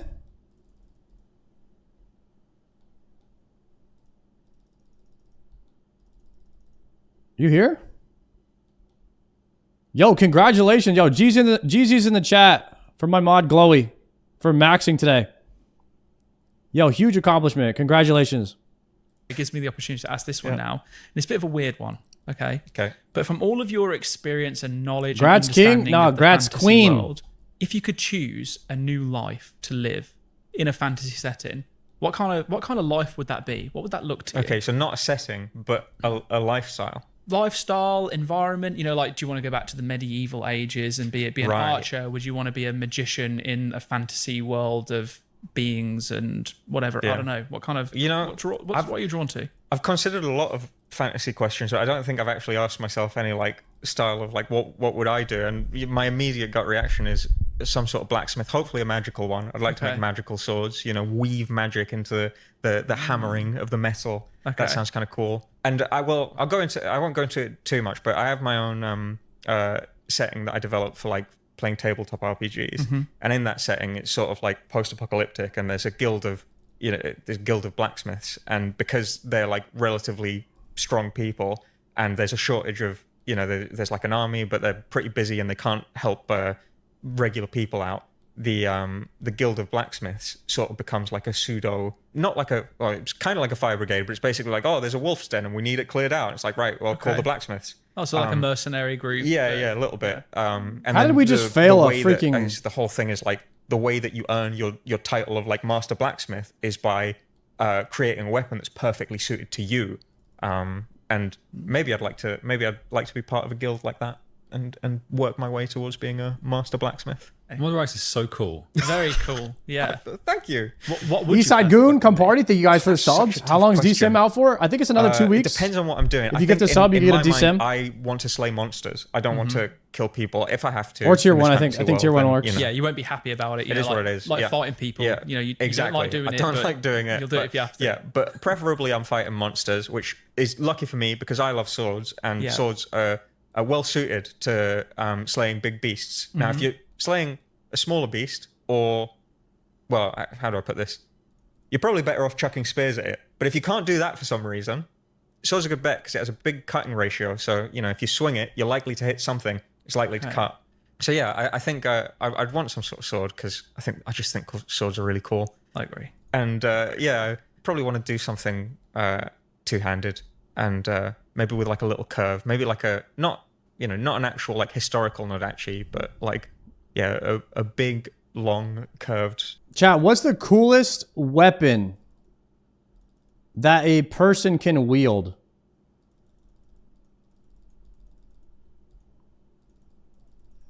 In fantasy.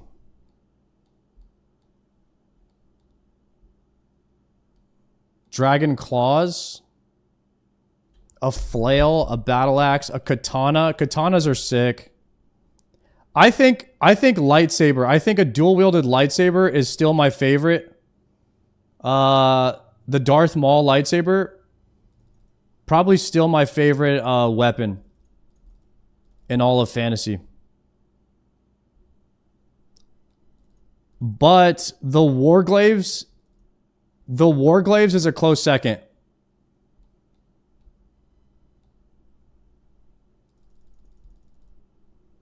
Y'all know Illidan's Warglaves?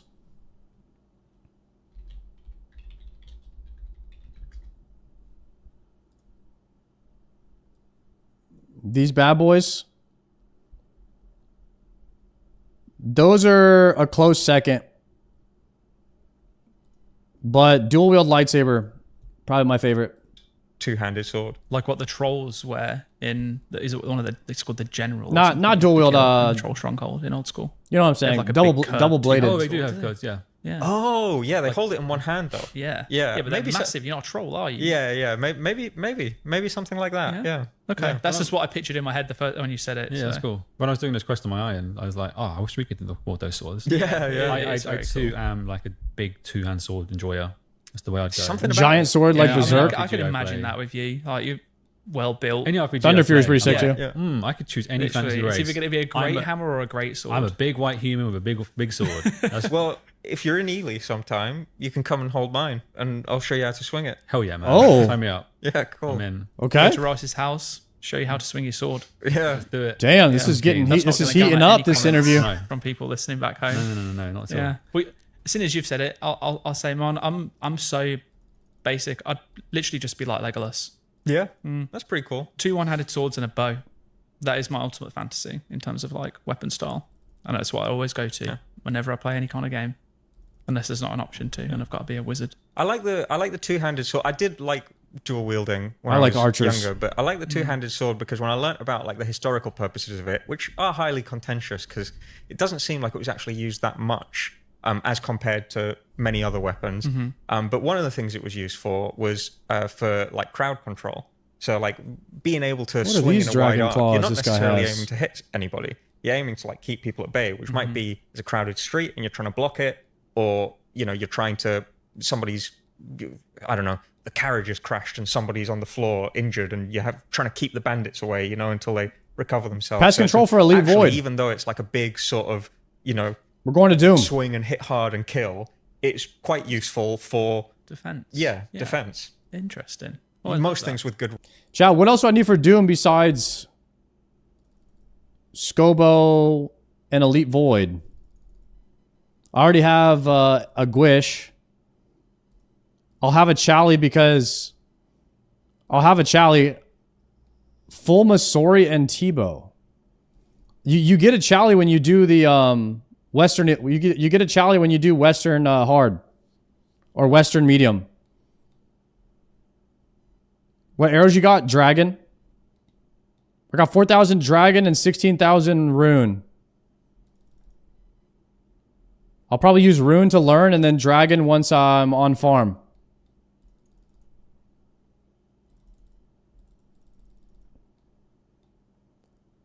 I don't know how to get a dark light. I have blowpipe as well. I have that.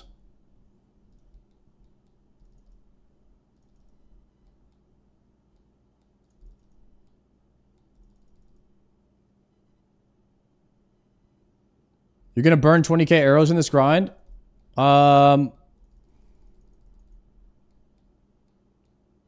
Once I finish all of my other AFK grinds, I think it is time that we start doing...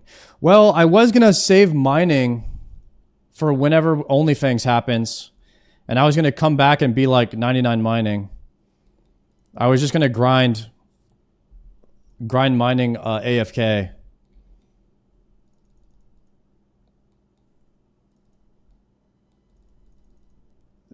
That's the mining, smithing, and fletching grind is probably going to take longer than the 93 crafting, which is going to suck. Reach R. Yeah, that makes a lot of sense. I like the Ask Historian subreddit. And when you get people asking about weapons, and you have the person who's like, oh, well, I wrote. Can you make your own dragon arrows? No, not even close. I'm like, oh, cool. That's why I just scroll. Yeah, it's awesome because they We're have such 200 good hours policy away 'cause from I think being able to do They don't let that. anyone answer for the first day, so the post has to cook for a day, and then they heavily. Wait, is it just the fletching? Is it just fletching to make dragon arrows?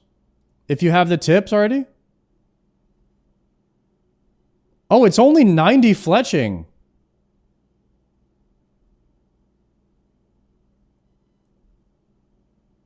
For arrows. Darts is the 95 one. Wait, we could get 90 fletching. I have a ridiculous amount of maples in Miscellanea. Right now I have 20,000 maples. That's probably what I'm going to be using to level my fletching. Could be fletching at PC with broad arrows. I already made 40,000 broad arrows. I don't think I'm making any more of those. I think I'm doing Veil Totems only.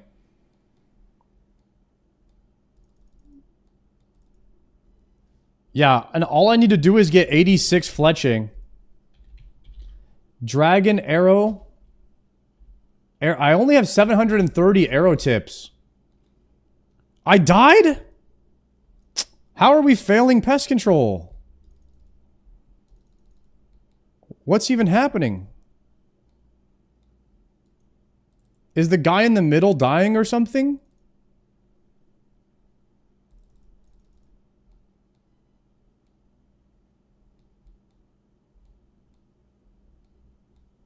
Okay.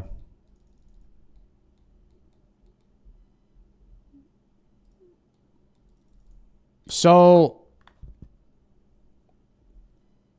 if I have like 20,000 maples, if we just did Veil Totems with that.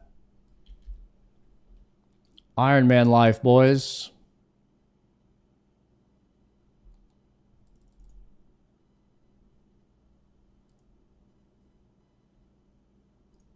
Where's my banked XP? Let me see. I have 86 banked right now. 86 fletching banked, it says.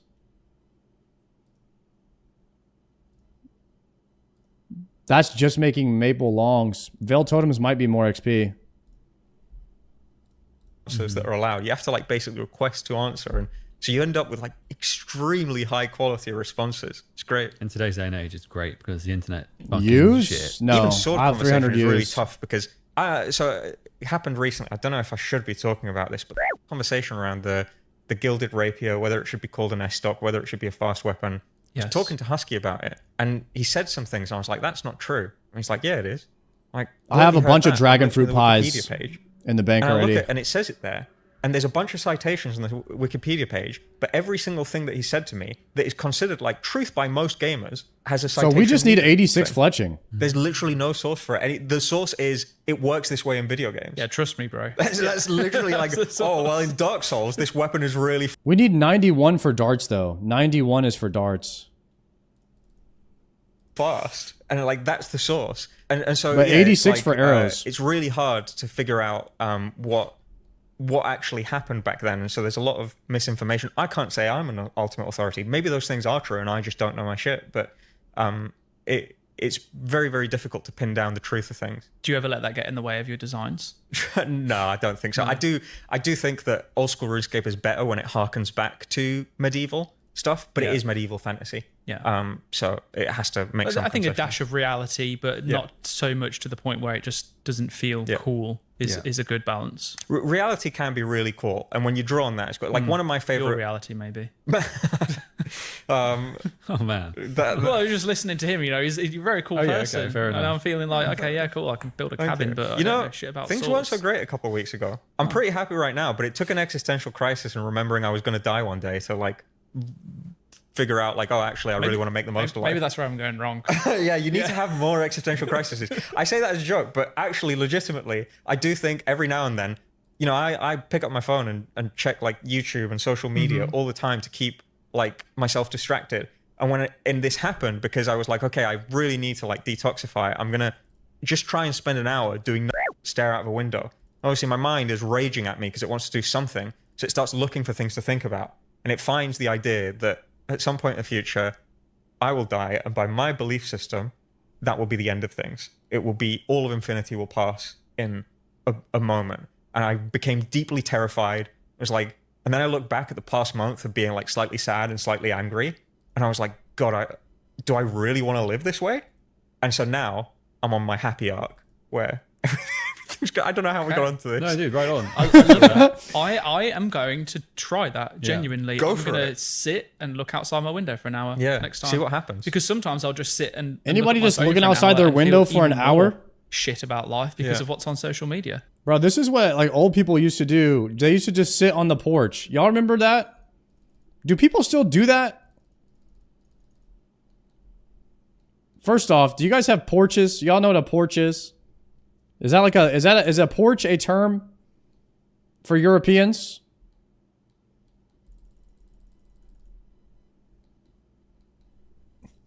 Balcony?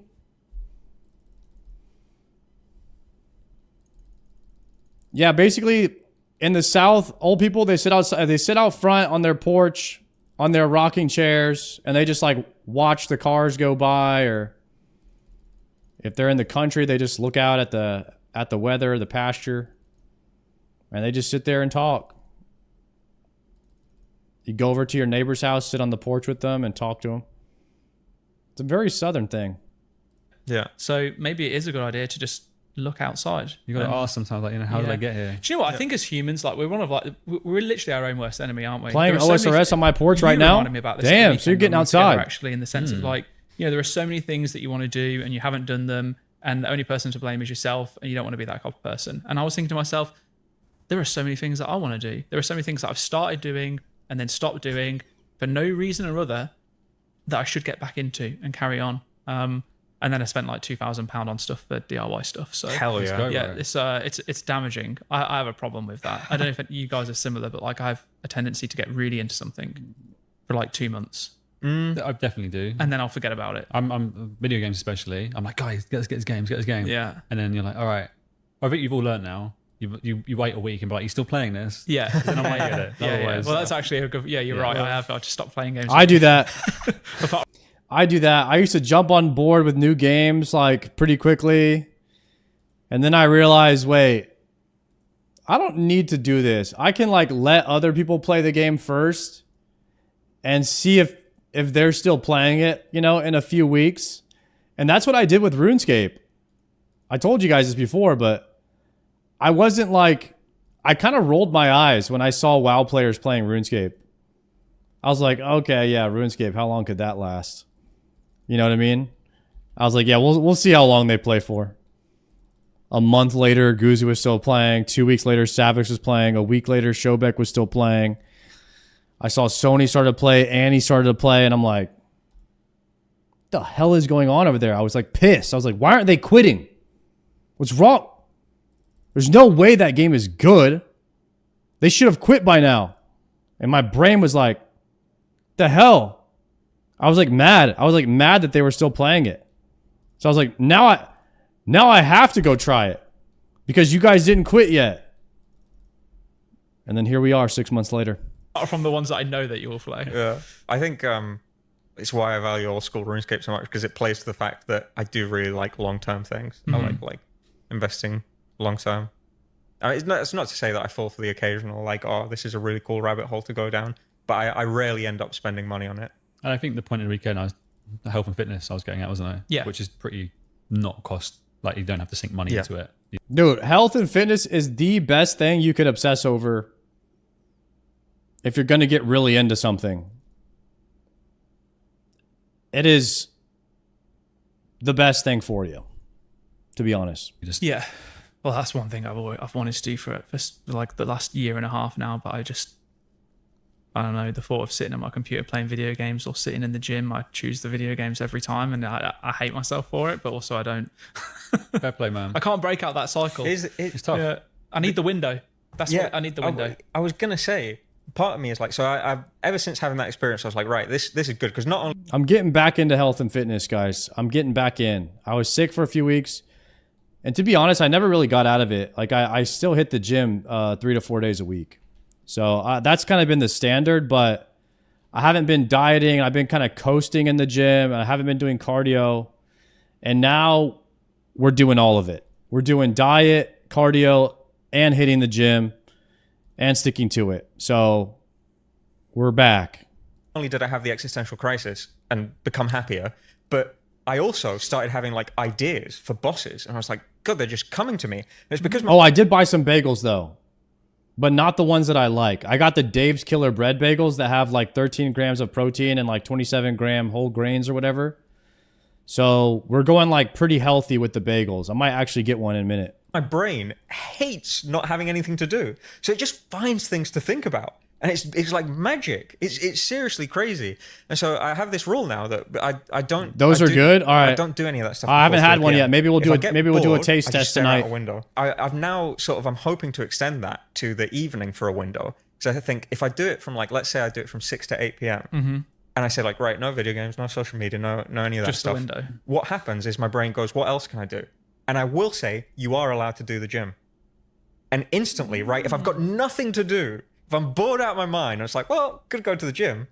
All of a sudden. Oh, it sounds so easy. It does. It does. But the hard bit is not doing anything. You really do just have to stare out of a window. And not do anything. I've been a long advocate for we need to be bored sometimes. Childhood, you were bored sometimes, and you thought of things to do. And We don't get bored. Yeah, you're right. We don't get bored anymore. Did you guys realize that? And now we have a way more depressed and anxious society than we had 20 years ago. Like, being bored actually contributed to better mental health in a way. Actually, as a kid, I was so imaginative. The stuff that we would do when you didn't have the computer around. The computer came and my first book when I was just running, and I don't listen to music, and it was just thinking. So you wrote your first book whilst you were running? No, okay. I come up with the premise. Oh, okay. I was imagining you running with pen and paper in hand, sweating down, or someone behind me, note this down. Yeah. It was just running is one of those things where you can just stop and then go home and then play games and stuff. Yeah. But you want to keep yourself going. I don't like to listen to music or anything when I run. I like to think instead. And that's where I do a lot of my thinking. Yeah. And more recently, if I'm doing any kind of project planning or creative ideation for campaigns. Yeah, because when you think about it now, when you get bored, what do? People go and watch shorts, or they go and watch YouTube. You pull out your phone. The first thing you do, the second that you get bored, is you pull out your phone and you start searching for something to not be bored anymore. And then instead of being bored, you're getting if you're watching YouTube shorts or something, or reels, now you're getting the fastest dopamine. You're getting so much dopamine per second. And so you go from being bored to the opposite of being bored. And I don't know if that's necessarily in a weird way. It's corrupting your brain to know that you should never be bored. And so you're always fishing for something. And then we're getting the fastest form of dopamine just fed to us over and over and over. And it's got to be unhealthy, man. It's got to be unhealthy. Paper as opposed to keyboard and computer makes it easier for me. Helps. I find my mind goes in different places. Is Twitch bad? Well, if you're watching a Joker stream or something, you're probably not getting that much dopamine. So I would say no. You know what I mean? I would say I'd say if you're watching a stream like that, it's probably fine. You know what I mean? Yeah. More It makes a lot of imagination. sense. Yeah. When I was clearing out my shed, I found all my old notebooks from previous jobs that I'd had, and I must have had 15 or 16 of them that are this thick, all filled. And I worked in IT. I never used to use the computer for notes, and I think I was probably way better. Actually, I would argue that people that watch Twitch have better mental health than people that watch YouTube shorts all day. But I think everyone has better mental health than people that watch shorts all day or TikTok. I am now, so maybe there is a point It there. happens. We regress sometimes. Yeah, I think I just need to grow up, to be honest. Yeah, maybe that's it. Are there any questions we've asked our guest this? Any questions you'd like to ask us at all? I mean, I asked you. I watched this you would and have been a Showback good at the time same to ask time? You about like how to cut. That might be healthily, worse than shorts. But I did that yesterday, and we had a little conversation. Correct. About No, thank it. you for the So my prime. Rice is trying to cut some weight at the moment, and told me that he's been waking up hungry and tired. And I said that's not good. Eat a bit more. And I think the right way to cut healthily is to just don't go too hard, and you don't want to be at the detriment of your own well-being. Yeah. So as soon as like it's okay to be hungry, that's fine. But when you're like fatigued all day long, don't do that. Eat a bit more. I mean, I'm doing it for the first time, and just giving it a go to see how. Because once, Bro, this guy needs to bulk, man. What is he talking about? Cut. basically, once I move into a new place, planning to hit the gym hard again. Because I did once upon a time. I did go to the gym very regularly, and I made good gains for what I was at the time. But it's crazy. I was talking to someone about this the other day. I didn't know about second puberty, and I was looking at myself the other day. And I thought, my arms are like the size they were when I was going to the gym regularly, and I was 18. This is unfair, right? It's unfair that like I'm now putting no effort in, and I got the same thing. So I'm kind of looking forward to like giving it a second go and seeing what it looked like now that my sort of natural body state is a little bit more, I don't know, corpulent. Second puberty is a thing I've just You've learned about? Yeah, Is that apparently the it thing? hits you in your late 20s, and it's like a second growth spurt. Oh, we're still be... Oh, where you go from like, you go to like a dad bod kind of thing? I must still be waiting, I'm afraid. Is it more, or it's just late? Okay. Well, it could be late. Because I still can't grow a full beard. So I was thinking that maybe that's just like, I haven't finished puberty yet. Yo, what up, Ivy? You're maybe still waiting for your first. Ivy, have you gone through your second puberty yet? Maybe I am. Could be you hit Yeah. 50 and you just get both at the same time. You Yeah. become the Hulk. Suddenly, yeah, that's it. Okay, we'll keep in touch. Got something I'll let to you look know. forward to. Hopefully, I'll know you in 50 years' time. Wait, sorry, 27 years' time. Yeah, 17 years' time. Oh my god, 17 years. I'll be 50. Don't like that. That's Don't gross. say that, please. Anyway, the existential crisis begins. I transformed from skinny body into a bulky body at 28. What do you guys like fantasy wise? I do like seeing those. A lot of my my algorithm on what is it called? I don't know if it's YouTube or Instagram, is basically all calisthenics now. I'm very fascinated with people that are able to do crazy workouts with just body weight. And there's some people on there that show their transitions from like being a skinny person and like hitting the gym for like a year or two, and their transitions are just insane. Is outside of old school, because we were talking about books before the podcast started, but like, what's the general? My favorite franchise is Discworld. Oh, okay. I like how. You ever rock climb? I love rock climbing. Well, not high fantasy is the wrong word, because that implies like really complex. I'm a 5'11" climber, but I don't really enjoy bouldering, and I'm also like, I would need to get on a regular schedule with a belay partner to really enjoy rock climbing, because I love traditional climbing. I'm about a 5'11" difficulty climber on the USA scale, and I love endurance climbs and high walls. So that's the type of climbing I like. But it's tough to like find a belay partner. None of my friends like to climb, so I have to find a climbing partner, and then get into that somehow. Complex systems of magic and stuff, of which there are some. Pratchett was a very smart guy, but I like how fantastical it can be. Do you have a sleeper build? I don't know what that is. Whilst also really What is grounded. that? The fact that it follows like the everyday life, and that's also why I love old school RuneScape, because you have stories involving normal characters who just, washer ladies or druids washing and drying their robes, sort of normal mundane stuff. Yeah. And then you have dragons and big shit to go and kill and fight and crazy magic and stuff like that. That's what. And Discord is just funny. Yeah. I grew up reading and rereading Lord of the Rings all the time. It's when you're Like, buff I played but lean, RuneScape so you look in small. 2005, my giant desk, giant PC, probably AFKing skills, talking, socializing a little bit, but reading. And I just Guys, read if I take my Lord of the shirt off, Rings, nobody's and gonna be I finish that, impressed, and okay? I'd probably reread Harry Potter, and I put that I'll down. tell you that. I'm into. I liked a lot. We were talking about this before we started the podcast. Star Wars novels. The Fallen Trilogy is my favorite. 347. I just rotate through a cycle of the books I had, and then start again, and just finish it and start again. Also, read a lot. I also like. I do not have abs, guys. Abs are hard to get. You borrowed a book of mine. They're kind of basically like Bronze Age collapse, and I'm like. I've always had like insane shoulders though. My DNA has always been very good. I got good shoulders DNA, but my biceps are super hard. Like some of my friends never worked out, and they always had like better biceps than I did. And I was like, how the fuck? Like a lot of your physique and all that is very much how hard you work and what you eat and all that, but you can't. Even like the best bodybuilders said that you can't outwork genetics. It's just a thing, man. It's just like a thing. I think Jay Cutler said that. Genetics are crazy. Some people have natural abs. Like I never really had abs, even when I really tried to get them a few times. Even when I really tried to get abs, it's still tough to see them sometimes. It just is what it is. When I was really, really working out, I mean,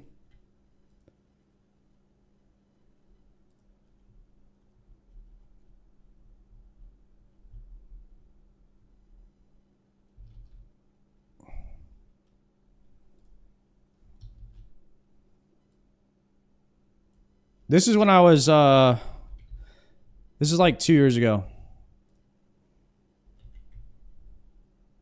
That's when I was like, that's probably like average shape for me.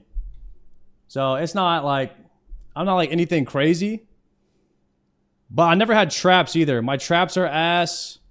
My abs are hard to fill in. I have pretty good wide shoulders, but my biceps, like my arms don't really pop as much as I want them to. It's like, it's tough, bro.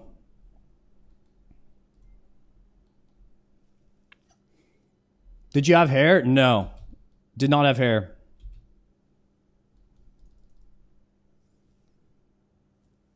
Why do you look like AI? Guys, that's not AI. That's just a picture on the phone. The day you start lifting is the day you are forever small. Damn, that's a sad way to look at it. It also doesn't help that like the most jacked people are always at the gym. So you're just, every time you go to the gym, you just always feel like you're never doing enough because you're just comparing yourself to that guy. You know what I mean? Anybody else feel like that? It's hard not to compare at the gym. But like, that's where all the jacked people are. Really fascinated by the fact that nearly bordering 3,000 years ago plus, there were like complex trade networks and people shipping receipts and like almost invoices of goods from Britain all the way down into Egypt. And it blew my mind. Like, we are just so that's where you go to check out other men? Still really far removed from that. But we're doing the same stuff we were doing. Yeah. Just in different That's ways. not what I had in mind. That's awesome. Can I just say, I wouldn't have pinned you to have been such like a fantasy head. Like way more so even than I think I would describe myself as. That's crazy. Like Discworld, Lord of the Rings. Goblin says something funny quite the other day, which is like, I think give off the aura of someone not perhaps have a brain or anything like that. And then occasionally I'll just say something and it reminds him like, oh wait, no, there is something behind this guy. I'm fine with that. I'm not really, I think it makes people more comfortable. It's my favorite archetype of people as like the people who like subvert your expectations, particularly that because I love because this is the thing I was saying earlier, old school RuneScape lets you be everything. Mm-hmm. I hate the trope of like, oh, if you're a nerd you have to be like skinny and frail, and if you're not skinny and frail then you have to hate. Like, yo, I've seen some jacked ass rune players on Behemoth. There's some guys that are like a little too jacked. You know what I mean? Like there's some people that love to work out that play RuneScape, like fantasy stuff, and I don't believe that at all. My favorite kinds of people are like people who like do it all. They like subvert the trope, and it's like, no, not only am I gonna love, like, this is the thing that motivates me to want to be chompies? like, now we're bigger and doing stronger looking. Elite It's like, Void into chompies. No breaks. I love fantasy. And I love 6 hours of this into however many hours of chompies we need for 300. Motivation. Oh, yeah. It's not like the classical motivation. We're just gonna get it done. No big deal. And just do it until it's done. It is mine, and so I love I love those subversions of expectations. It's really cool. You're a cool guy, Sweet. Thank you, buddy. I appreciate that. You're a very cool guy. Very cool. OSRS and Jim are so similar. Delayed gratification, dopamine. Yeah. They It's are one of the things in keeps that me regard. You're honestly, right. Outside of all the other parts of working with the community and making an awesome game, but it's just that everyone can be who they are and no one cares. Yeah, there's no judgment. Are you hitting the gym, Ivy? For myself, I'm kind of like torn between two different versions of fantasy, and one is less fantasy. Actually, was a thing, but I really like anything to do with like Norse, like Vikings, Northern mythology. yeah. If there's ever a show or a story about that, that's Let's what go. I would resonate with. And then in terms of like fantasy setting, Chat, we're all gonna get ripped together. Who's in? One in the chat if you're down to get ripped with me. We all start today. We all start today, boys. Let's go. Let me see the ones. I need everybody with me on this. We might have to start posting gym photos or something in the Discord. We got to encourage each other here. All right? Who's typing 0? Stop that. it's probably not as good as I remember it because I read it as a kid, but there's a book series called Del Toro Quest. And I believe the character in it is called like Leaf, something like that. I've been bulking for 27 years. The perfect embodiment of what all right, I it's think time to of get. as, It's like, time my to cut. fantasy. It's this woodland, whimsical hunter-gatherer survival. Dude, sometimes I'm sitting on my phone at like 2, 3 in the morning, and I'm watching these calisthenic videos, and it's just pissing me off that I am a lazy POS. Even though I go to the gym 4 days a week, and some days I run in between, I still hate myself for not being better. And I sometimes I'm like, should I go to the gym again right now? You know what I mean? Like that's the kind of motivation I get from my algorithm. And then David Goggins will come on and he'll be like, you are a bitch. And I'll be like, fuck. I got to go to the gym right now. You know? Entwined with nature, and then all of the typical things you'd expect from fantasy, and slaying beasts, getting more powerful, getting new items that allow you calisthenics to do the best kind of things or workout. I'm explore actually new gonna areas, all that kind of stuff. probably So, get some kind for of me, body weight games, for program and start example, I'm learning always it. drawn to, like, I gotta get think the my muscle up character back. would be a wood elf, I used to be able to do for muscle example, ups. a wood elf archer, or maybe a wood elf. Ranger. I mean, yeah, I've always just been kind of like that way inclined. Where's the selfie section? I'm Dude. really bad with reading. I'm about to make read one. Really any books apart from Harry Potter, Del Toro Quest. I've started listening to an audiobook now, but in terms of like films, Lord of the Rings definitely. Might have to is, call like, it the my self-improvement favorite section or something. in any series. And then the progress. Outside of fantasy though, actually, this is one thing that's just reminded me. I really love the idea 5K of farming an XP from apocalypse. 99. Let's go. Post-apocalyptic. Totally. Yeah, I think love it's the just- whole Sorry, go on. steampunk survival, figuring out how the fuck you survive when there is nothing left. Yeah. And just seeing, like, in any movie where they can put together, like, the shelters and the food that they're scrounging and the items that they've made with makeshift parts, essentially Fallout, is just like, that to me, I'm just like, that. Goggins is cringe. Guys, Goggins says the shit that I need to hear sometimes to get my ass out of bed and go move my body. So whatever you think, his style of motivation works for me. So it might not work for you. But every now and then I listen to him just like basically just calling you saying some shit that you need to hear, to motivate you. That is what I want to see. And I would want to experience that in real life because I think I would thrive in it. Okay.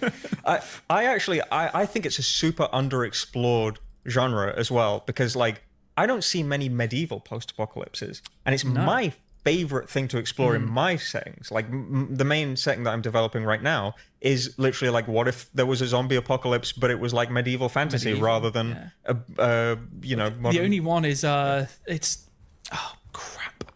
We've talked about it before. It's like it's got samurais and shit in it. I want to say it's called Kingdom. I think it was Kingdom. Yeah, but there's that. But no, you are so right. You are so right. There's so many kinds of post-apocalypses. I don't get motivated by getting shitted on it, guys.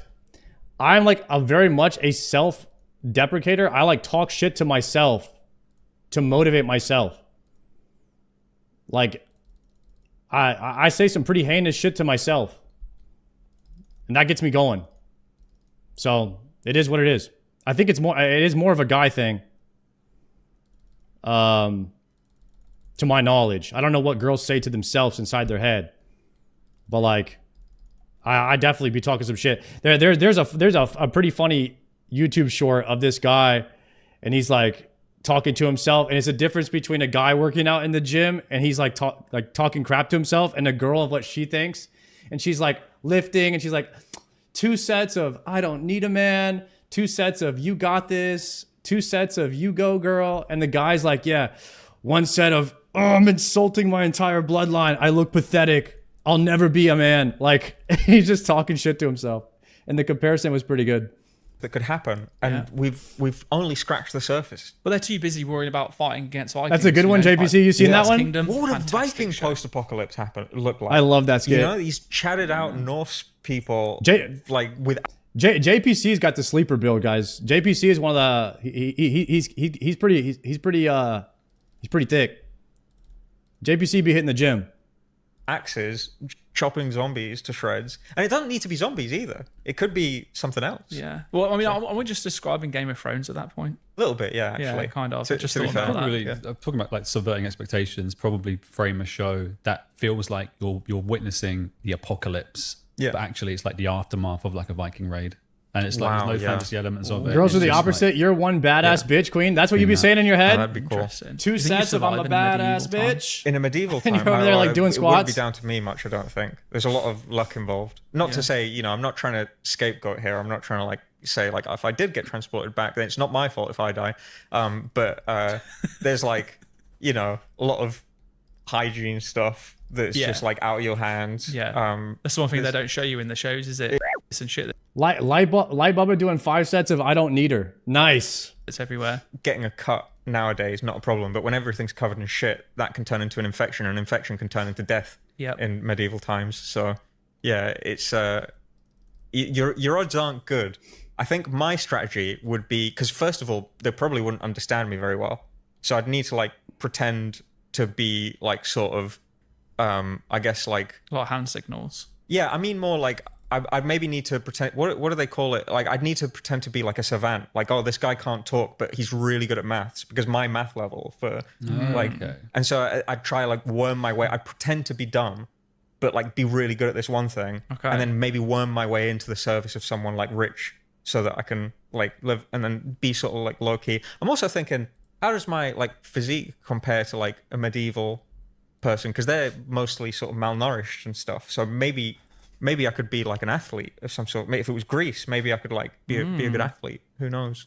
I've thought about it a little bit. It sounds like you've thought about it a little bit. That's why I wanted to ask. I've never thought of this this. is the guy that's thought about that question. Cool. All right. Well, I won't ask any more questions about fantasy. It's probably a good time for us to consider wrapping up the podcast for now. I think so, but I'd love to have you back. Maybe once we've announced a lot of the stuff to do with Raids 4, that'd be a really good time to do it, and we can get into that. So I'd love to be back. This was loads of fun, and I'd love to be able to talk more freely about Raids. Sweet, let's do it then. I want to learn what you've learned through looking. I'm gonna have to go on the RuneScape podcast, guys. This would be awesome. Hopefully, I haven't forgotten that trick, because that's. I'm genuinely gonna try it. Not tonight. I've got plans for this evening, but tomorrow, I'm looking out that. Actually, I can't. I've got never mind. Friday, I'm looking out the window.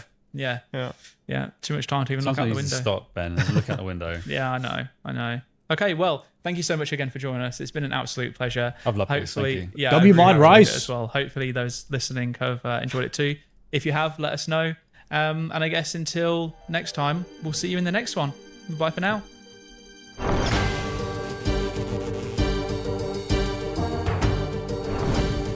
Hell yeah, guys. Where do I buy my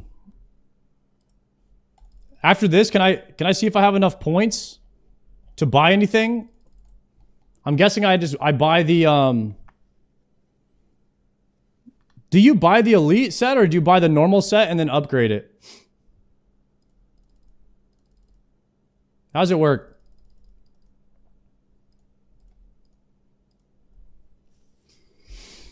You buy the normal, then you upgrade. Okay.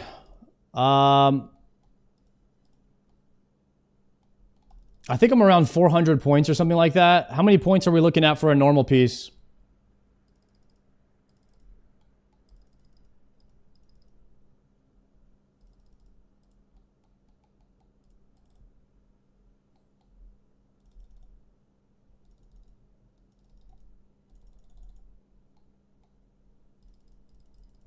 I just want to buy one piece. It'll make me feel better about my progress if I can buy a piece. It's like 200. Let's see if we can buy a piece after this. Be one piece down.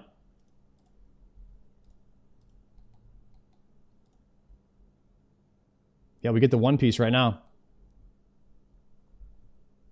Also, after this one, guys, we are going to take a protein bagel break.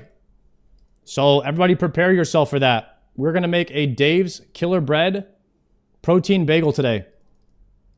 It was the healthiest bagel I could find.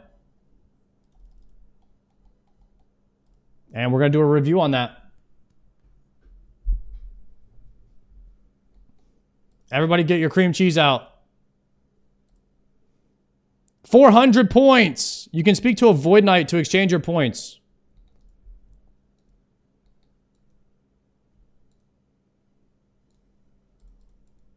Exchange from the Void Knight.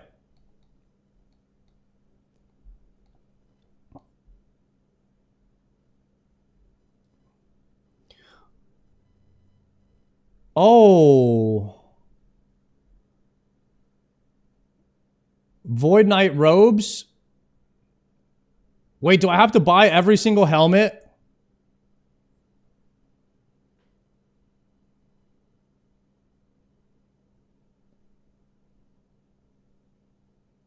Eventually. You just need range for Doom.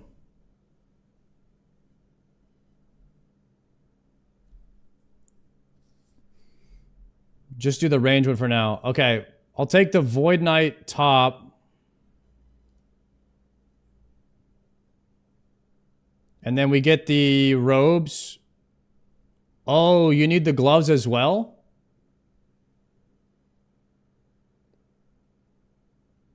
Collection log slot completed. Okay. And the gloves. Collection log slot completed. So this doesn't have any strength on it.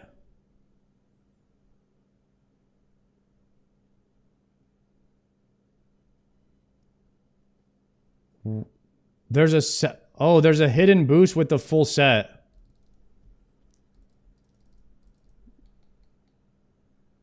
It gives +3 prayer with elite. Okay. All right. Everybody snag a bagel. I'm going to put a bagel in. Bagel and coffee up.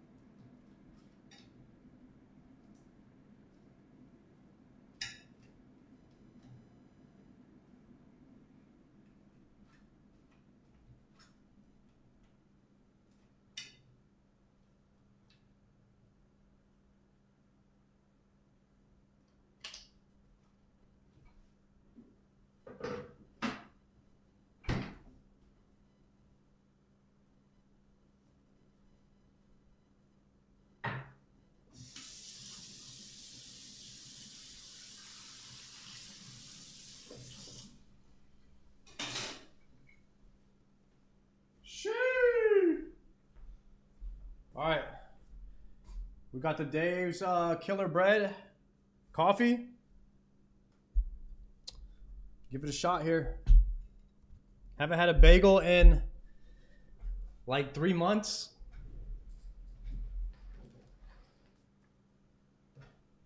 It's been a minute. Minsky, thank you for that raid.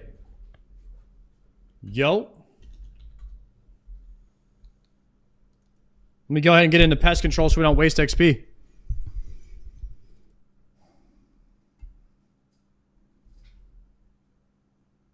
Looks pretty good.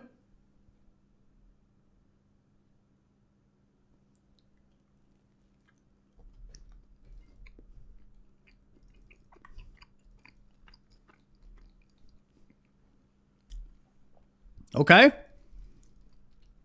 That's I would say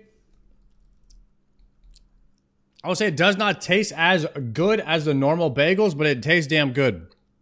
It definitely tastes healthier. Yeah. We might have to get this bagel. Let me see.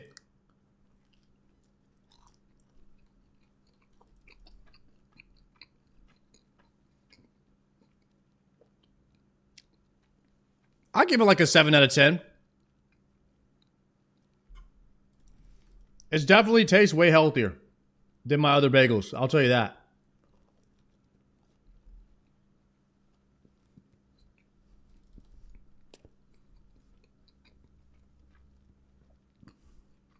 New Behe video up. Let's watch it.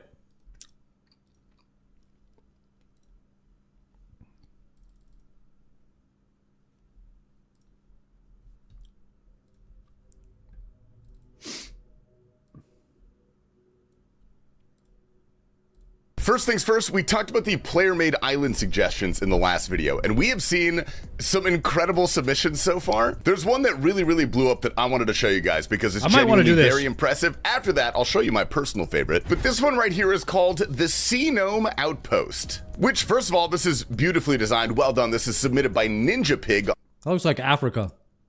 On Reddit. But as you can see, the key features are a new Slayer Master, which we're going to get into because I like this one a lot. There's a new agility course. There's a new giant seaweed patch. So crafting for Iron Men just went from the worst skill in the game to still the worst skill in the game, but slightly better. There's a house portal, which is actually pretty huge. And of course, a short quest to access the content. Also, I'm not sure if this is beyond the scope of what Jagex is allowing the players to submit, but I'm assuming there'd be a new type of NPC called a sea gnome. That would just be cool. No notes on that one. This one is really well fleshed out. I really like this Slayer Master suggestion for a couple reasons. The tasks from the Slayer Master would only be completable on sailing islands, and it would give a lot of Slayer points and reward you with sailing materials. Now, first off, I've said this before, but I think sailing's lack of integration with the rest of the game is one of its weaker spots, and I like the idea of a Slayer Master that gives a lot of points to kind of incentivize interacting with the skill and having the skill interact with the rest of the world. Now, obviously, I don't think this should be best in...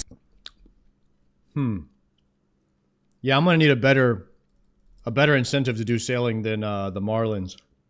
I don't think I need the Marlins. Slot points and force you to do sailing if you want that. I'm pretty fine with keeping the meta to be Wilderness Slayer or like Turiel boosting or whatever you want to do. But if you're just casually doing Slayer and just leveling up your account as a normal person would, I think this is a pretty good suggestion. They also offer an agility course, which is kind of a hybrid agility sailing method. Personally, I don't love hybrid methods. I'd rather just do one skill at a time, but I know they are technically more efficient overall. So if that's your thing, maybe worth looking into. Overall, this is a really cool and well fleshed out idea, at least from a high level perspective, and I'm excited to see what Jagex could do with something like this. My real favorite player suggestion is this one though.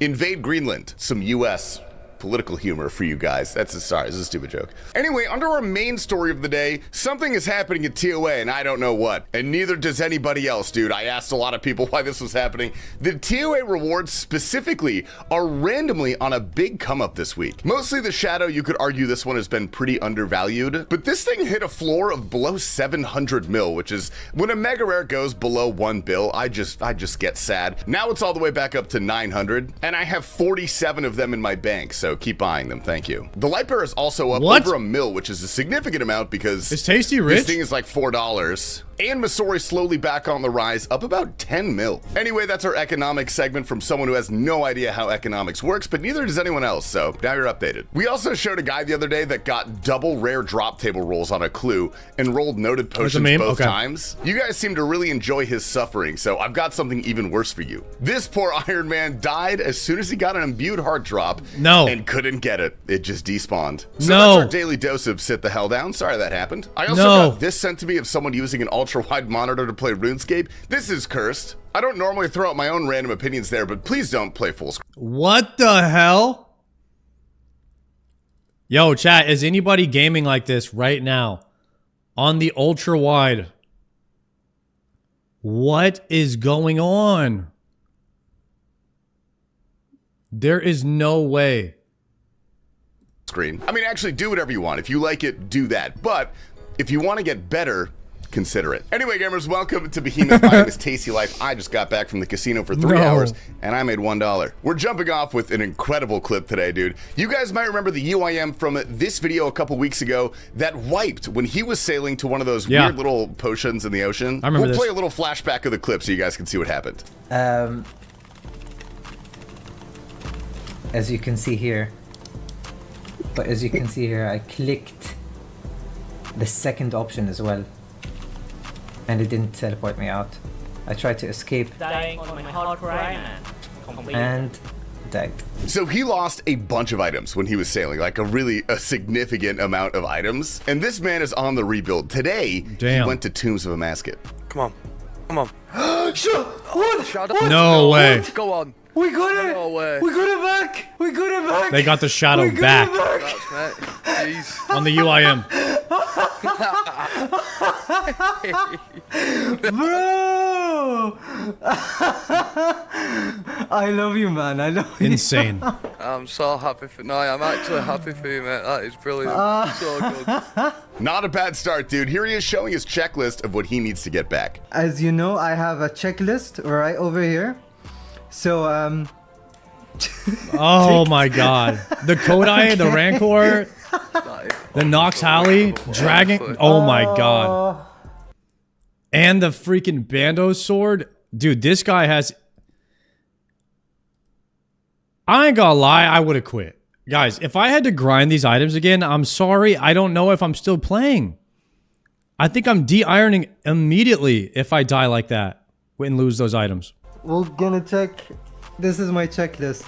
Bringing everything back again. I'm pretty happy for this guy because I personally would have quit, but he has been gaming and streaming all of at least it nonstop since the wipe happened. So go show him some love. His name is UIM Calv. Next up, we have some Grandmasters clips. This is a real spoiler warning today, dude. We're gonna catch you guys up. Mutz is doing Doom. He already has 3 treads and 6 cloths. It's glowing. Yes, please. Come on.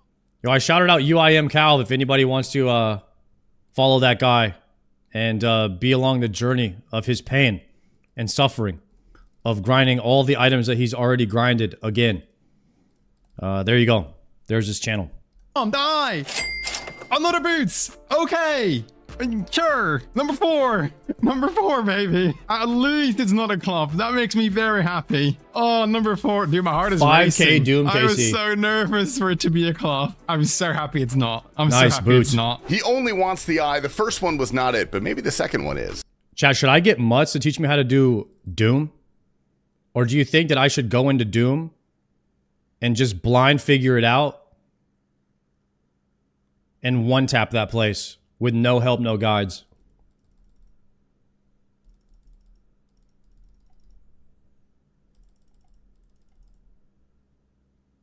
Ask Savix, he cleared it today? Send me a clip of Savix clearing Doom right now. There's no way he cleared it level 8. That's cap.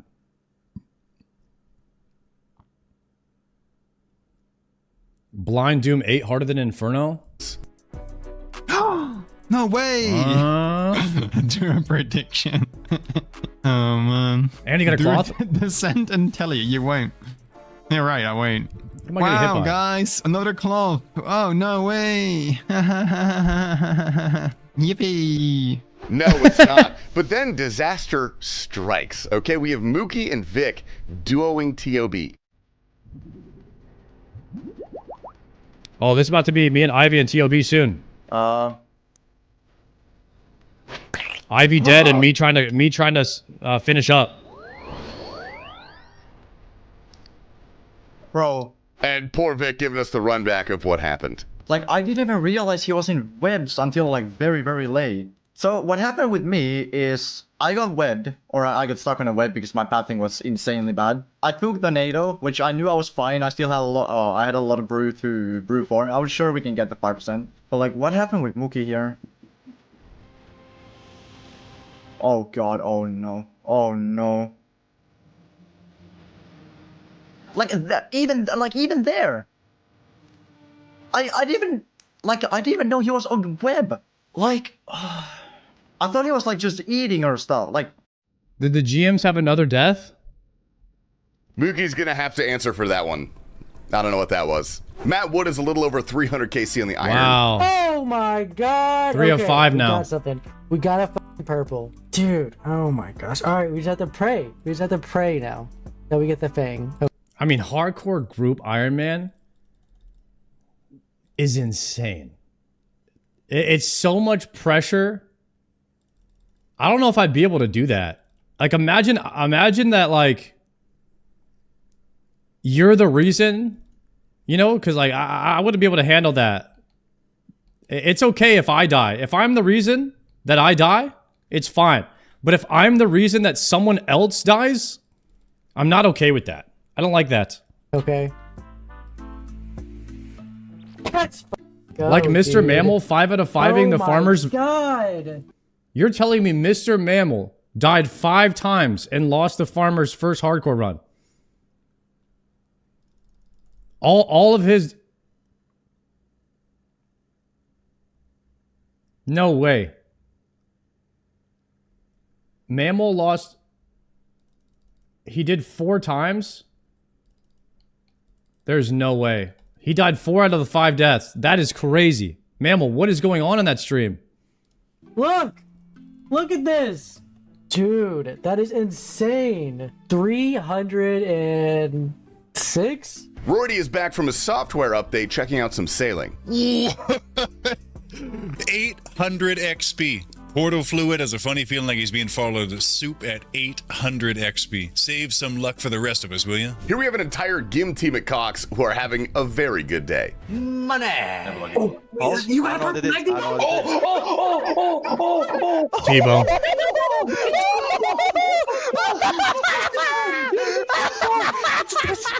I want to grab. My boy Ty, you are blessed, my sir. Oh my god!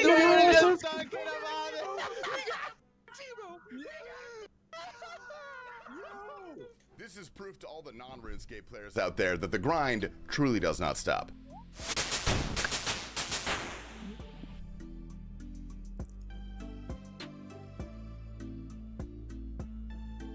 Here we have a much more fortunate Theater of Blood duo.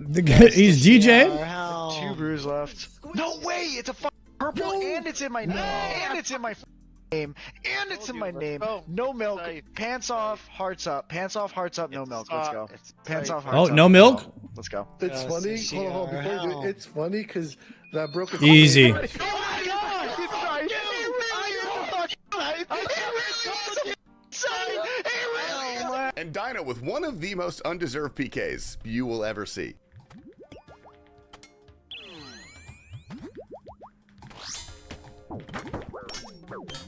Wow. Good fight. Those switches are insane. Maxed through prayer. I didn't deserve that, and I feel bad. We done very well then, though. But that I can't ask. The Gmaul and the Gmaul into the Void Waker instant. Alfie on the ultimate hardcore back at Barrows, and you'll never guess the KC that he finishes on. Double max through prayer. Please! Yes! I'm done. Nice. 73. That's great. Ah, 73. Ah, you freaking funny chest. Next up, we have Skill Specs doing. Let's go, what Alfie. Skill Specs does. Another hardcore character. Default F keys? I do use default F keys.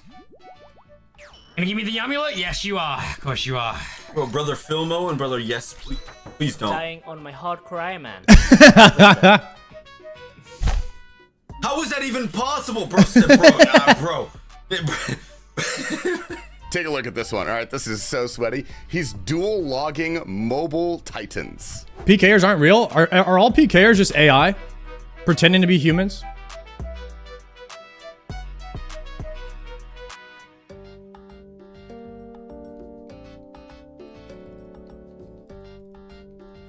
There's no way that's even fun, honestly. Next up is Rice Cup at the Great White Sharks. Waiting for them to actually... No way. I actually completed. I actually got both hooks. Oh my god.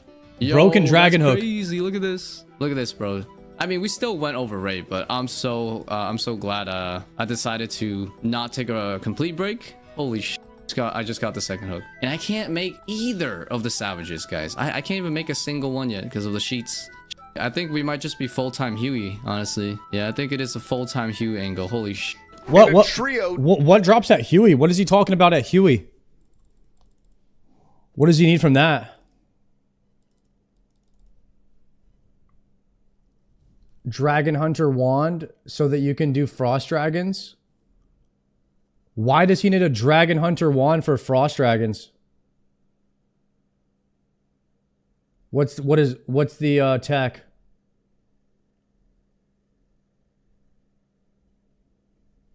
It's sort of Biss. It's really good there. It smacks.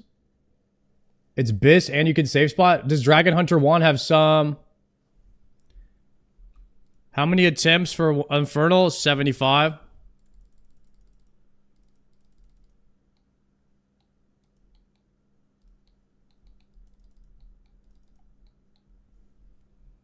$282 with some guy who apparently just died in the scavenger's room. Or put it on the Discord.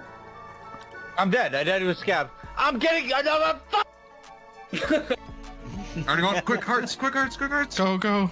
Go quick, quick, quick. You're not gonna get the shadow. This is a shadow, dude. Easy.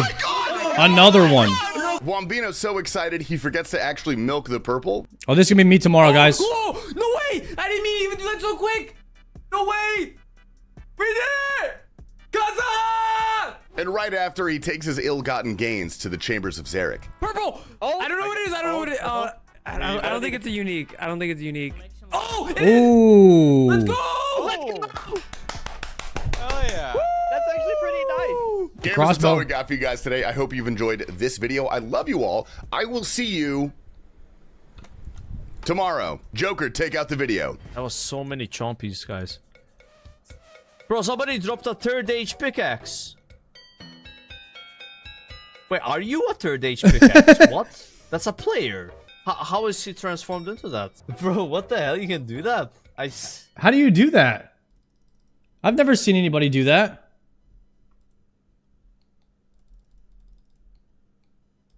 Ring of the Third Age allows you to turn into a pickaxe? What?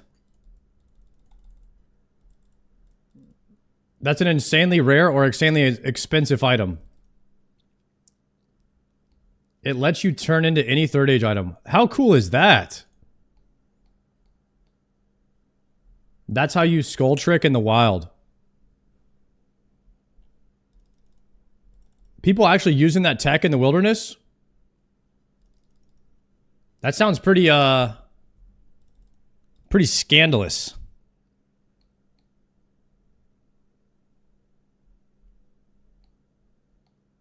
You can craft a ring of stone with an onyx that lets you turn into a mining rock. Huh.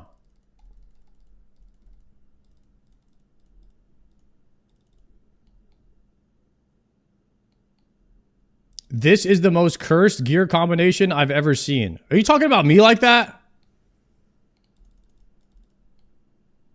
Bro, I look sick right now. What are you saying?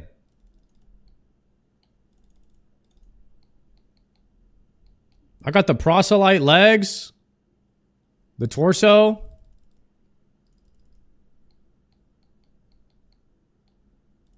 Are you on a pest control slayer task?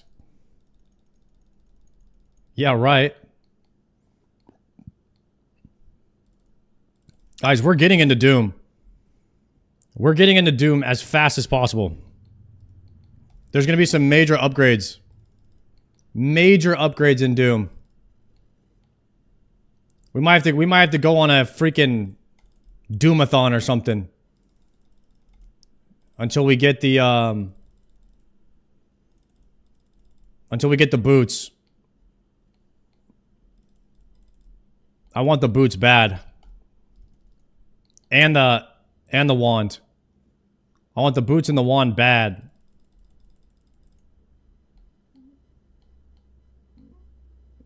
I feel like Doom Rush is one of the best things I could do for my account. We go Doom Rush into TOB. Wand is gloves. What's Cerberus for? I'm gonna get 95 Slayer.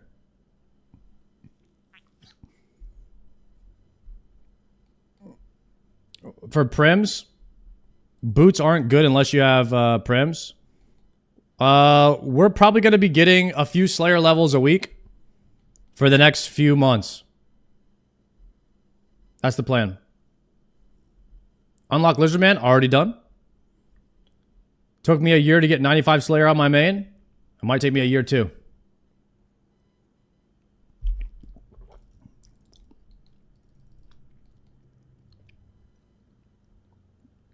Boots alone are BIS ranged?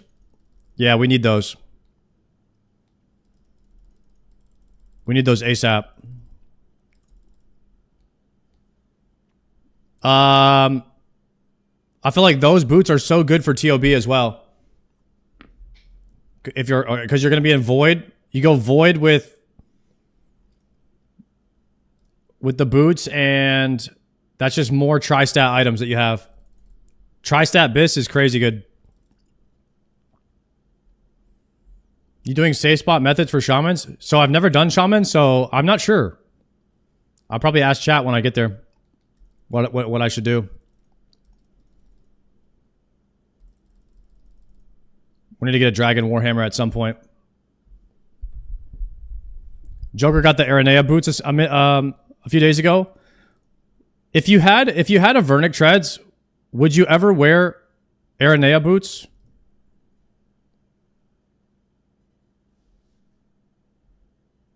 No. Okay. So yeah, I'll probably just go straight for the Vernic Treads. On Sriracha,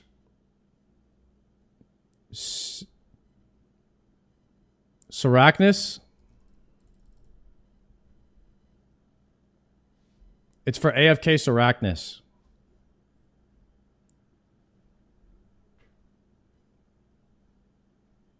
Okay.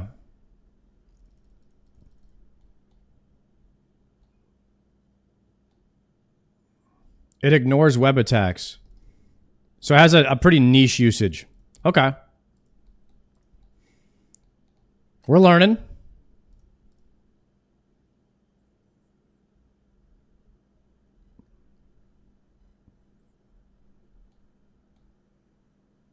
Let me see how many points I have now. 83. Once I have a full set of regular, how many more points do I need to upgrade all the regular into elite? 400 total?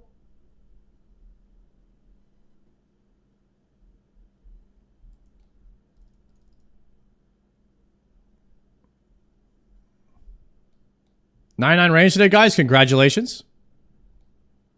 Welcome. Welcome to the club. Welcome to the 99 range club.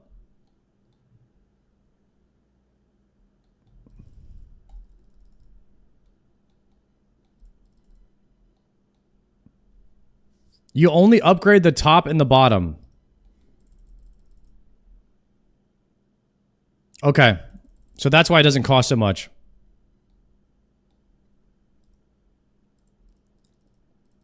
Use piety? Got it. I mean, dude, this is so AFK.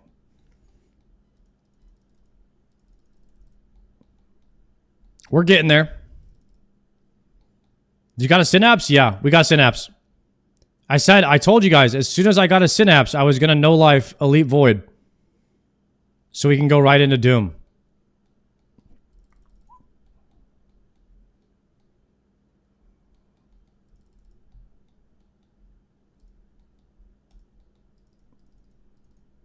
pest control post combat achievements is chill.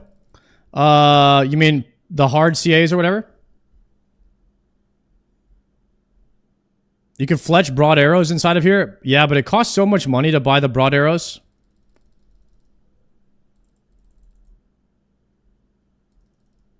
I don't know if I have gold for that.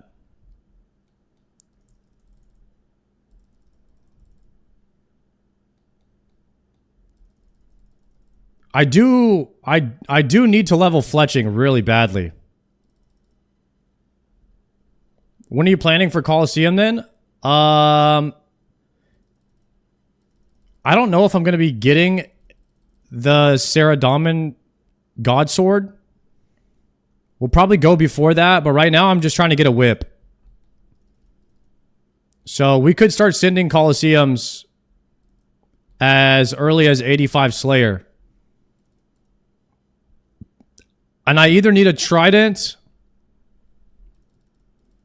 Do you need a powered staff or do you need bursting?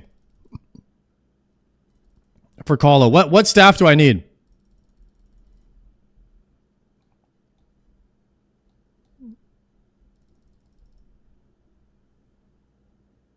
Without SGS, you'll be on Ancients.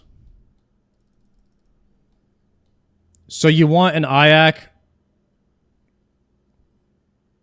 IAC is for Ancients?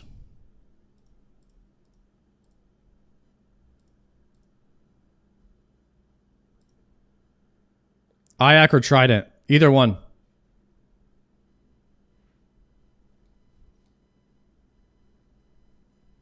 How many blood runes should I have before I start Coliseum?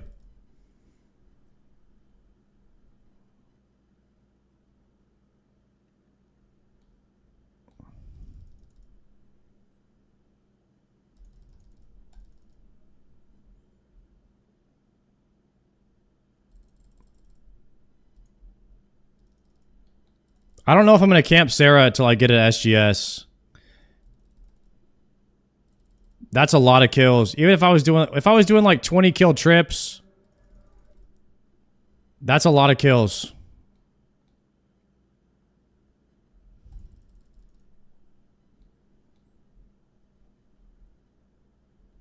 Did it already do KBD? I did. Unfortunately, guys, we did not get the King Black Dragon head today.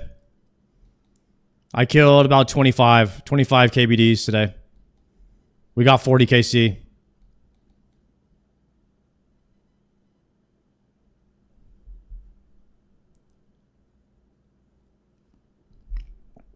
Pest control more laid back with range.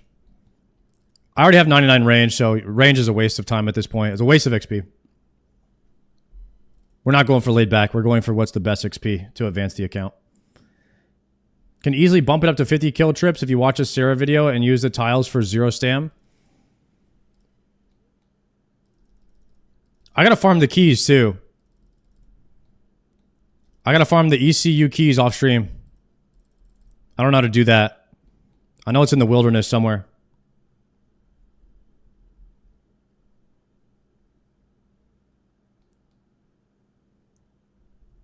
My copyright question, my bro was wondering how all the YouTubers get Legend of Zelda music in their content. There's a new website where you could actually license like what Soup licenses. He licensed Rickrolled in his last video. You could license anything now with that new website. New GG? Yeah, we watched it already. We watched it today, guys. Not going to spoil anything. There's one website where you actually pay for the rights for like any song you want. You could license anything. I'm guessing that if it's a very popular song, they're probably paying per song. I think that's the new meta now. But the problem with it is when people are reacting to your content is like I can never post reactions to Gillinor games or anything like that because there's too much copywritten music in it. That's the only downside of it.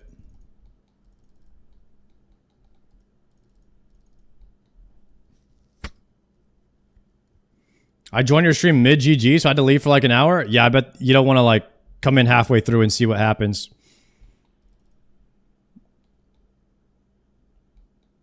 Joker gave the middle finger to YouTube. What does that mean?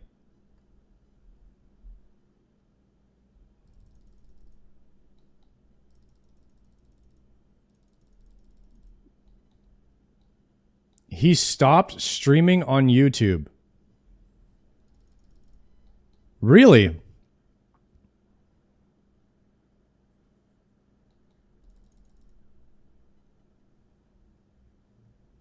Because of copyright strikes?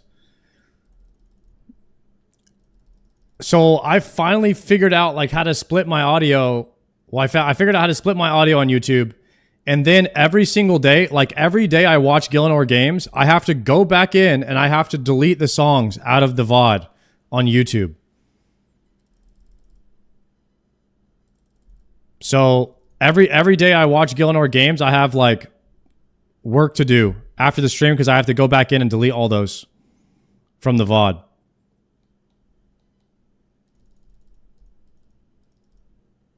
Yo, did I crash? What the heck?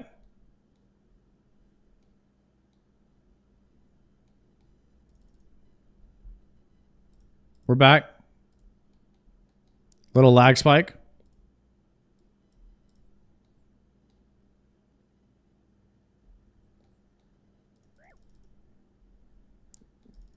He said YouTube commenters are needy and don't show any love. What? I mean, YouTubers definitely were like the original he doesn't read this chatters. They definitely invented that.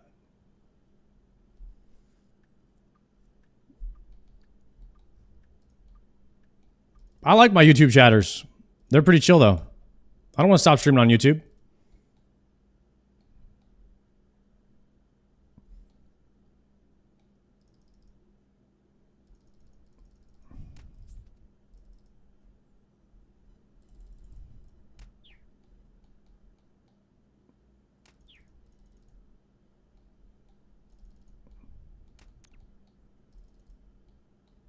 Mm-hmm.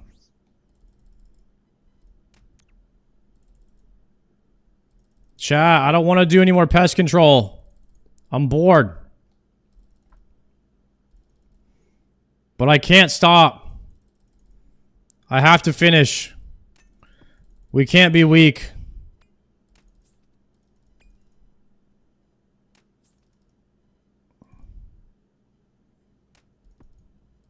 I will not give in. Does anybody have any words of motivation for me? I need Dave and Goggins right now to yell at me.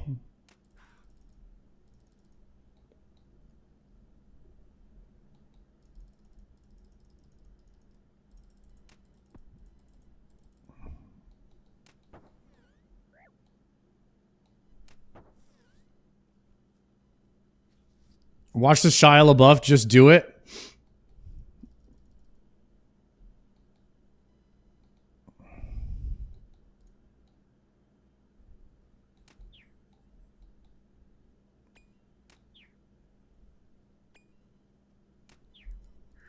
My only motivation for you is that you're supposed to do pest control when you don't want to play the game.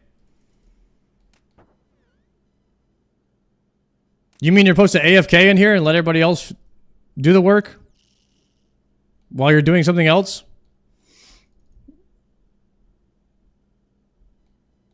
I'm very excited to watch the Doom content. Will be fun because I'm getting ready to learn it as well. Let's go, Zondo. And when you want to play, you do a different activity. Dang, so I should just be like half out of it when I'm in here. Maybe I should try to do some fletching. Can I fletch anything from my bank?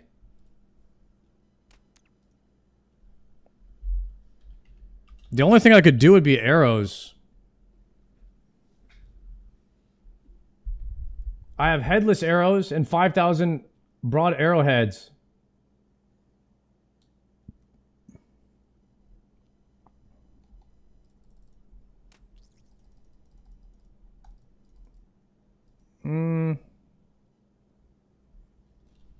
We can make like 5,000. I got 450 arrow shafts, 6,000 feathers. I mean, we can make 5,000 right now. That's not great. It's better than nothing, though.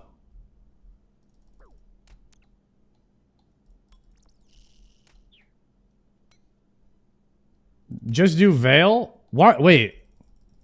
Guys, those suggestions don't make any sense. The only reason I'm talking about fletching is because I need to do pest control. We're talking about how can I get other XP while I'm in here, and then you guys are saying go somewhere else. Like that, if I'm somewhere else, I'm not doing pest control.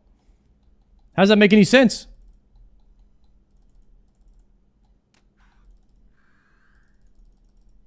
We need to double up on our XP. I just guard the dude in the center. Oh my god, maybe I need to guard the dude in the center. These guys are failing.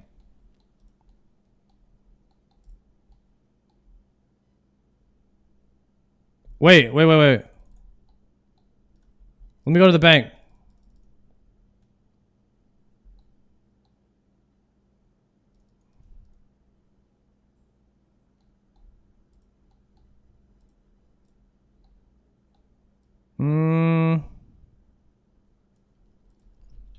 Arrows.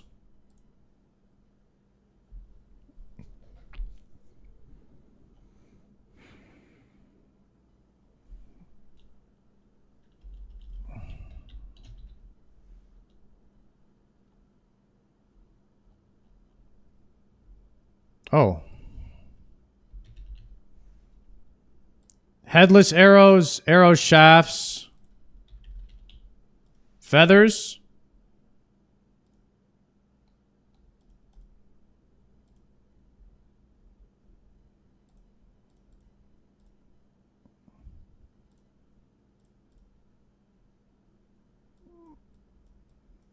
And give me like...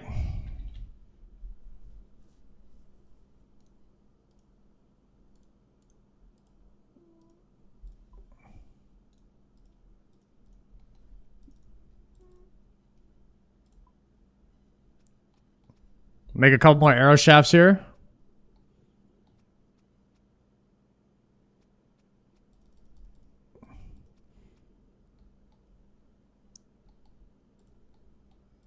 So we got to figure out how to do the minimum for points without letting the dude in the middle die, while getting as much fletching XP as possible here.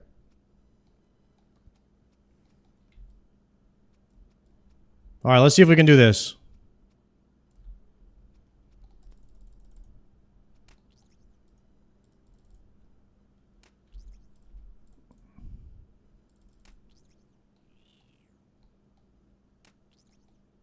How come... So nobody really defends this guy in the middle, huh?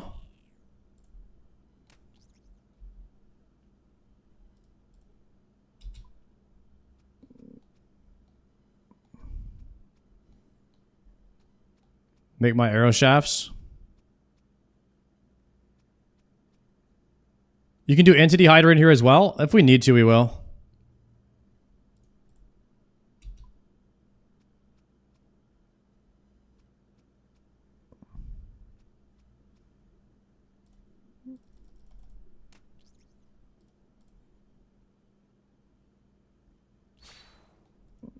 Nice.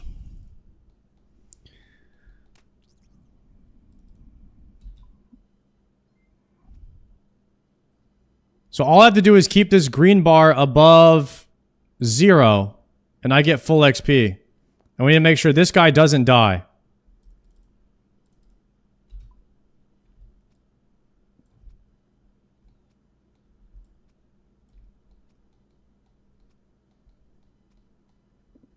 I think we have enough here.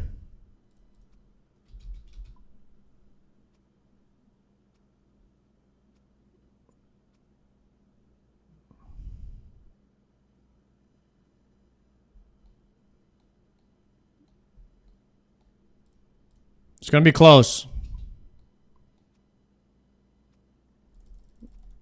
Nice.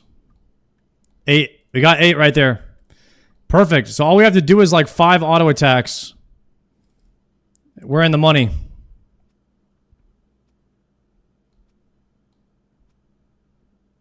This is how you min-max this place, guys. We've got it figured out now. Couple auto attacks. Hit a couple specs. Get the bar up big.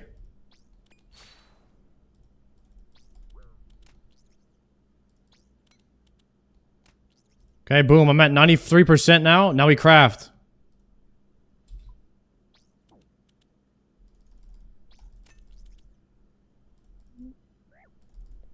These guys locked on to me. Okay, perfect. We get the bar all the way up. Then we fletch.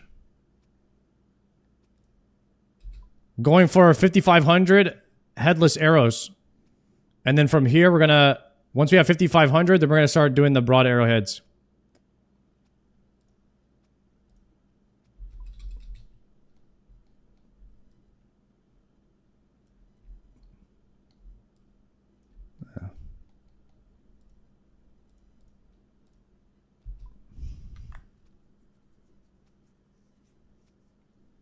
Love the channel, the content, give the good work. Yo, Pigeon, legend. Appreciate that.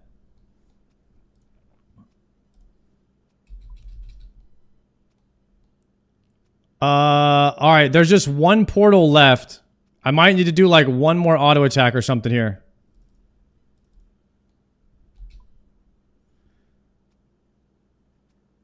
No, we're good. It's dead. Nice. Okay. That's it. Okay, we've got the strategy. We go to the middle. We hit the bar till it's at 100, and then we're done. Piety, spec ready. Actually, I missed out on a few fletches here. Go.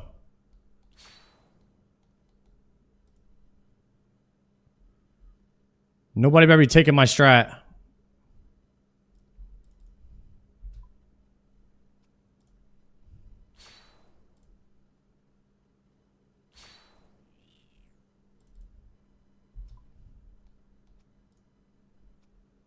Queued up the spec. Would you ever go for Maxscape? No. Not for me. I'll go for Zuckhelm. Not Maxscape, though. Unless it was like 3 or 4 years from now and like I was almost there naturally from just playing the game.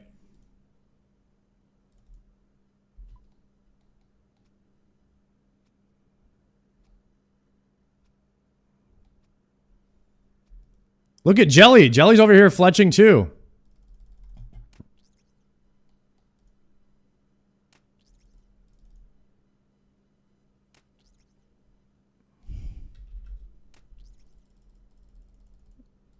All right, I'm done. I'm done. I have way too much. I did way too much helping this game. I have contributed way too much.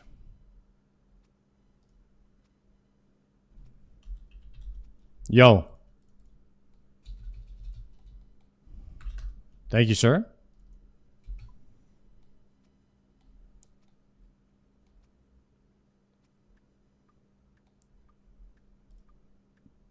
Go get Bando's Tassets? Guys, if I go get Bando's Tassets, you'll just tell me to go get something else, okay? Let's be real.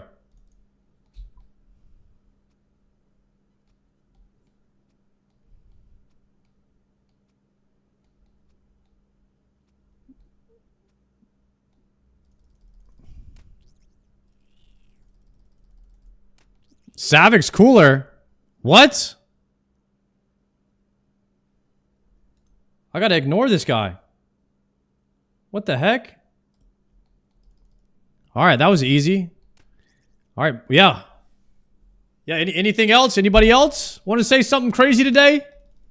Okay, let's not get all crazy just because we've been in pest control for a few hours, alright?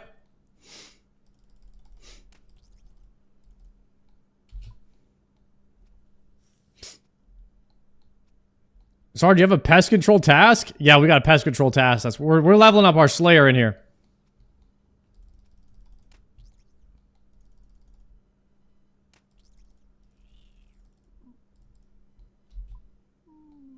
Hot take, chocolate and sausage mixes well together. Guys, anybody backing this guy up? Chocolate and sausage?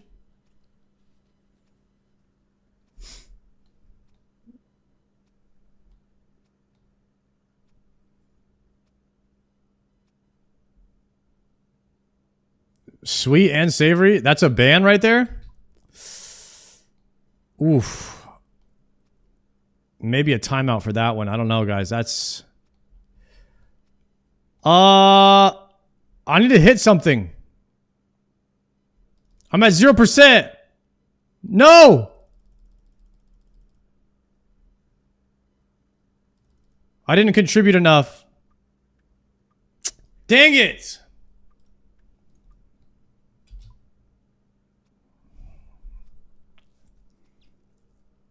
That's what I get for defending the guy in the middle with everything I have and putting my heart and soul into the game. I literally get nothing for that? How is this happening to me?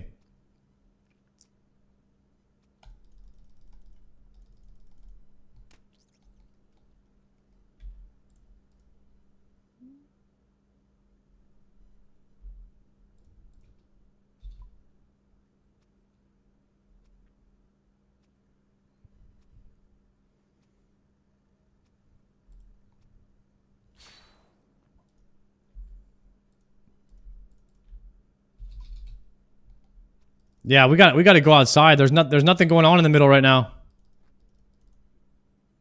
I got to get some hits in.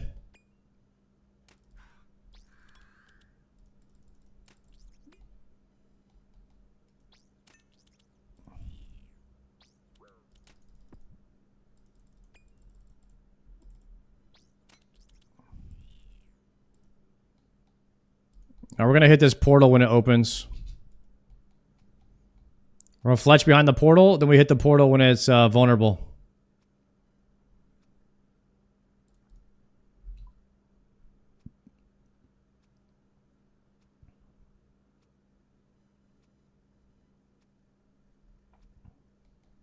Are you supposed to close the gate? I was leaving it open so people at the middle had something to do. Those guys in the middle are not getting their points.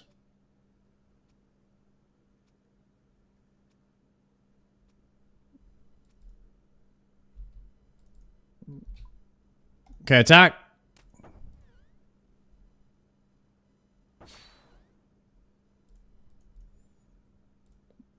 Nice. Have 46% in that one. All right, we're getting the hang of it. I got the strat now.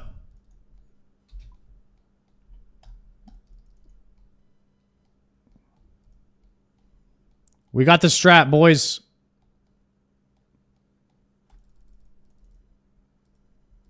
So we're going to go out here. Dang, this guy's got a scythe. This guy's got a scythe full oath plate. In pest control.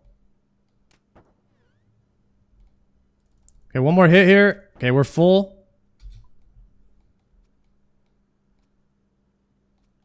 And the cheesecake is crazy. Yo, how are we scythe, max treads, rancor in the cheesecake, brother?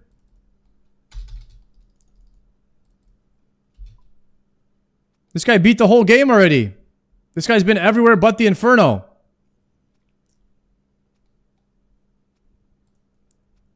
What's going on?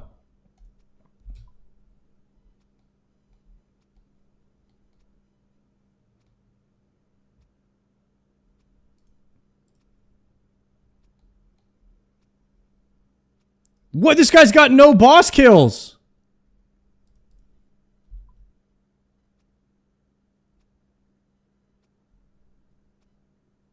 What?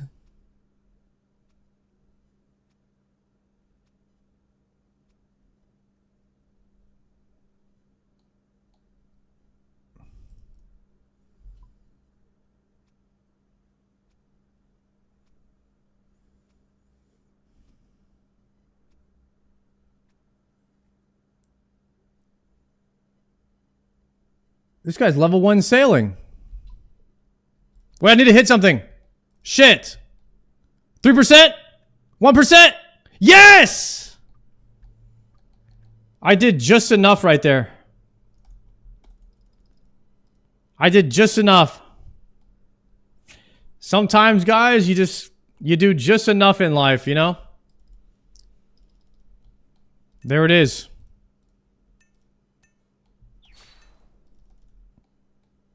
Tick perfect right there.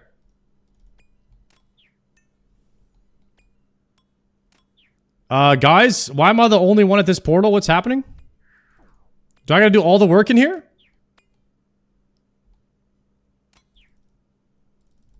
And the portal's open. We gotta close this place down. I'm specking the portal.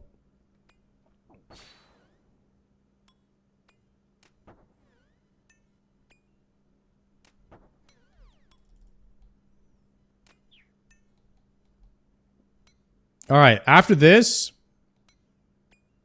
I think we've done what we needed to do in here. Wait, why did this guy run away? We just made the biggest contribution. Now it's time to fletch. Go.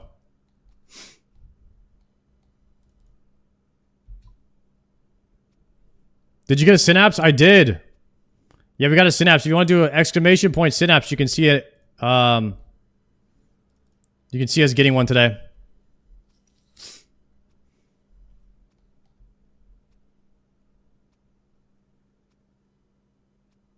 What kind of arrows is this guy making, huh, Jelly? And what gear does he have on?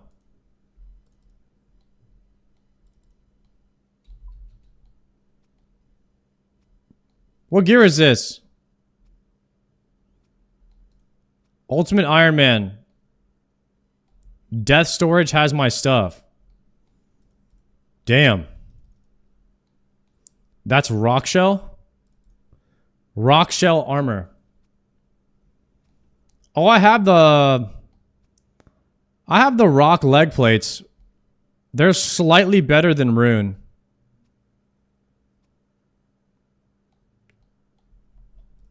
Is that an occult necklace with a kit on it?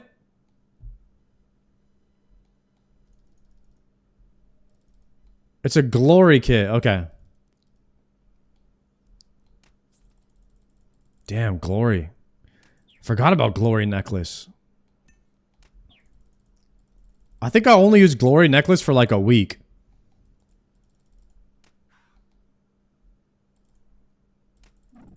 And then I used dragon bone for pretty much everything. I got kind of spooned on the dragon bone neck.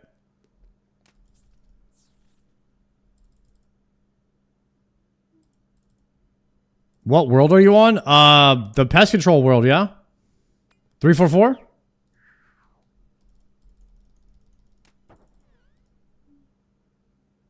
Boom, we close that and then we craft. Yeah, if you help close one portal, you're pretty much done. You've done enough contribution.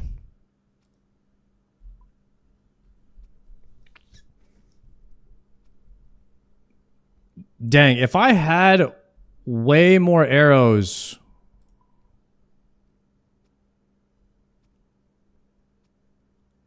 This would actually be pretty good fletching XP, guys.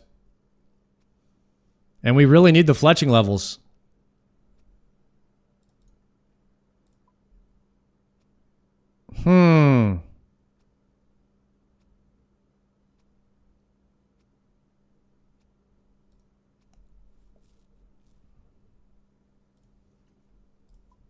Doing 280k arrows. Do you have the efficient fletching plugin? I don't think so.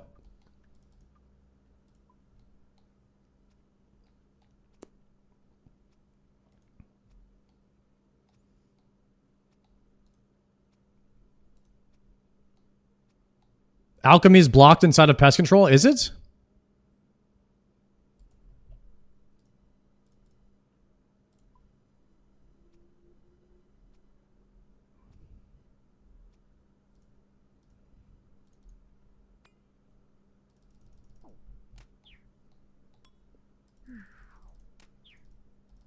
What would you ALK for? Mage XP?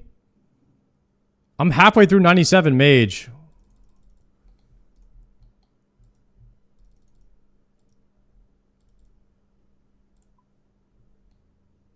I don't know if I don't have any ALKs in the bank. I've already high ALKed everything I needed to.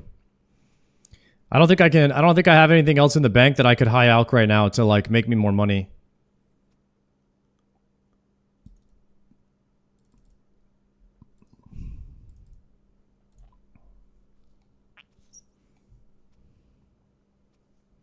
ALK your gems that you turned into bracelets? I think I already did that. For some reason, you can't ALK in pest control. Really? Alright, well there you go. You can't do it. They blocked ALK in other games where you could AFK them out. Yagek is catching on to us, boys. They're catching on to our AFK-ness. We pay, we AFK.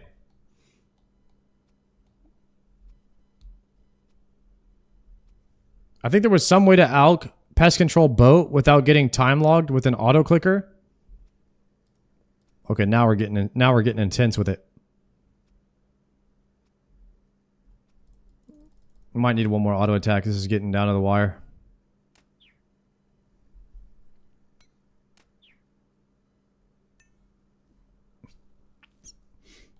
The reason was definitely too many people AFKing and causing losses. So people were just reporting everybody, and Jagex was like, yeah, we got to do something about this. Maybe they should block fletching in there too then.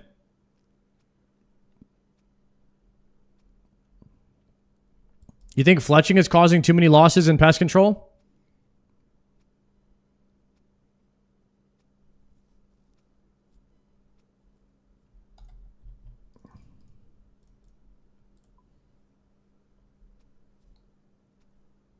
I mean, I do like that it makes you contribute a little bit. If you go full AFK, you're never getting any points, so you can't AFK the whole time. You can AFK about half of it.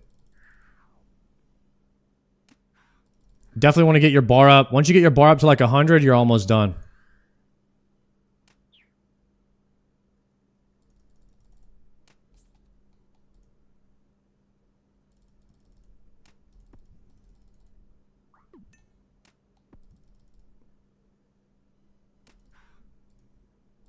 Okay.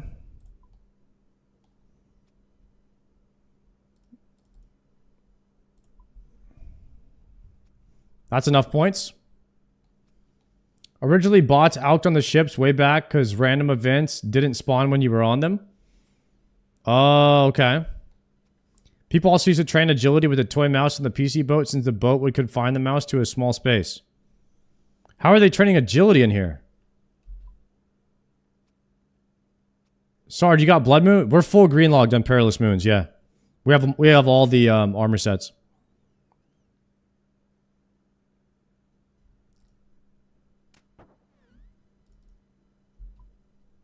Agility with toy mouse. There's something called a toy mouse and you could train agility on that. It was 100k plus agility an hour on release. Really? The toy mouse. They bug abused it. I guess that's gone now. Abuse early, abuse often. Damn. So with a toy mouse, you could train agility anywhere.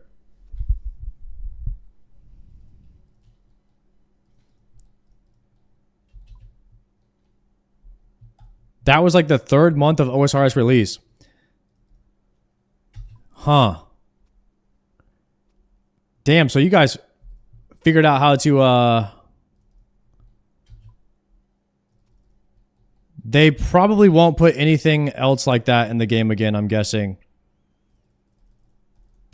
Where you could just get agility XP anywhere.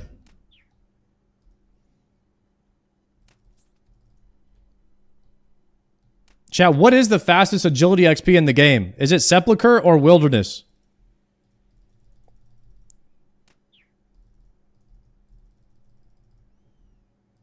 Sep? You need 92 plus agility to go to Sepulcher.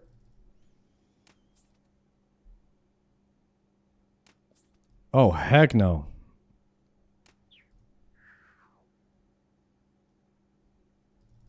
Realistically, 82.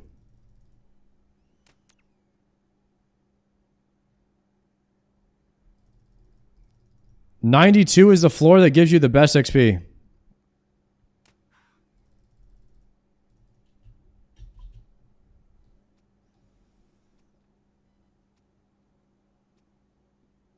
Man, I love fletching. Fletching is so fast. Yo, what up, Gunner? Gunner, you been looking into any hardcore TBC or what?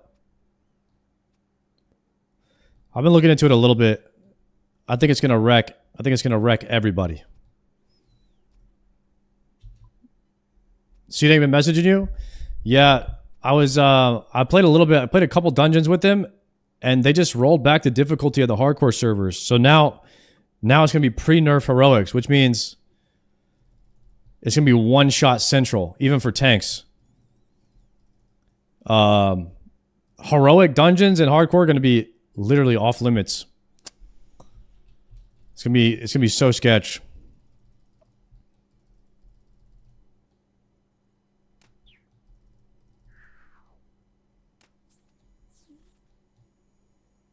Man, I love fletching. That stands for MILF. Is that what MILF stands for? Guys, we're learning today. We're finally learning in the stream.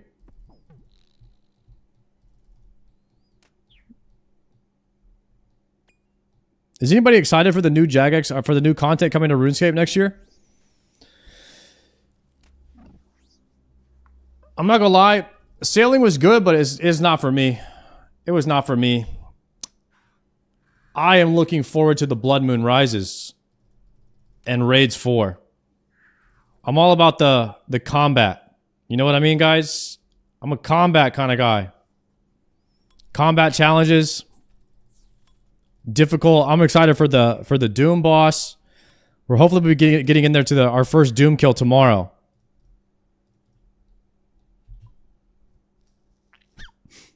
I like sailing more than I thought I would. That's good. Sailing is an okay addition and nice alternative for high score reset. Oh yeah.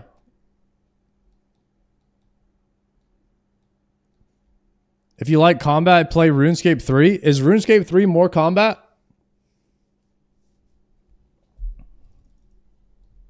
Yo, did you get a synapse? We did. We did get a synapse. It's similar to WoW combat. It's basically all combat. Damn, maybe RuneScape. Maybe I'm a RuneScape 3er. What the heck, guys?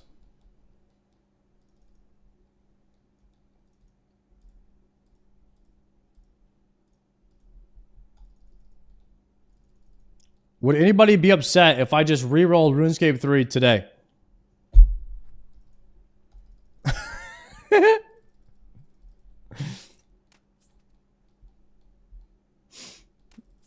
I don't think I'm doing that.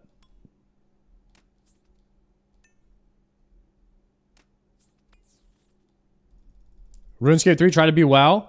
You know, a lot of MMOs have tried to be WoW. And they've not been successful.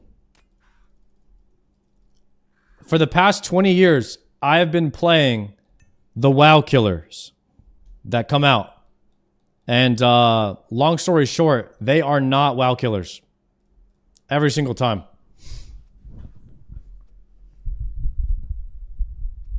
Leagues was fun. I'm going to start an Iron over there eventually.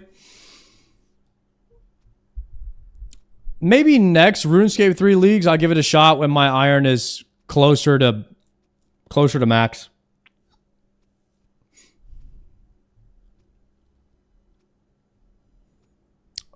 Oh, and maybe I could convince Jagex to give me back my character when I played RuneScape when I was 12.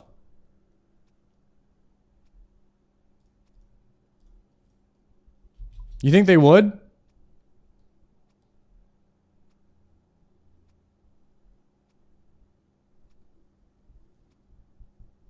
You remember the name? Yeah, I remember the name.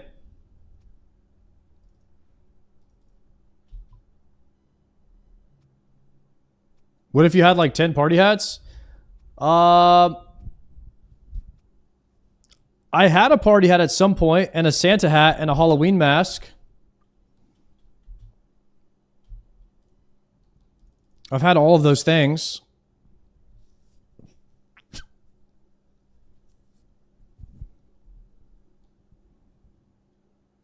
Were you higher woodcutting than Czar? No, I was higher fishing and cooking though. That was my only goal in RuneScape, was to get into the fishing guild. So I got 76 fishing and 80 cooking so I could fish and cook sharks.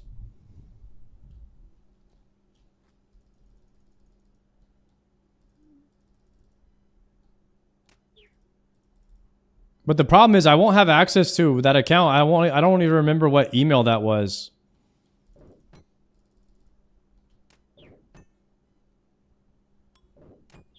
You'll have a 20-year veteran cape? Oh, that's sick. We all thought if we made it to sharks, we were going to be gods.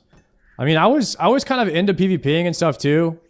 I really wanted to get the best food when I was a kid for some reason. So like, that's all I did all day was fish and cook. Back then, we didn't log in with... Is that why I can't get my... You just logged in with your username.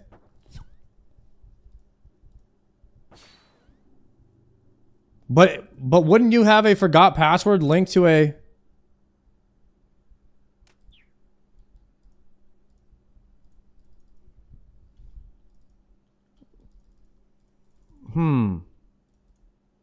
Maybe I should reach out to Ayiza and see if he could get me that account back.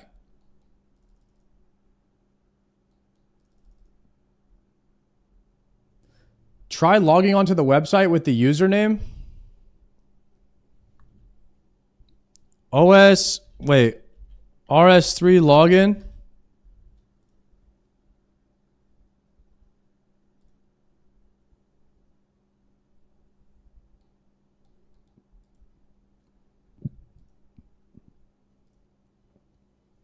Log in with RuneScape username.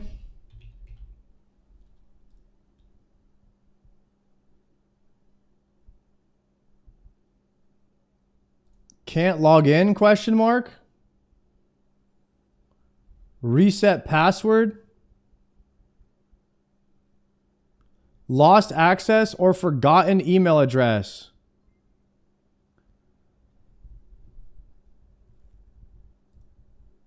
Yo, Gun and Handle, thank you guys for the subs. Yo, enjoy those Dragon Simtars. Hold on, let me read what you could do here. The email address associated with your Jaggers accounts is the one used to log in and the one we send emails. If you can't recall the email address linked to your Jaggers account, you need to take steps to remember this yourself when trying to determine the login. There's no way I would ever have access to any email that I had back then.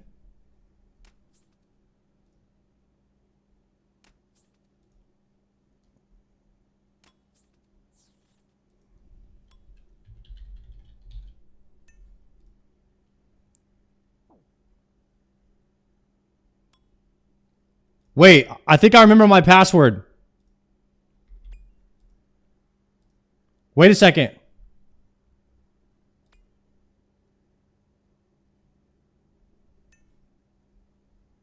Wait. I think I'm in. Oh my God. I just logged into my RuneScape account from when I was 12. I remembered the password. I'm in. Wait. Wait a second. Wait a second. We're about to log into this character.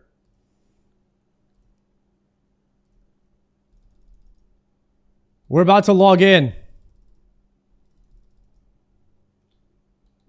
Hold on. Let me finish this one. We're about to do this. Let me finish this pest control. I need points. I need points. Wait, I got 0. It hit 0. No. Show the last login date at the top.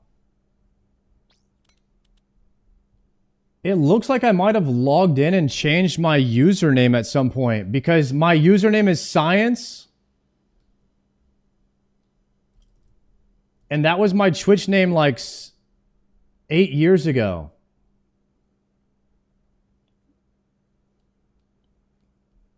Okay. I don't remember doing that. Holy crap. I remember my password from when I was 12.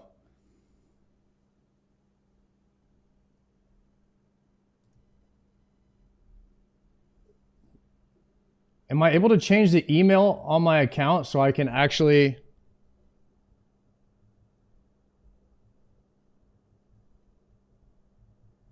All right, hold on.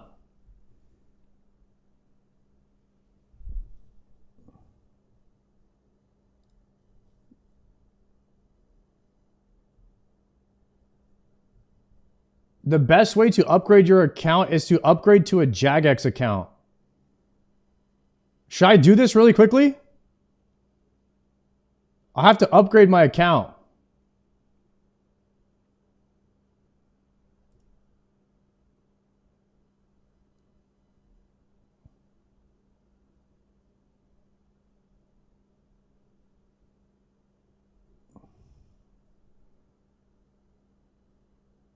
Can I just add it to the current one?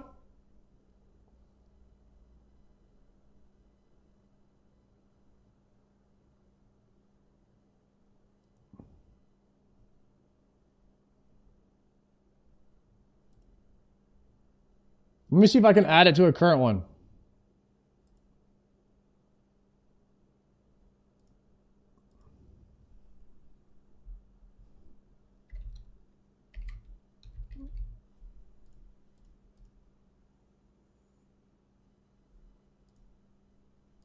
All right, hold on. I'm getting a confirmation email right now. I can't leak any of this. You already have a Jagex account. Yeah, I want to link it.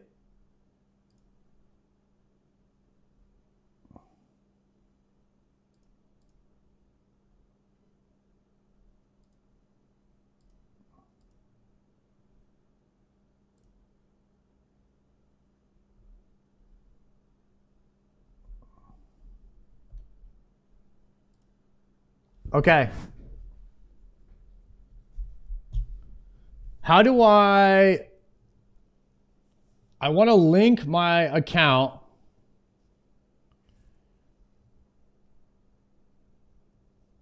You got to add it while logged into your main RuneScape account. So I need to log out.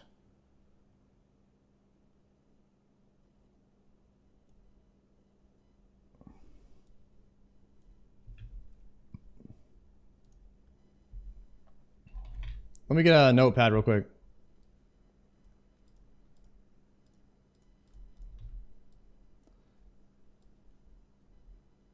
Okay.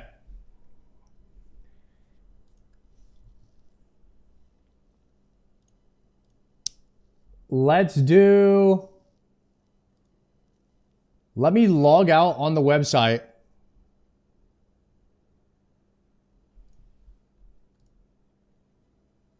And then I would log in to my account that I'm on now.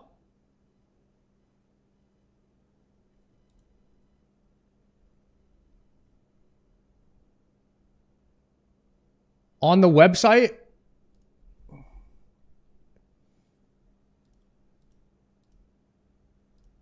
Okay. And now they're giving me a verification to log into the website. Okay. I'm logged in as Sardako on the website now. And now I need to link my character from when I was 12. So I go to my account and then how can I add a new character? Characters manage. Import existing. Okay.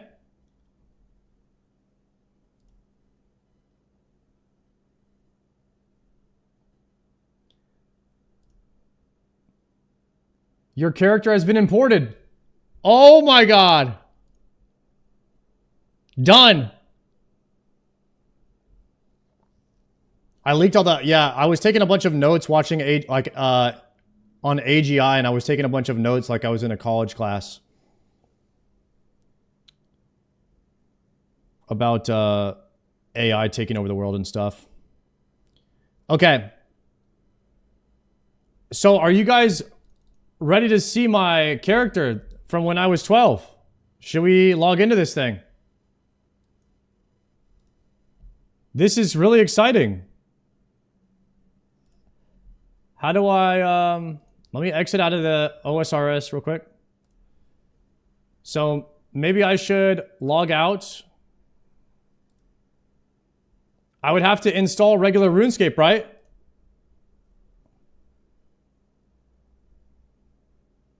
Is it already installed? Is that how long it took?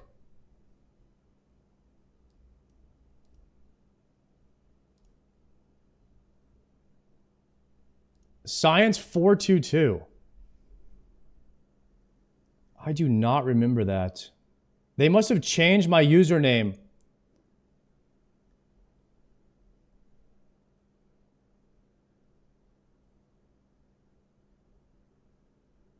Because I had a period in my name when I was a kid. You can't have a period in your name anymore, right?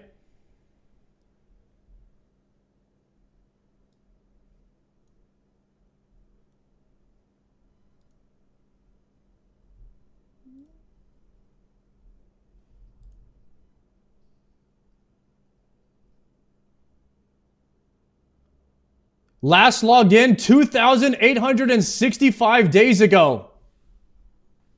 Chat. How long ago? How long is that?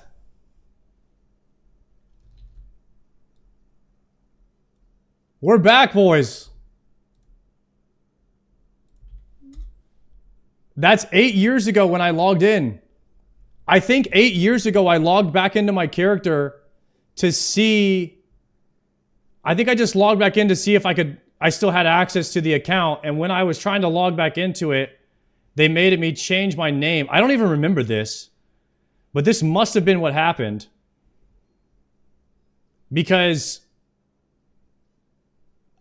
I still log in with my original character name, not this one.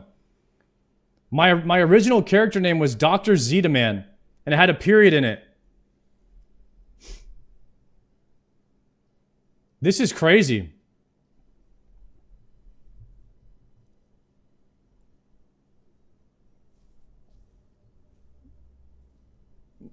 Am I going to have a 20-year-old cape on this account?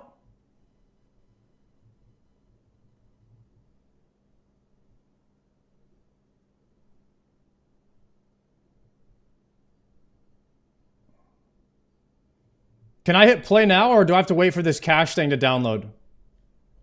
Hold on, can you guys hear the sound here? You guys probably can't even hear the sound, right? Hold on.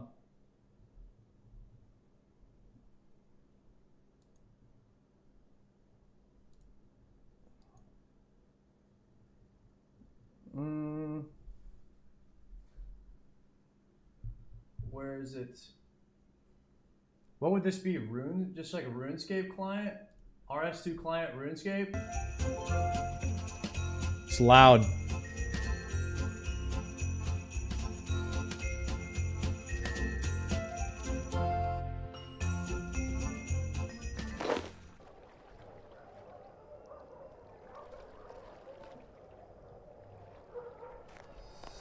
I told you guys, wait till you see. I promise you I have 80 cooking and 76 fishing.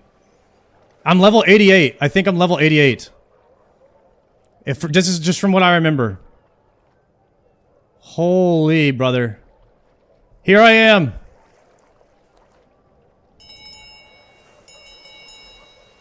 Where's my stuff at? Stats. Level 83. How did I lose combat level? Why is this so small? Fishing 78. Cooking 81. I told you guys.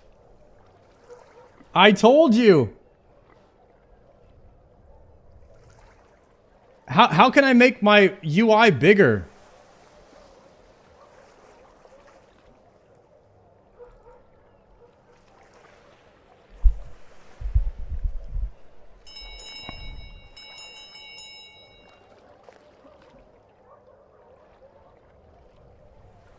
Settings, graphics.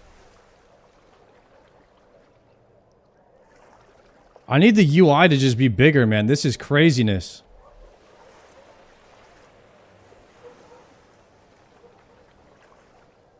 Gameplay, interfaces.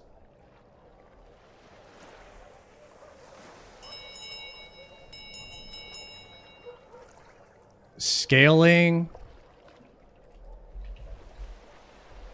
There's nothing in scale.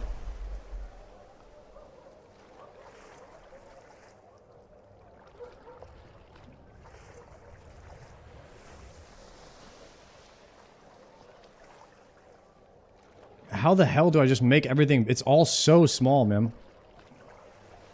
Appearance. Open edit mode. This feature is disabled in Legacy.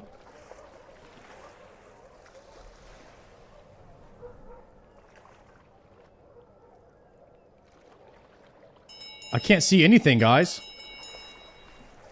I already searched. I already searched scale.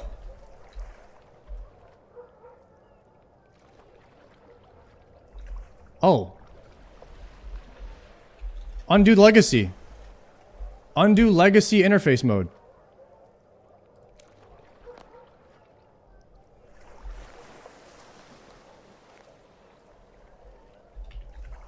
There's no scale.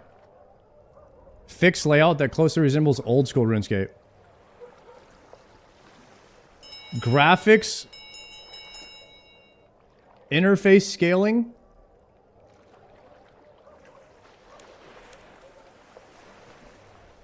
Graphics interface scaling 150. Here it is. Oh, baby. 300%.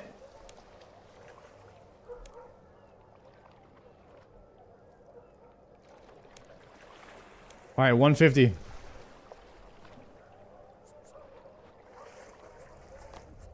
All right, is that better? Okay, boys, let's see if I have anything in the bank. I probably got rid of all of it. Where's my inventory here? What? No, change legacy mode back. Give me legacy mode back.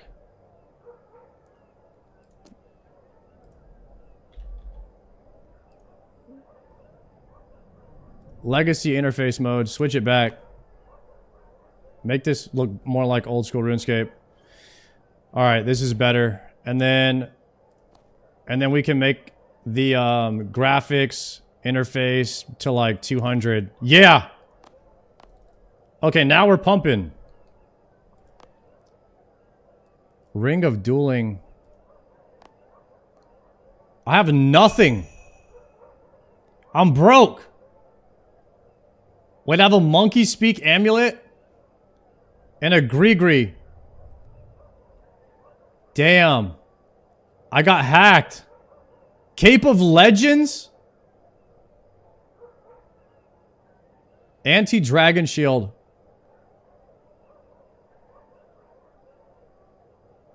Bunny ears!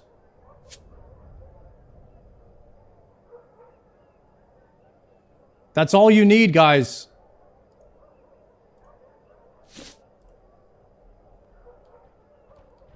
That's all you need.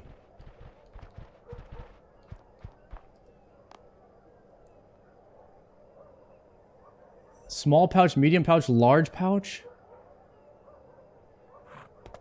Dude, this is like uncovering a fossil.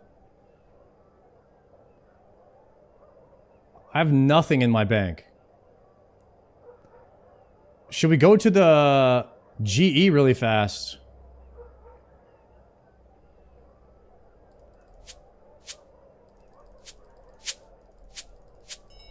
Withdraw all.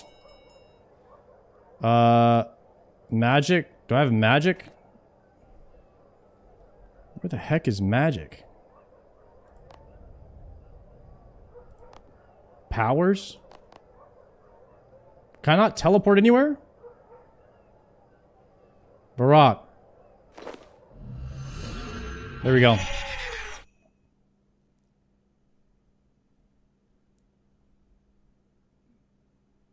Loading map. Are they kidding me? What is this load screen?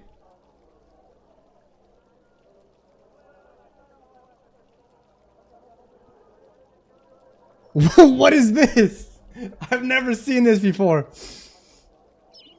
Is this all the shaders in the cache? Damn. What do I have on my back? Is this an axe? I have an adamant hatchet. Guys, I seem to remember when I quit RuneScape, I just like dropped all of my stuff. I think I gave it all away. Alright, let's see. No, I wanted to go to the GE. So you can check your GE history, huh?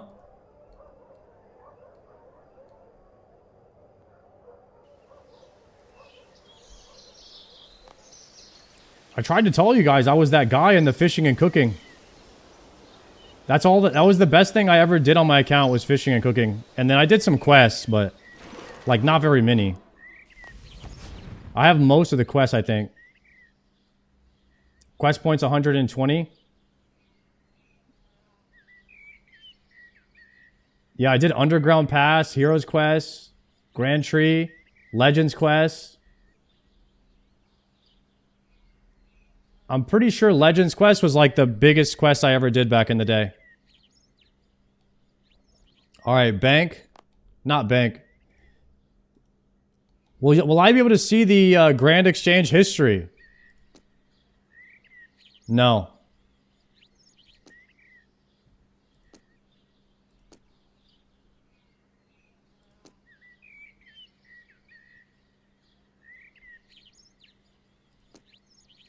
Nothing. How do I get my... How can I get a 20-year veteran cape?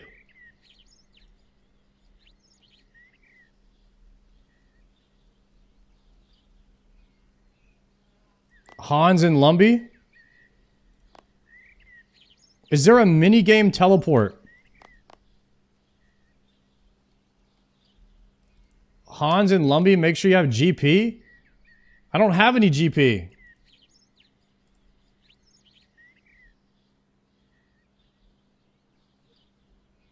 FHF.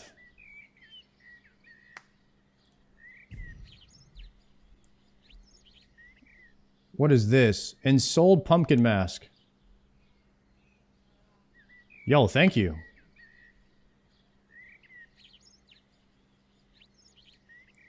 Sell this for GP?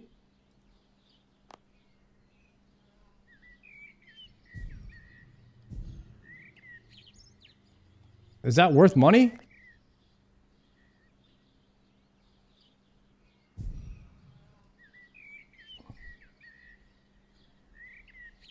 Yo, thanks, FH. FHF. 42 million!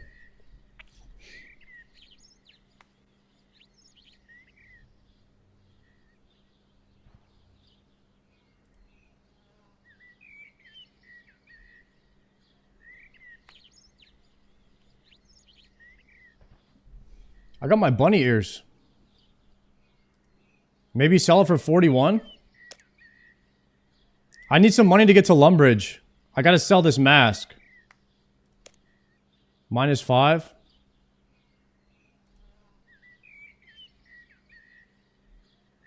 I put it for 40 mil.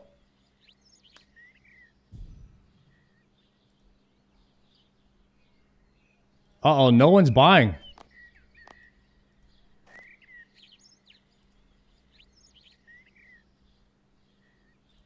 No one's buying. Put it at the lowest offer?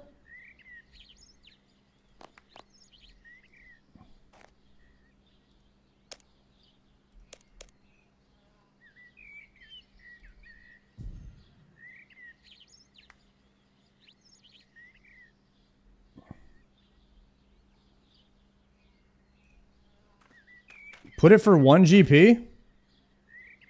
Guy said it's 30 million? Okay.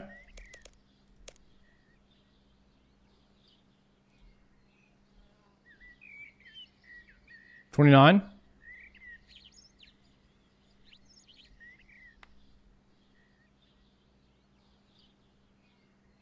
One GP roulette? What does that mean? It could go for anything? 23. 18.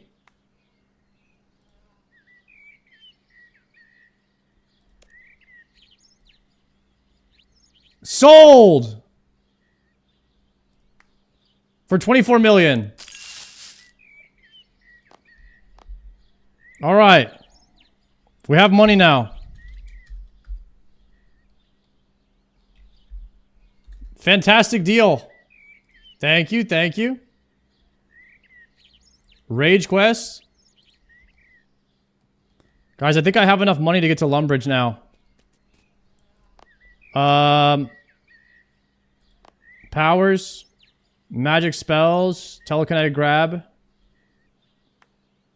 Alright. Where's my bag at? Where's my gold? Chat, where's my gold at?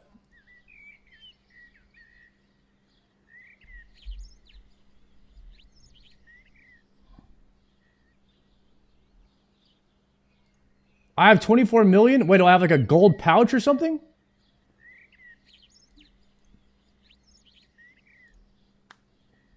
Toggle the money pouch. Withdraw money pouch.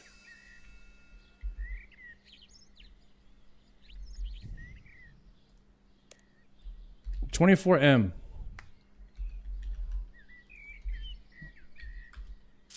Got it!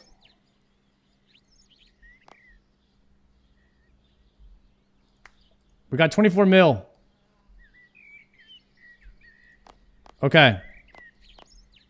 Now I need Earth runes. I got 5. Lumbridge teleport. Loading screen. Alright, we're gonna try to go to Hans and see if we could get a 20-year veteran cape. Is Hans just the dude that walks around in circles around the castle?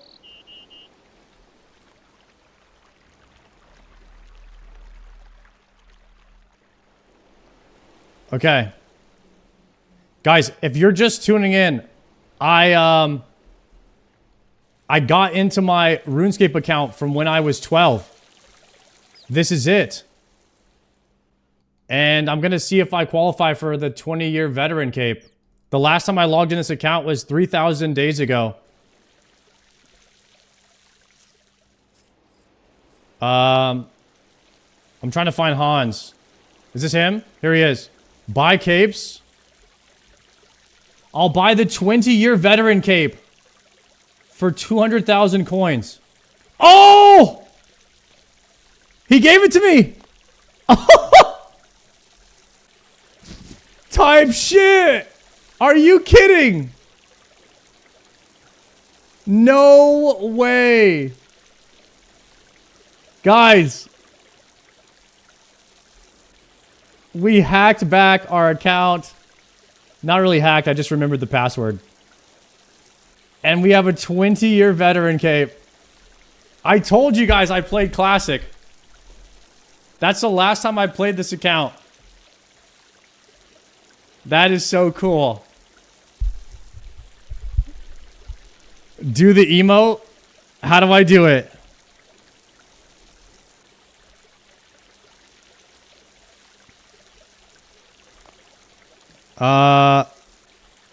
Play emote. You need to be in a clear area.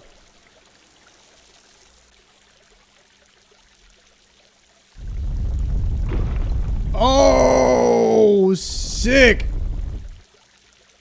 Look at that.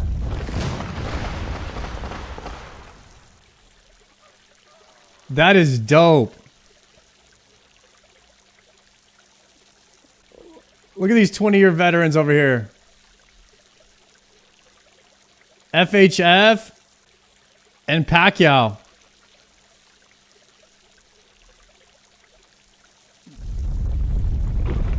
We're flexing on them.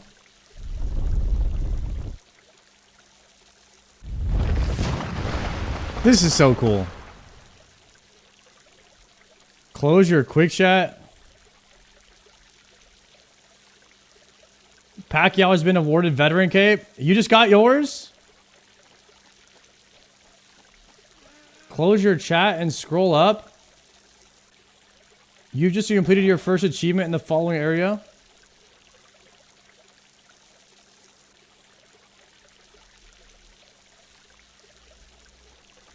Pretty cool, man. This is global broadcast. Public, friends, clan. Talk to Hans again? What for?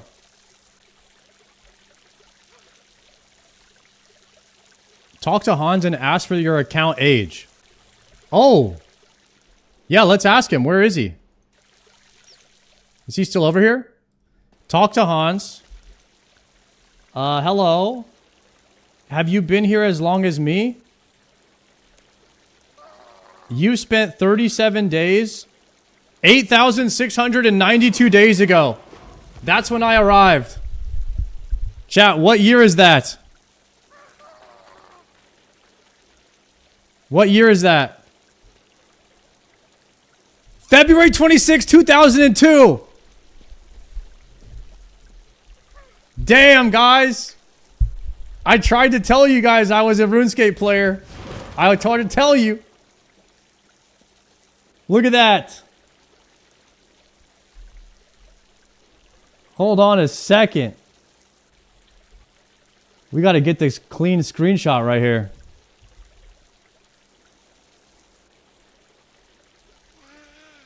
That is insane.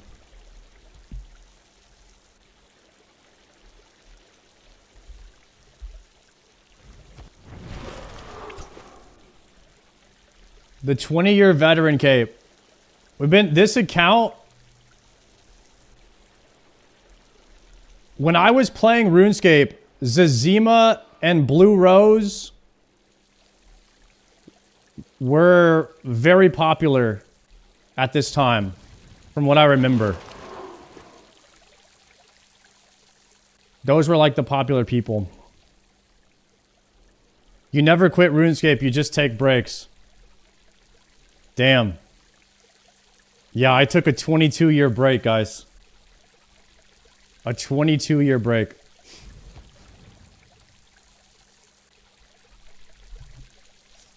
An 8,000-day break.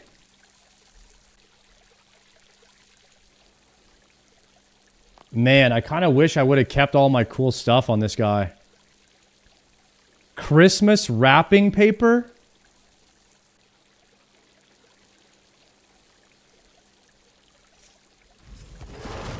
Click key, claim key.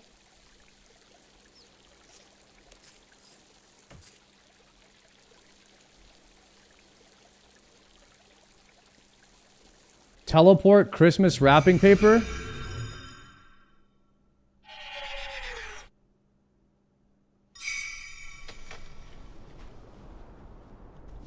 The heck is this? Show stats. Here's my stats. I thought I was 88 combat. I'm only 83.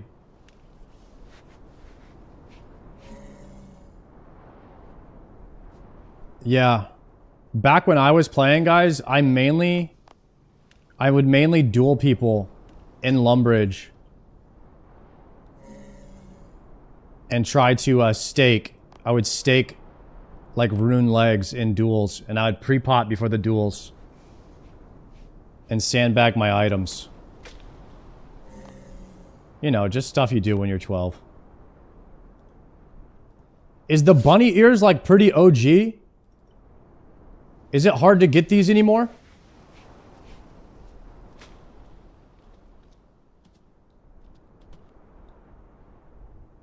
These are very OG.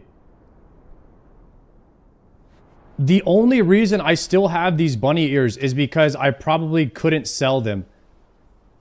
I sold all of the stuff back in the day that was cool, like the Santa hat, Halloween mask, and party hat. I sold all of that, and then I would have drop parties. Especially whenever I would quit, I would go through phases when I'm like, alright, I'm gonna quit RuneScape, and then I'd drop all my stuff. That's probably why I have nothing. I liked hosting drop parties. You basically sold BTC at $10. I'm the guy that sold BTC at $10. 100% that's me. Yeah, the bunny ears are the one thing that wasn't tradable, so I probably was like just forced to keep it. Check your friends list. Guys, I haven't... This account is like, I don't know. I don't know how to...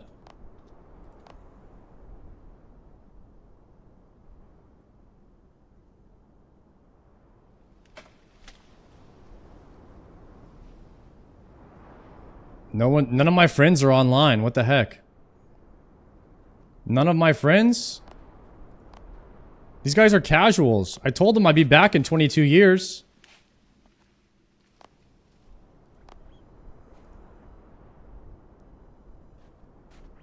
What the heck?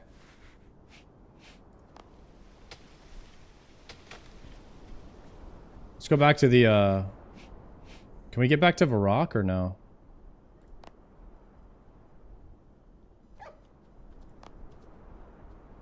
No, I need an air rune. We are struggling right now.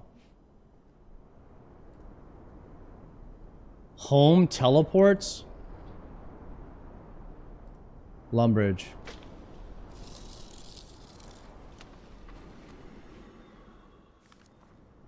Go to Diego for event items? Wait. Diego or Django?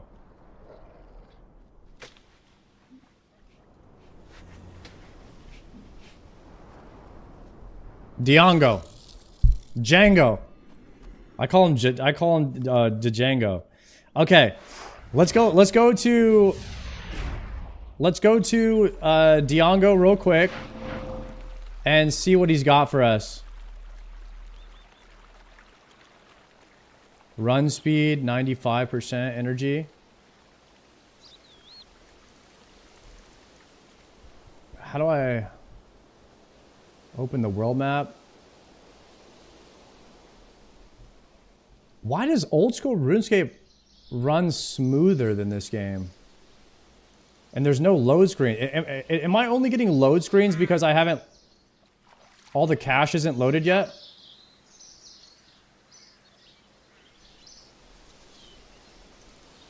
Okay. I haven't loaded all the cache settings. That was the loading bar that was at the beginning. All right, is this Draenor? This is Draenor. Let's go talk to Django. See if he's got anything cool for us.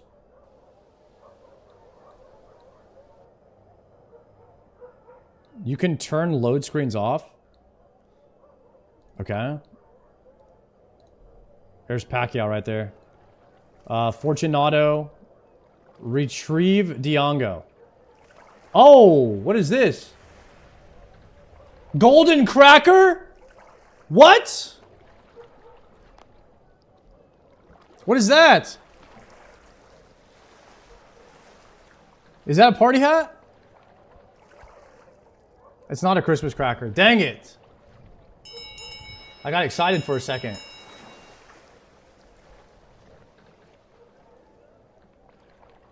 Okay. What is all this stuff?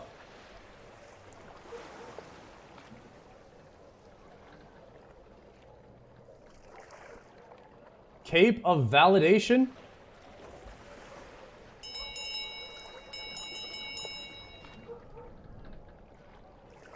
Cosmetic Prismatic Pendant? Cosmetic Prize Prismatic Pendant? You have to be on a members role for this. Masterwork music box.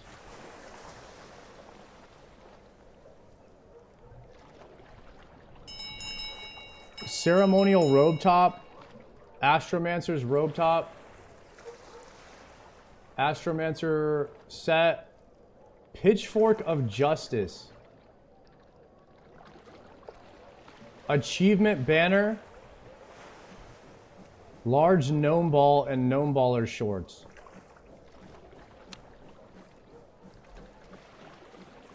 Dang it. This golden cracker is nothing.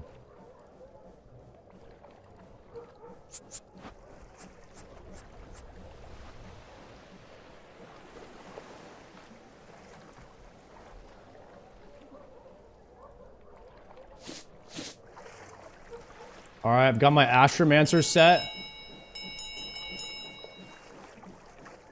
Use the cracker on FHF. Where is he?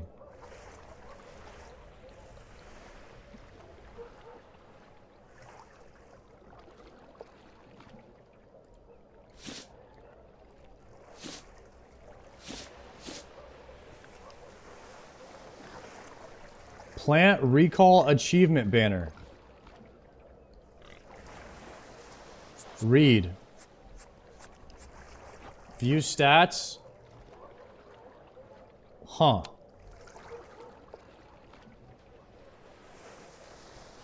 Here's FHF. Use cracker on... It gives you a golden hammer?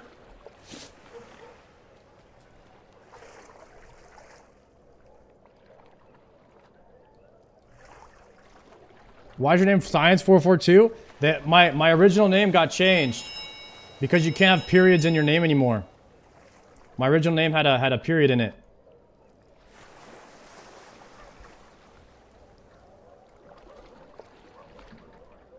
I think the bunny ears has got to be the most OP. Damn, guys. This account is pretty cool.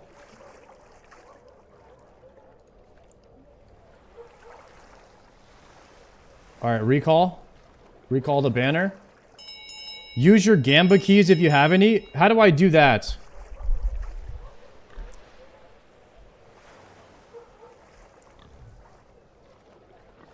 A nice little time capsule, yeah. This thing is...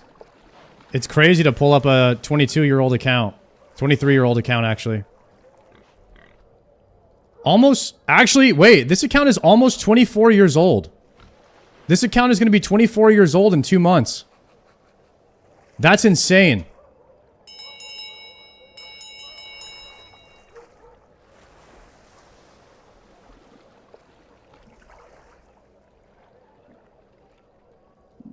Show the stats right here.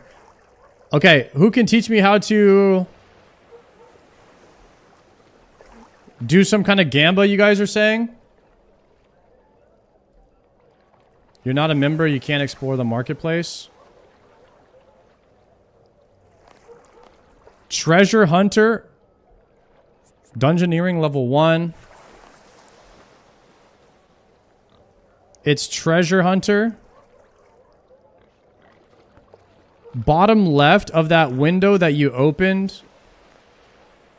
Treasure Hunter. So I have, what, 3 keys? What should I do, guys?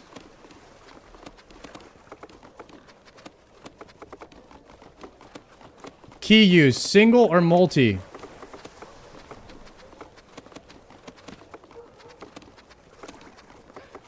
Orange or yellow prize? Single or orange? Large prismatic lamp. What even is this, man? Rub this lamp to get XP.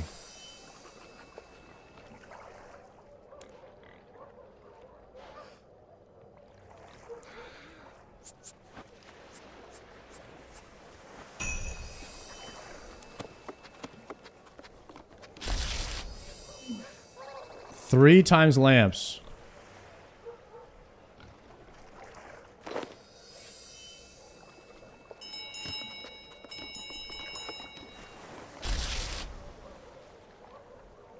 Okay, I got 3 lamps.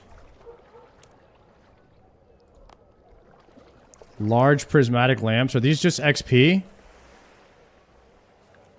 Free XP, guys. Look at...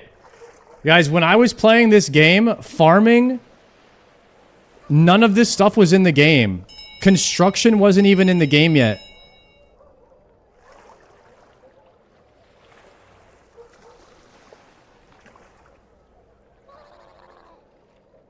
I don't even remember Slayer being a thing.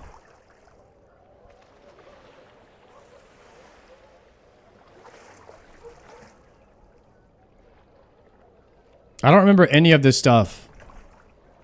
Archaeology, necromancy, dungeoneering, divination, whatever that is, summoning. Yeah. I don't remember any of this. Invention. Pretty cool, guys.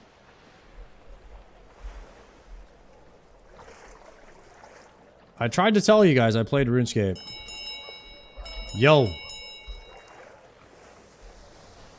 How do I pull my hammer out like that?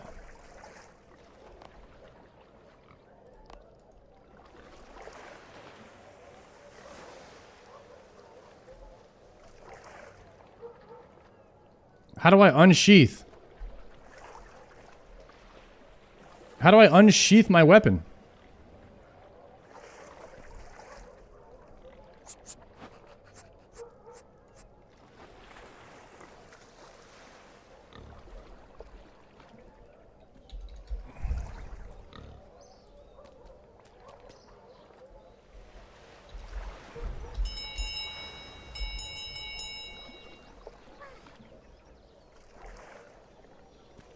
I don't know.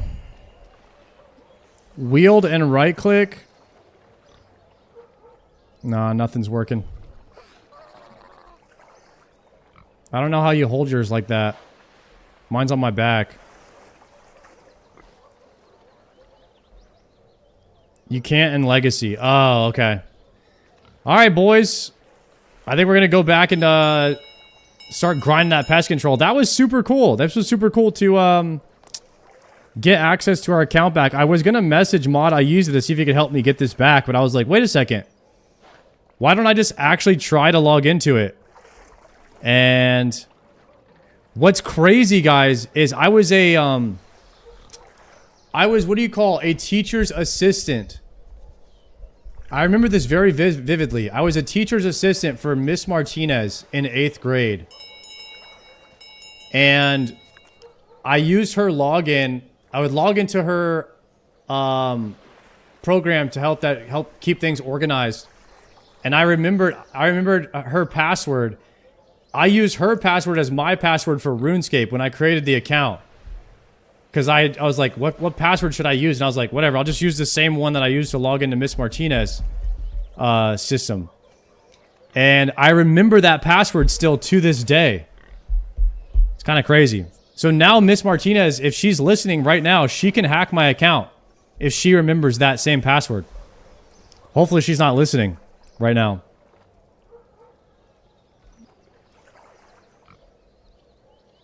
All right. Later, boys. FH, thank you very much for the gold to help me get my account going and buy the cape. Do you want this gold back, by the way, FH? Do you play? I can give you this gold back if you want it here.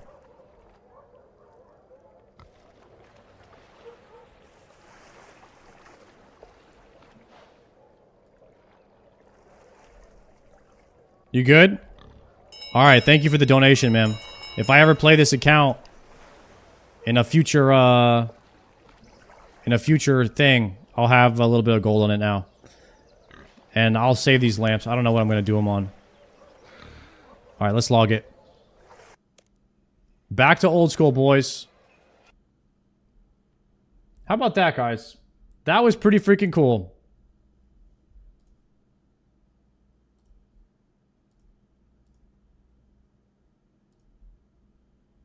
Oops.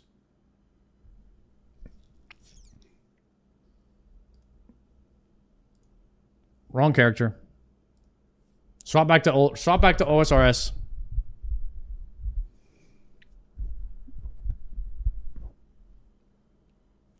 Yeah.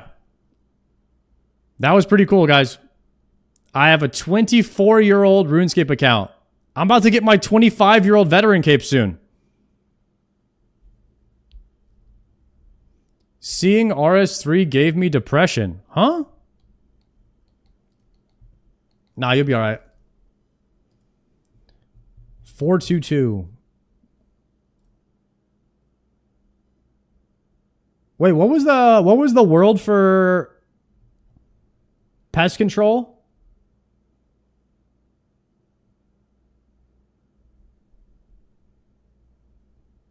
Three, 4, 4. Aha.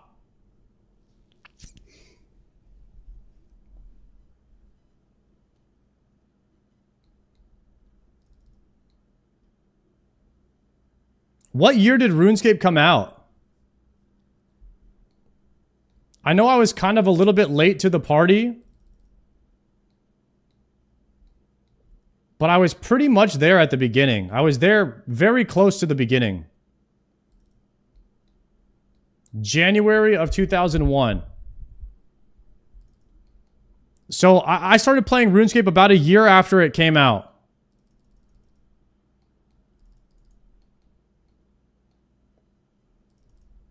That's crazy. We were really there, boys. We were really there.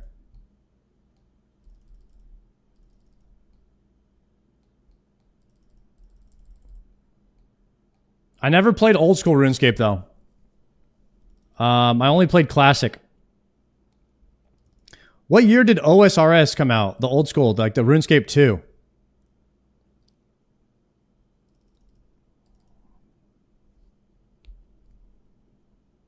$2004-ish? No, not the re-release, guys. The original. 2004 in March. Okay. So yeah, I never played that version of the game before.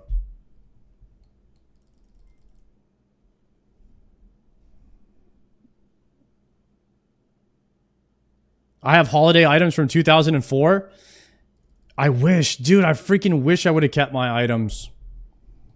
I think I really did like giving out all my stuff. Whenever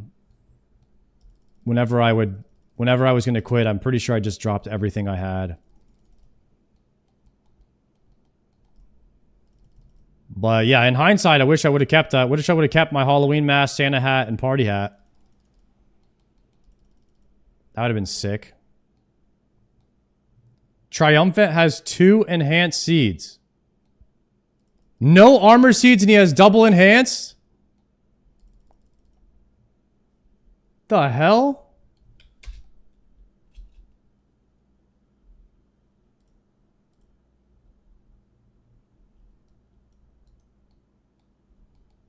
Jay, I know you're so happy for me. I'm quitting and going to Guild Wars 3.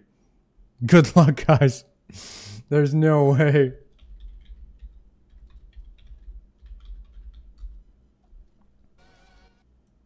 Oh, are we Let's gonna see, huh? make our goals for this week and do Tom? That would be kind of crazy. Is he making this sale door right now?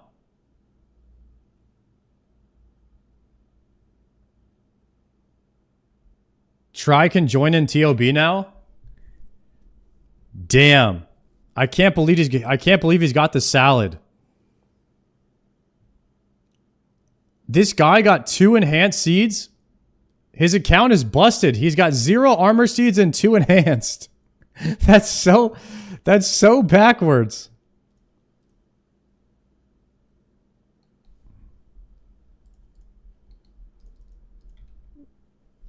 Let's see. Is he going to get it made right now?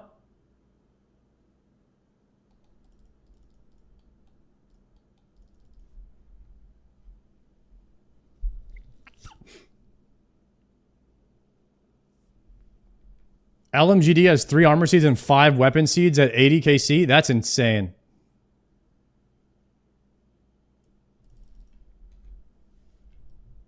Damn, hurry up and make the salad blade. I want to see it. This guy's stalling. This guy's stalling for content.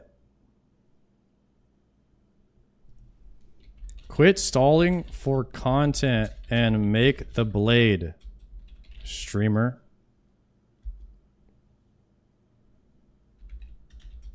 Also, GZ. And make the play. Oh no, Sodaka's watching. Also, grats. Thank you, Sodako. All right. All right. All right. I did, Smee. I got DMCA.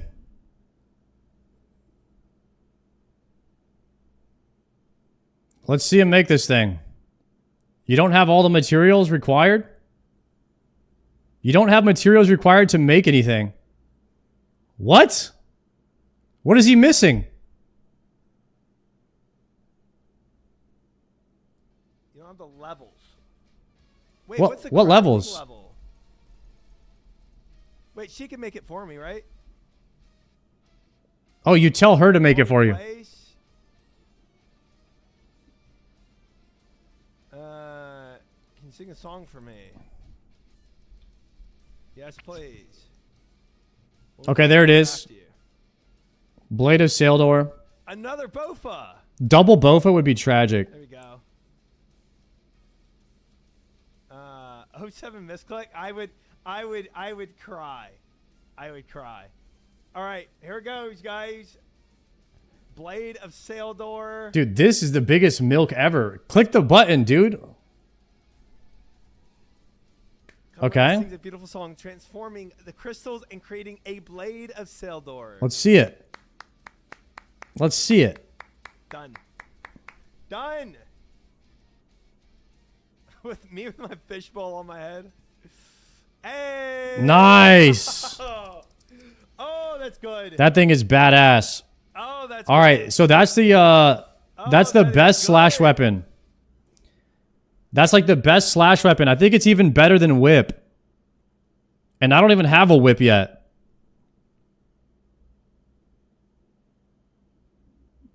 It's the best one-handed slash weapon in the game. Damn. Azam. It's one max hit over Tentacle Whip.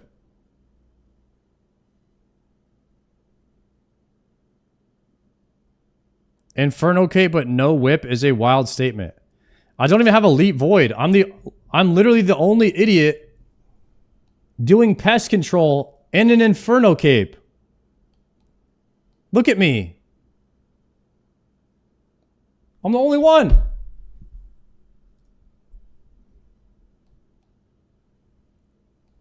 I am the LMS. I am the last man standing.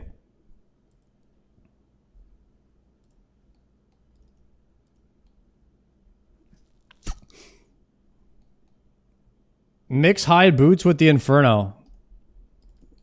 Yep. Nothing wrong with that.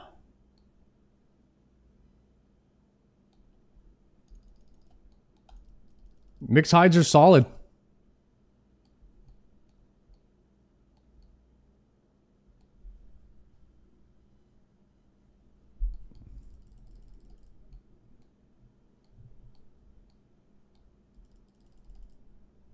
Not bad too. We got the cape at like, I don't know, 112 combat level or something like that.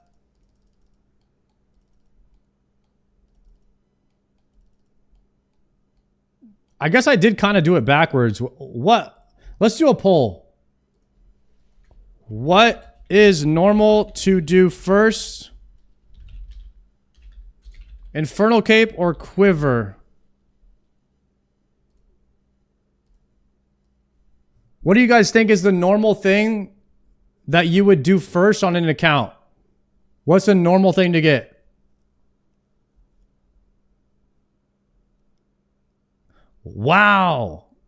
Most people say you get the Infernal Cape first.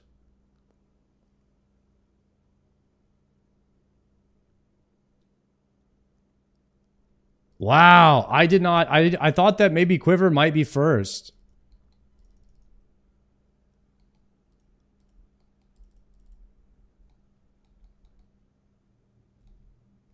Definitely Quiver first. I mean, I don't know, guys. That most people right here are saying Infernal Cape, 80%.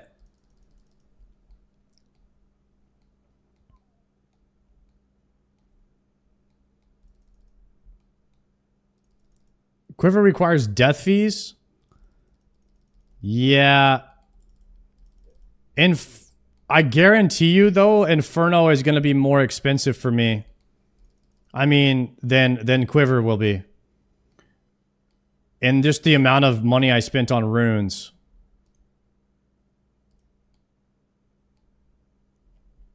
Okay, I need Void Knight Robe. Got him! Okay. Chat, am I stopping this at 200 points? So we just need 200 more? And then we go do the diary and then we come back?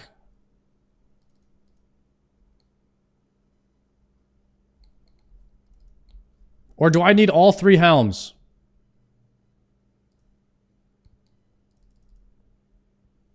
I have gloves, chest, and legs.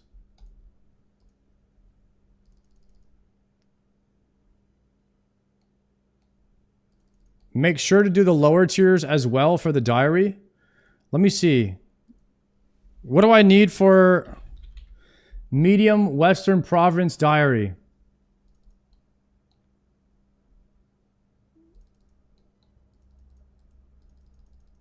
Anything?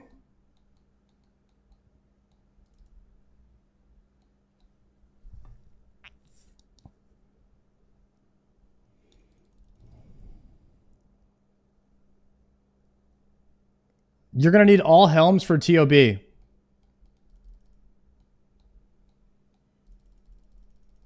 Yeah, I think what I'll do is I'll just get the base layer for now and the range helm. Then we'll do the diary, the chompies, and then we'll do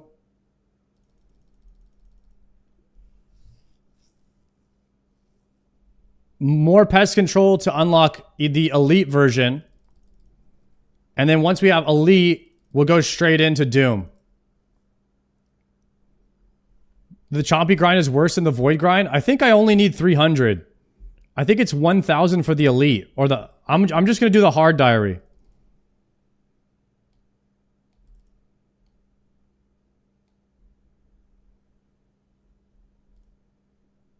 You'll probably do Yama, so no need for Void Melee Helm. I mean, when I go to TOB, I'll probably be wearing Void. That's my guess.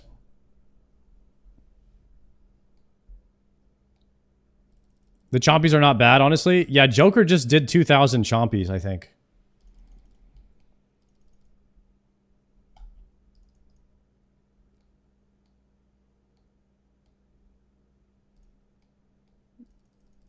Not a clogger, by the way.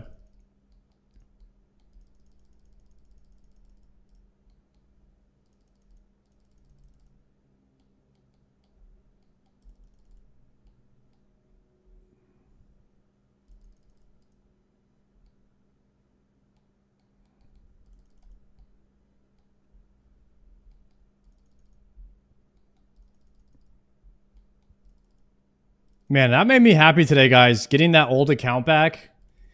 I know I'll probably never play it, but it is cool to like have access to something. It's like time traveling or something. It's like being able to go back to when you were 12 for just a moment. And it's just that it was just frozen in time for it's like being frozen in time for 23 years or 24 years.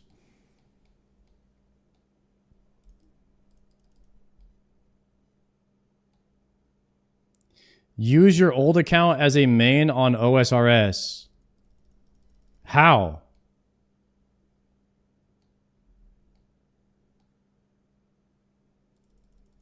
Do you have your oldest WoW account? Yeah, I just logged into it. I didn't think I would be able to log into it, but I remembered the password. I was like, dude, there's no way. Because I originally thought that I didn't have access to whatever email account I signed up on. And then chat was saying You don't need an email account to log into your old characters. You just need to know the character name. So I remembered the character name and I was like, wait, there's no way it's that same password, right? And it was. I remember the password from when I was 12.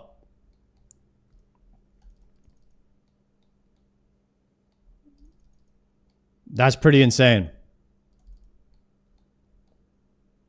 So I remember my character name and my password. If you log into that account on OSRS, it will make a new profile. Will you make a YouTube vid? Yeah, the YouTube vid should be up. Should be up tomorrow.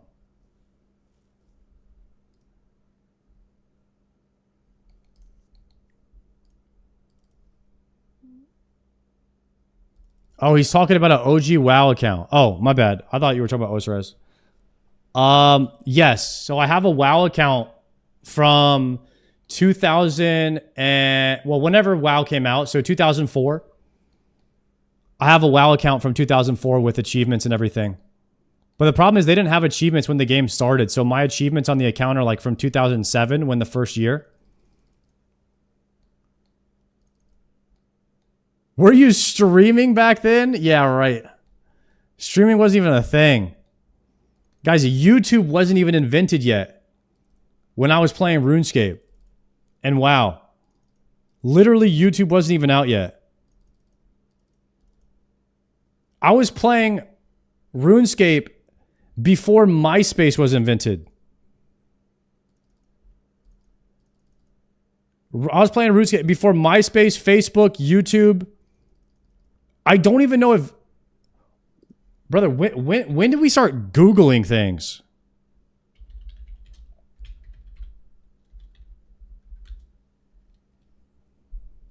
When did we start Googling things as like a society?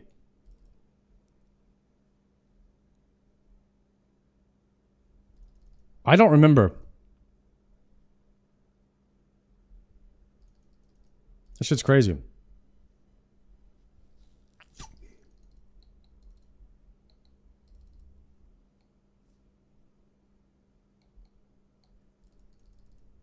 Yeah, do you guys remember like using Ask Jeeves and Yahoo searches instead of Google? Because Google was not the meta when it first came out. And then eventually it was the only thing that you used.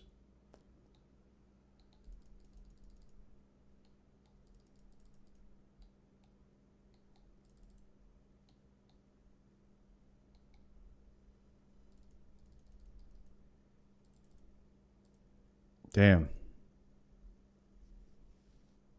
Netscape? I do remember Netscape. It was a browser. Most people used it. Used Netscape and Internet Explorer.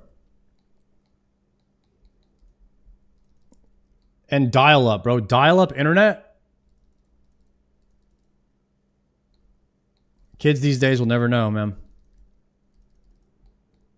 You had to wait like a minute to go online. And it took the phone down offline. So no one could use the phone if you were on the internet. Yeah.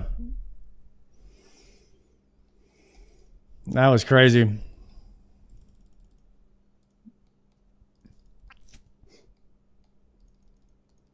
Oh, you got mail? Brother, everybody used Yahoo Mail.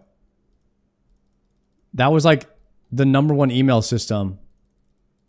I used Yahoo Mail for a long time. Hotmail. I had Hotmail. That's what I used. I had a Hotmail. You've Got Mail was AOL. That's right. I never used that one. I did used to use AOL Instant Messenger though. AIM.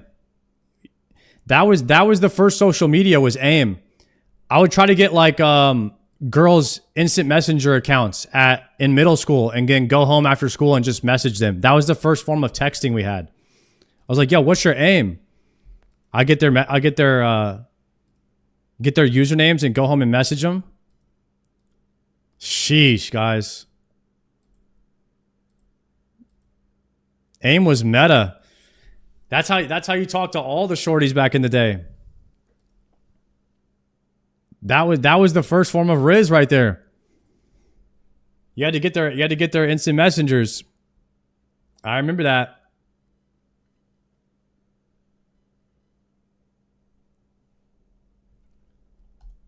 Did you ever play Stickman? Nah, I never played that.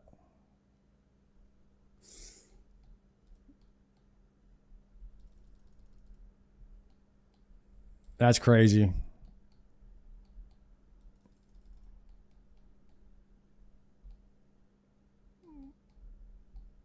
It's cool that we got people old as me in the chat, man. It's awesome. You guys know what's up.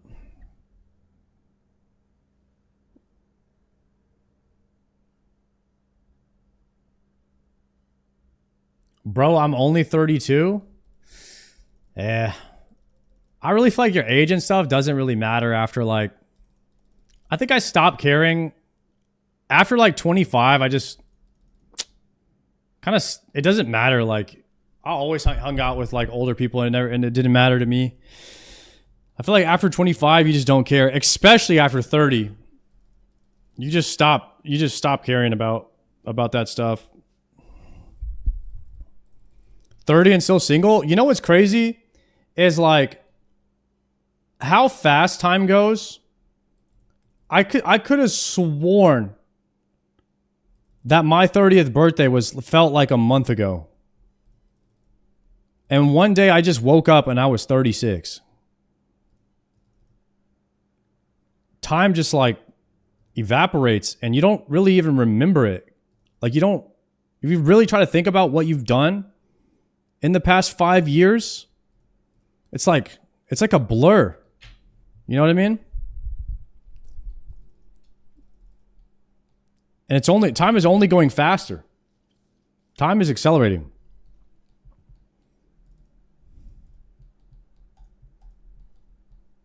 That COVID blur, yeah, the whole COVID thing, like, and honestly, like for a year, it just didn't even feel like a real year. It felt like you just kind of lost that year. Such a weird thing that most other generations of humans probably never experienced anything like that, where the whole world shuts down. They'll be teaching kids about COVID in history forever. I mean, it was one of the biggest pandemics. It's like the Black Plague or something. The bubonic plague.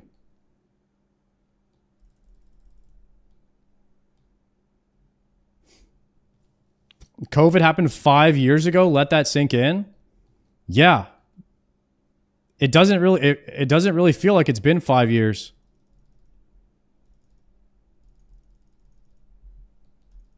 You realize how fast time goes by. If you look at like movies, look at a movie, or actually, you know what, like the number one indicator for me is like when you're getting old is so when you look at or find out how old like celebrities' kids are. Like because when Kanye and like Kim Kardashian had Northwest, it was like a pretty big deal. Northwest, the baby that they had, is 12 years old now.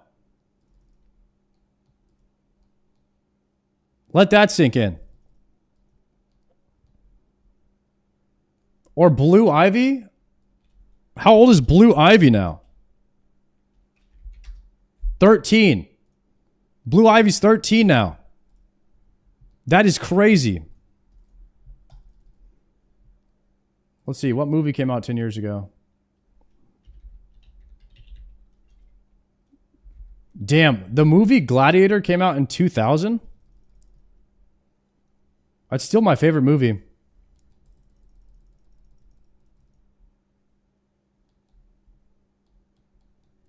The Matrix? The Matrix came out in 1999.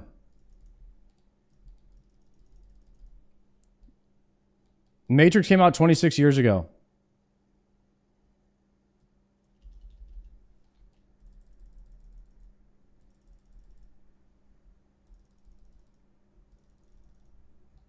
Insanity.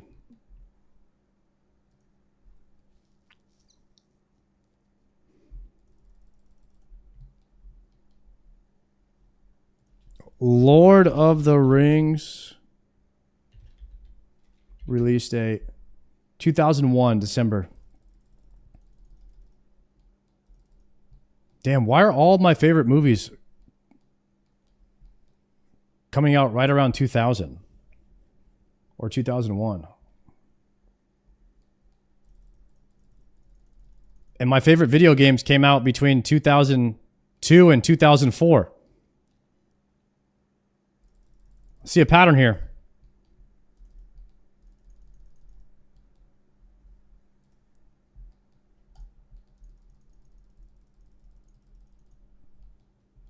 Skyrim was 2011. That was 14 years ago. Goodness gracious.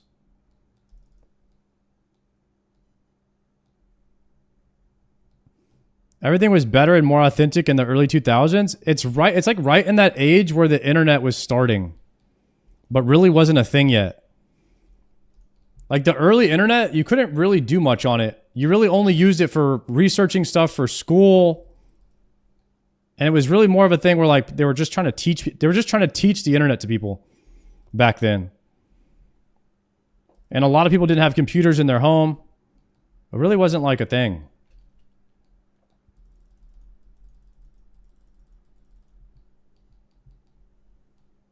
You used it for E-Bombs World? I don't know what that is. Xbox 360 kids will be old enough to drink and... Oh, the Xbox 360 will be 21 in 2026? Golly. Guys, I had a Dreamcast when I was a kid. Dreamcast was the best. Guys, this bad boy right here was the best console. Most underrated ever. This was the best console. Sega Dreamcast. Most underrated console ever made. It was so good.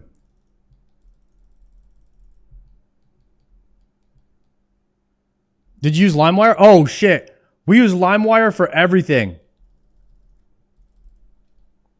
That's why I burnt my first CDs. You could get almost any song you wanted from LimeWire. Napster was trash. That Napster was actually trash. LimeWire was so much better. You inspired me to recover my old RuneScape account only to find out it's been permed by someone hacking and botting on it like 6 years ago. RIP.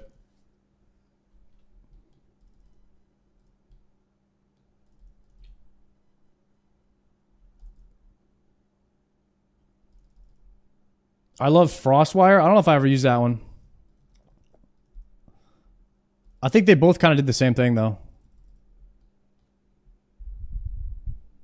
When you're in Hydra, at this rate, 6 months.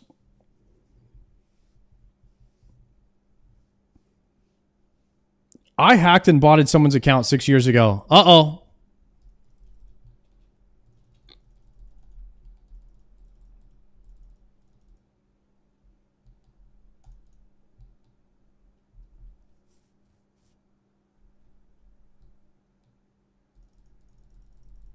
My man got hacked and bought it to Perm, and I recovered it, and they gave it back. Really? Maybe just open a ticket.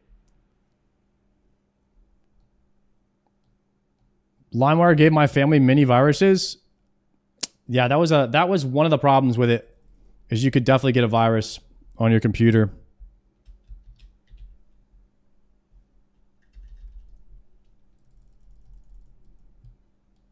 Did you skate? Of course. Yeah, I probably got some pictures of me skating somewhere. I was a vert skater. I love going to the skate park.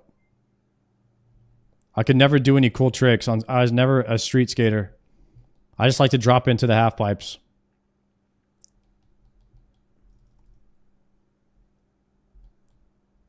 Kush Not Bush, thank you very much for that 4 month. Forgot my Prime was due today. Guys, thank you to all the legends out there that are checking to see if their Primes are available on cooldown and giving that free money out to the streamer of their choice. You guys are all legends. Thank you for doing that. Hashtag Bankrupt Bezos. Hashtag one prime at a time.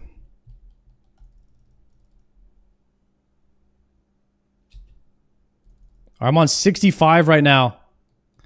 I think I only need 200 for a helmet. And then we're done for at least a little bit. I'm going to try to log in tomorrow with full void. Full elite void. Maybe start of the stream tomorrow. We start off hot. I hit the gym. I hit the gym in the morning. Play some basketball. And when we come in hot, straight into Doom. You finally got a synapse? We did. Finally.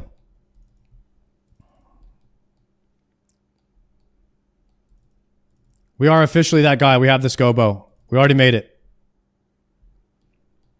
Now I got one synapse and then immediately beeline to pest control so we can make the elite void. Ruslan, thank you for that tier 1. We had to immediately beeline to the elite void. Not a second wasted. Gonna run some Doom. Doom tomorrow. First day of Doom tomorrow. I'm very excited about it. Also, guys, how do I get a dark light? I have an arc light, but it has 3,000 charges.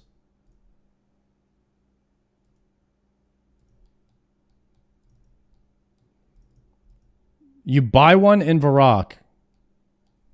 Let me see.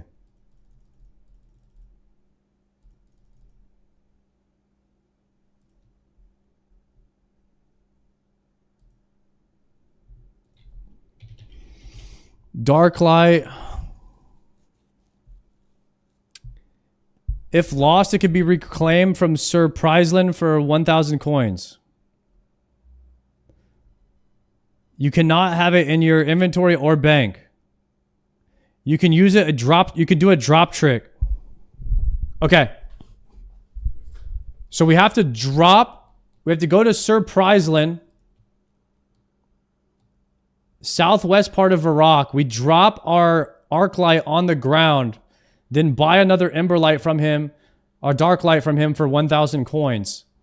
Then we can have a dark light and an arc light. Aha, we are learning. We are getting smart. And the reason you use a dark light on Doom is because you don't have to pay the death coffer fee.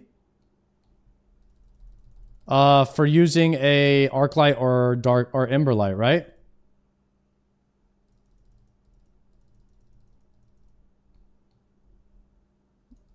Is that correct?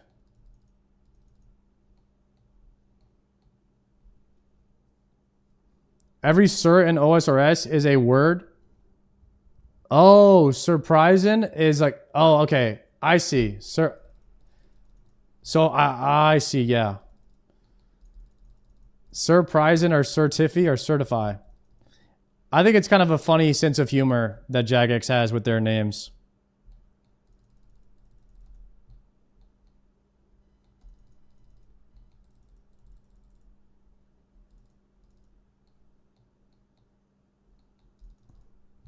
Surprise. Pumped for you to try Doom. It's my favorite boss. Tomorrow's the day. We got to grind it out, though. We got a lot of grinding to do today. I'm going to make some tacos, actually. It's 10:30.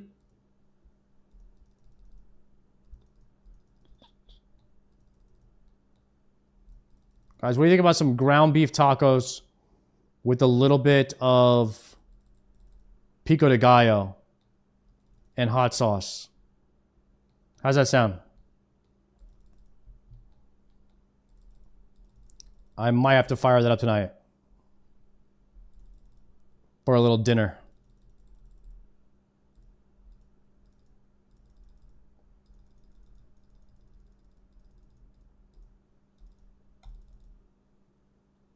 Stop skipping leg days? Do you really think I'm a kind of guy that skips leg day? Me?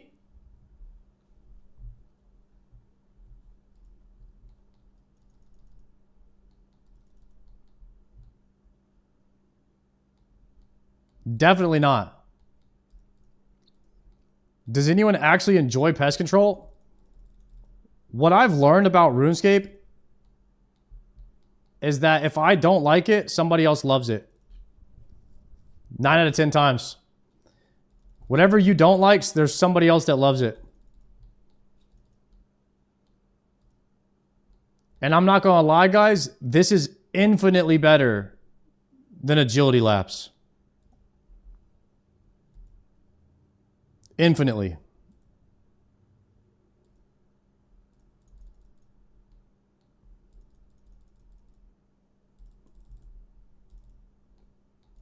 I actually think that it's a form of torture. For me to run agility laps is actually a form of torture. I can't handle it. You need all helmets? Yeah, I need all helmets, but I think I'm just going to get the range one for now.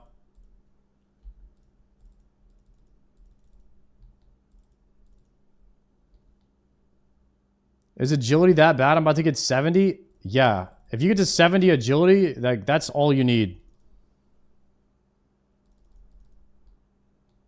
Dude, my buddy Winky is a psycho. He's level 3. And he's 97 agility or something. It's the only skill he's done.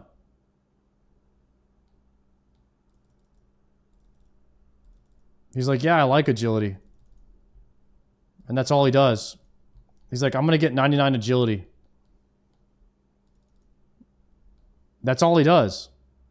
You need 75 agility for Doom? Are you serious?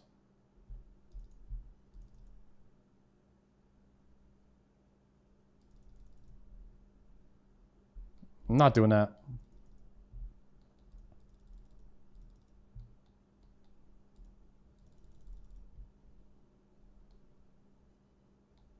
Oh, there's a shortcut? I have agility pot. It's fine.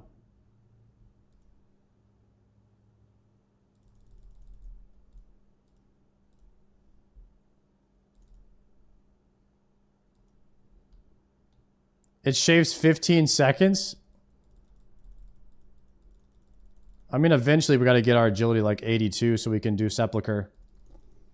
I'll figure out how to do. I'll figure out how to get it up. The only time I've done Hallowed Sepulcher was for the Jagex OTK tournament. That's the only time I've done it.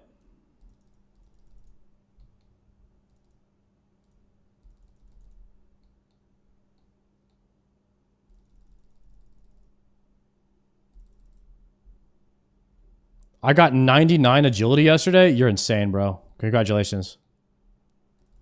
That's disgusting.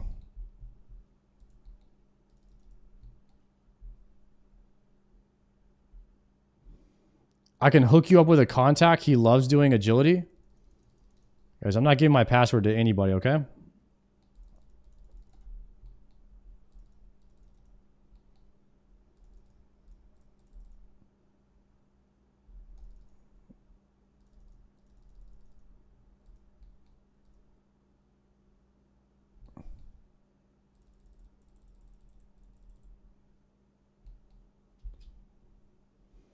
$97 Void Knight commendations. We're cooking.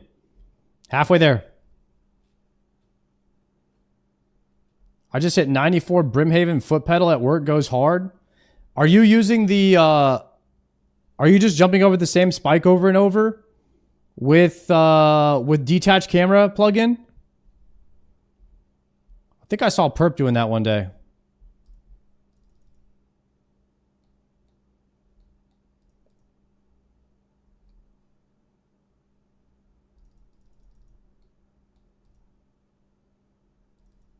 How does Jagex detect that? That is probably the most auto clicker agility in the game. You literally just click the same spot. How are they stopping people from auto clicking there?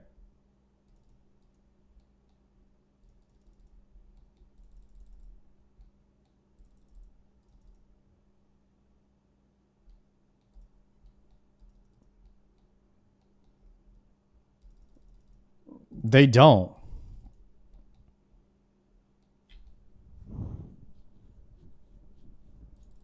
Not their problem. How many gifted to Alcur Inferno Cape? Guys, how much is it worth? Examine. High Alc value, 48K? I mean, if we get short on cash, we might have to.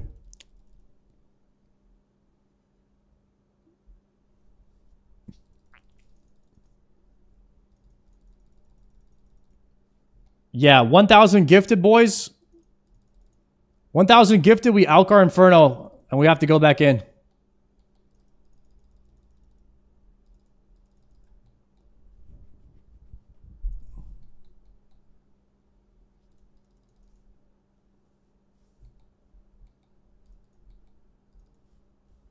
How much is 1K gifted? Probably like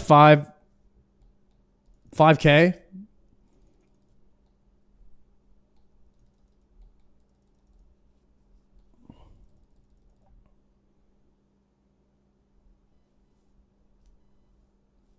When that Trump stimulus hits, I got you? Hell yeah. Where the whales at? Shoot.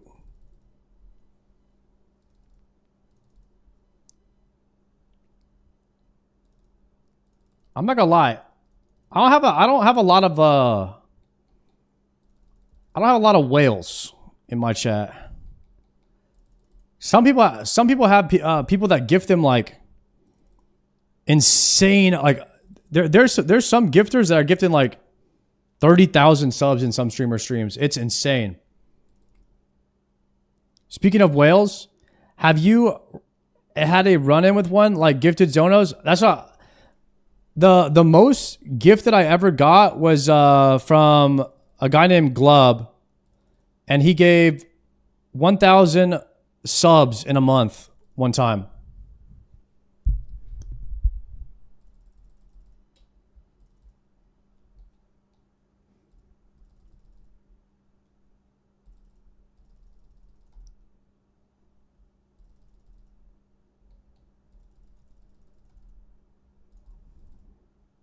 Where's Glub now? He occasionally comes in and just drops a normal sub, like a Twitch Prime. But he's a World of Warcraft main.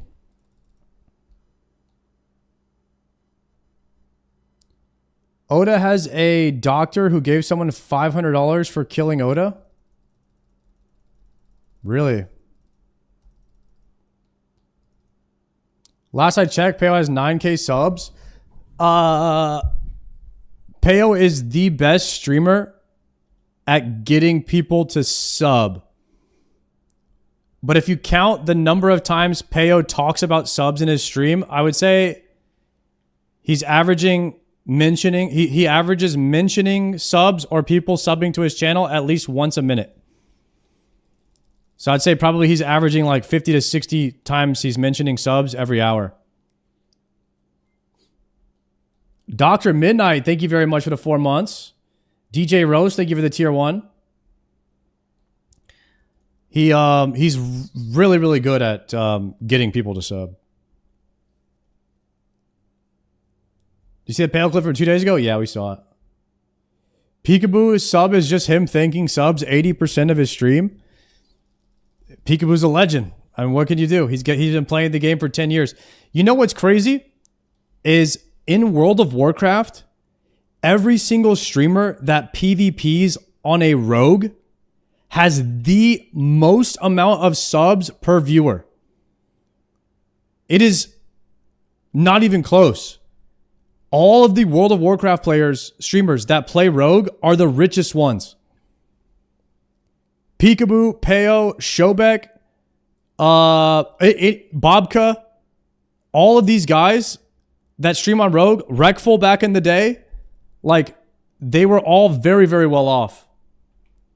Savix plays Rogue a little bit, yeah. He mainly plays Paladin, I think, but yeah. PS Hero, they all do pretty well. What about Czar? Czar plays Mage.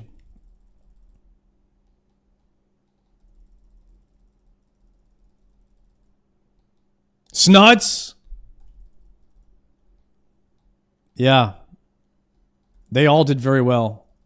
PvP rogues, Waz. They all do. I bet you there should be some kind of study. People that, at least the whales or people that like to sub for some reason really like watching the rogue gameplay. Rip the Gamba? What was the Gamba? Oh, will I get a synapse at 875 KC? That was crazy. I killed 2 tormented demons today, guys. 2 tormented demons.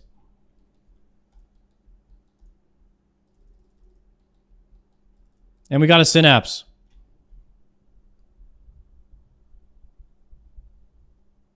You know how many I killed before that and didn't get anything? 825. It'd be like that.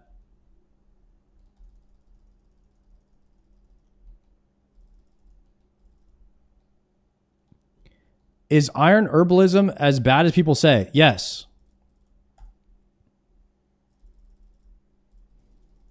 Honestly, most of my herbs come from miscellanea.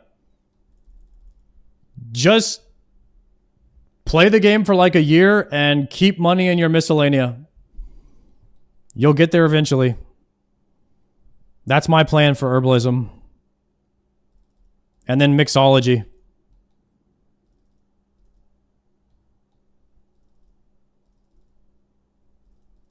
I need to do a round of Raynars because I got like 10 Raynar seeds from TOA the other day. So I need to do a loop of planting Raynars.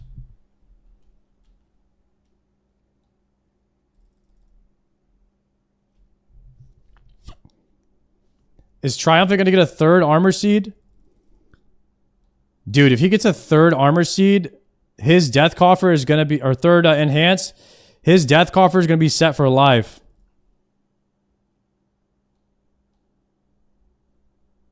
You need all diary lamps on herb. Yeah. Don't ever put a lamp on anything but herbalism.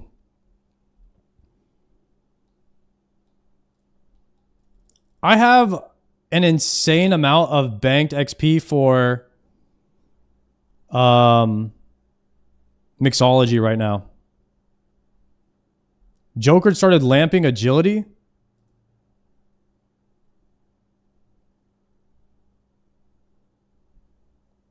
At what herbalism level are you going to start lamping agility?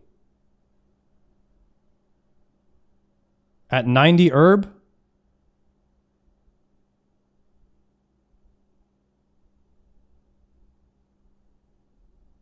$93? That's a lot.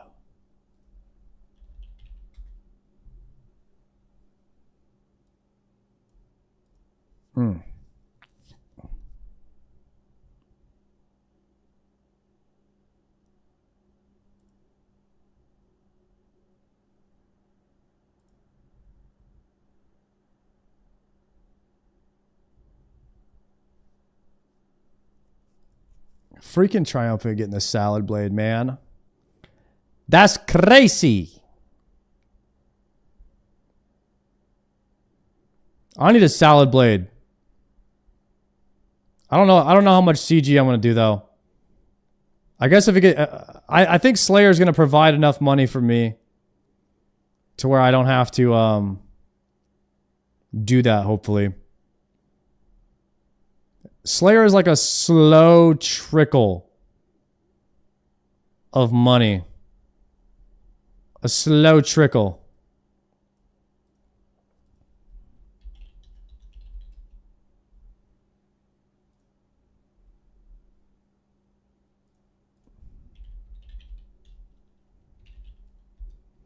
All right, we'll raid Triumphant then since he got the salad blade today.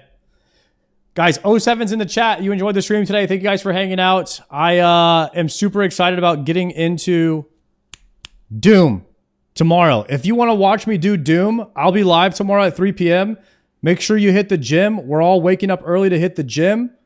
We're going to make some tacos. I'm going to hit pest control for another few hours here. And then I'll probably try to knock out my chompies before I go live tomorrow. All right, boys? Y'all be nice to people. Keep your logs up. Stay positive. Keep your health up. And I'll see you all tomorrow. Peace.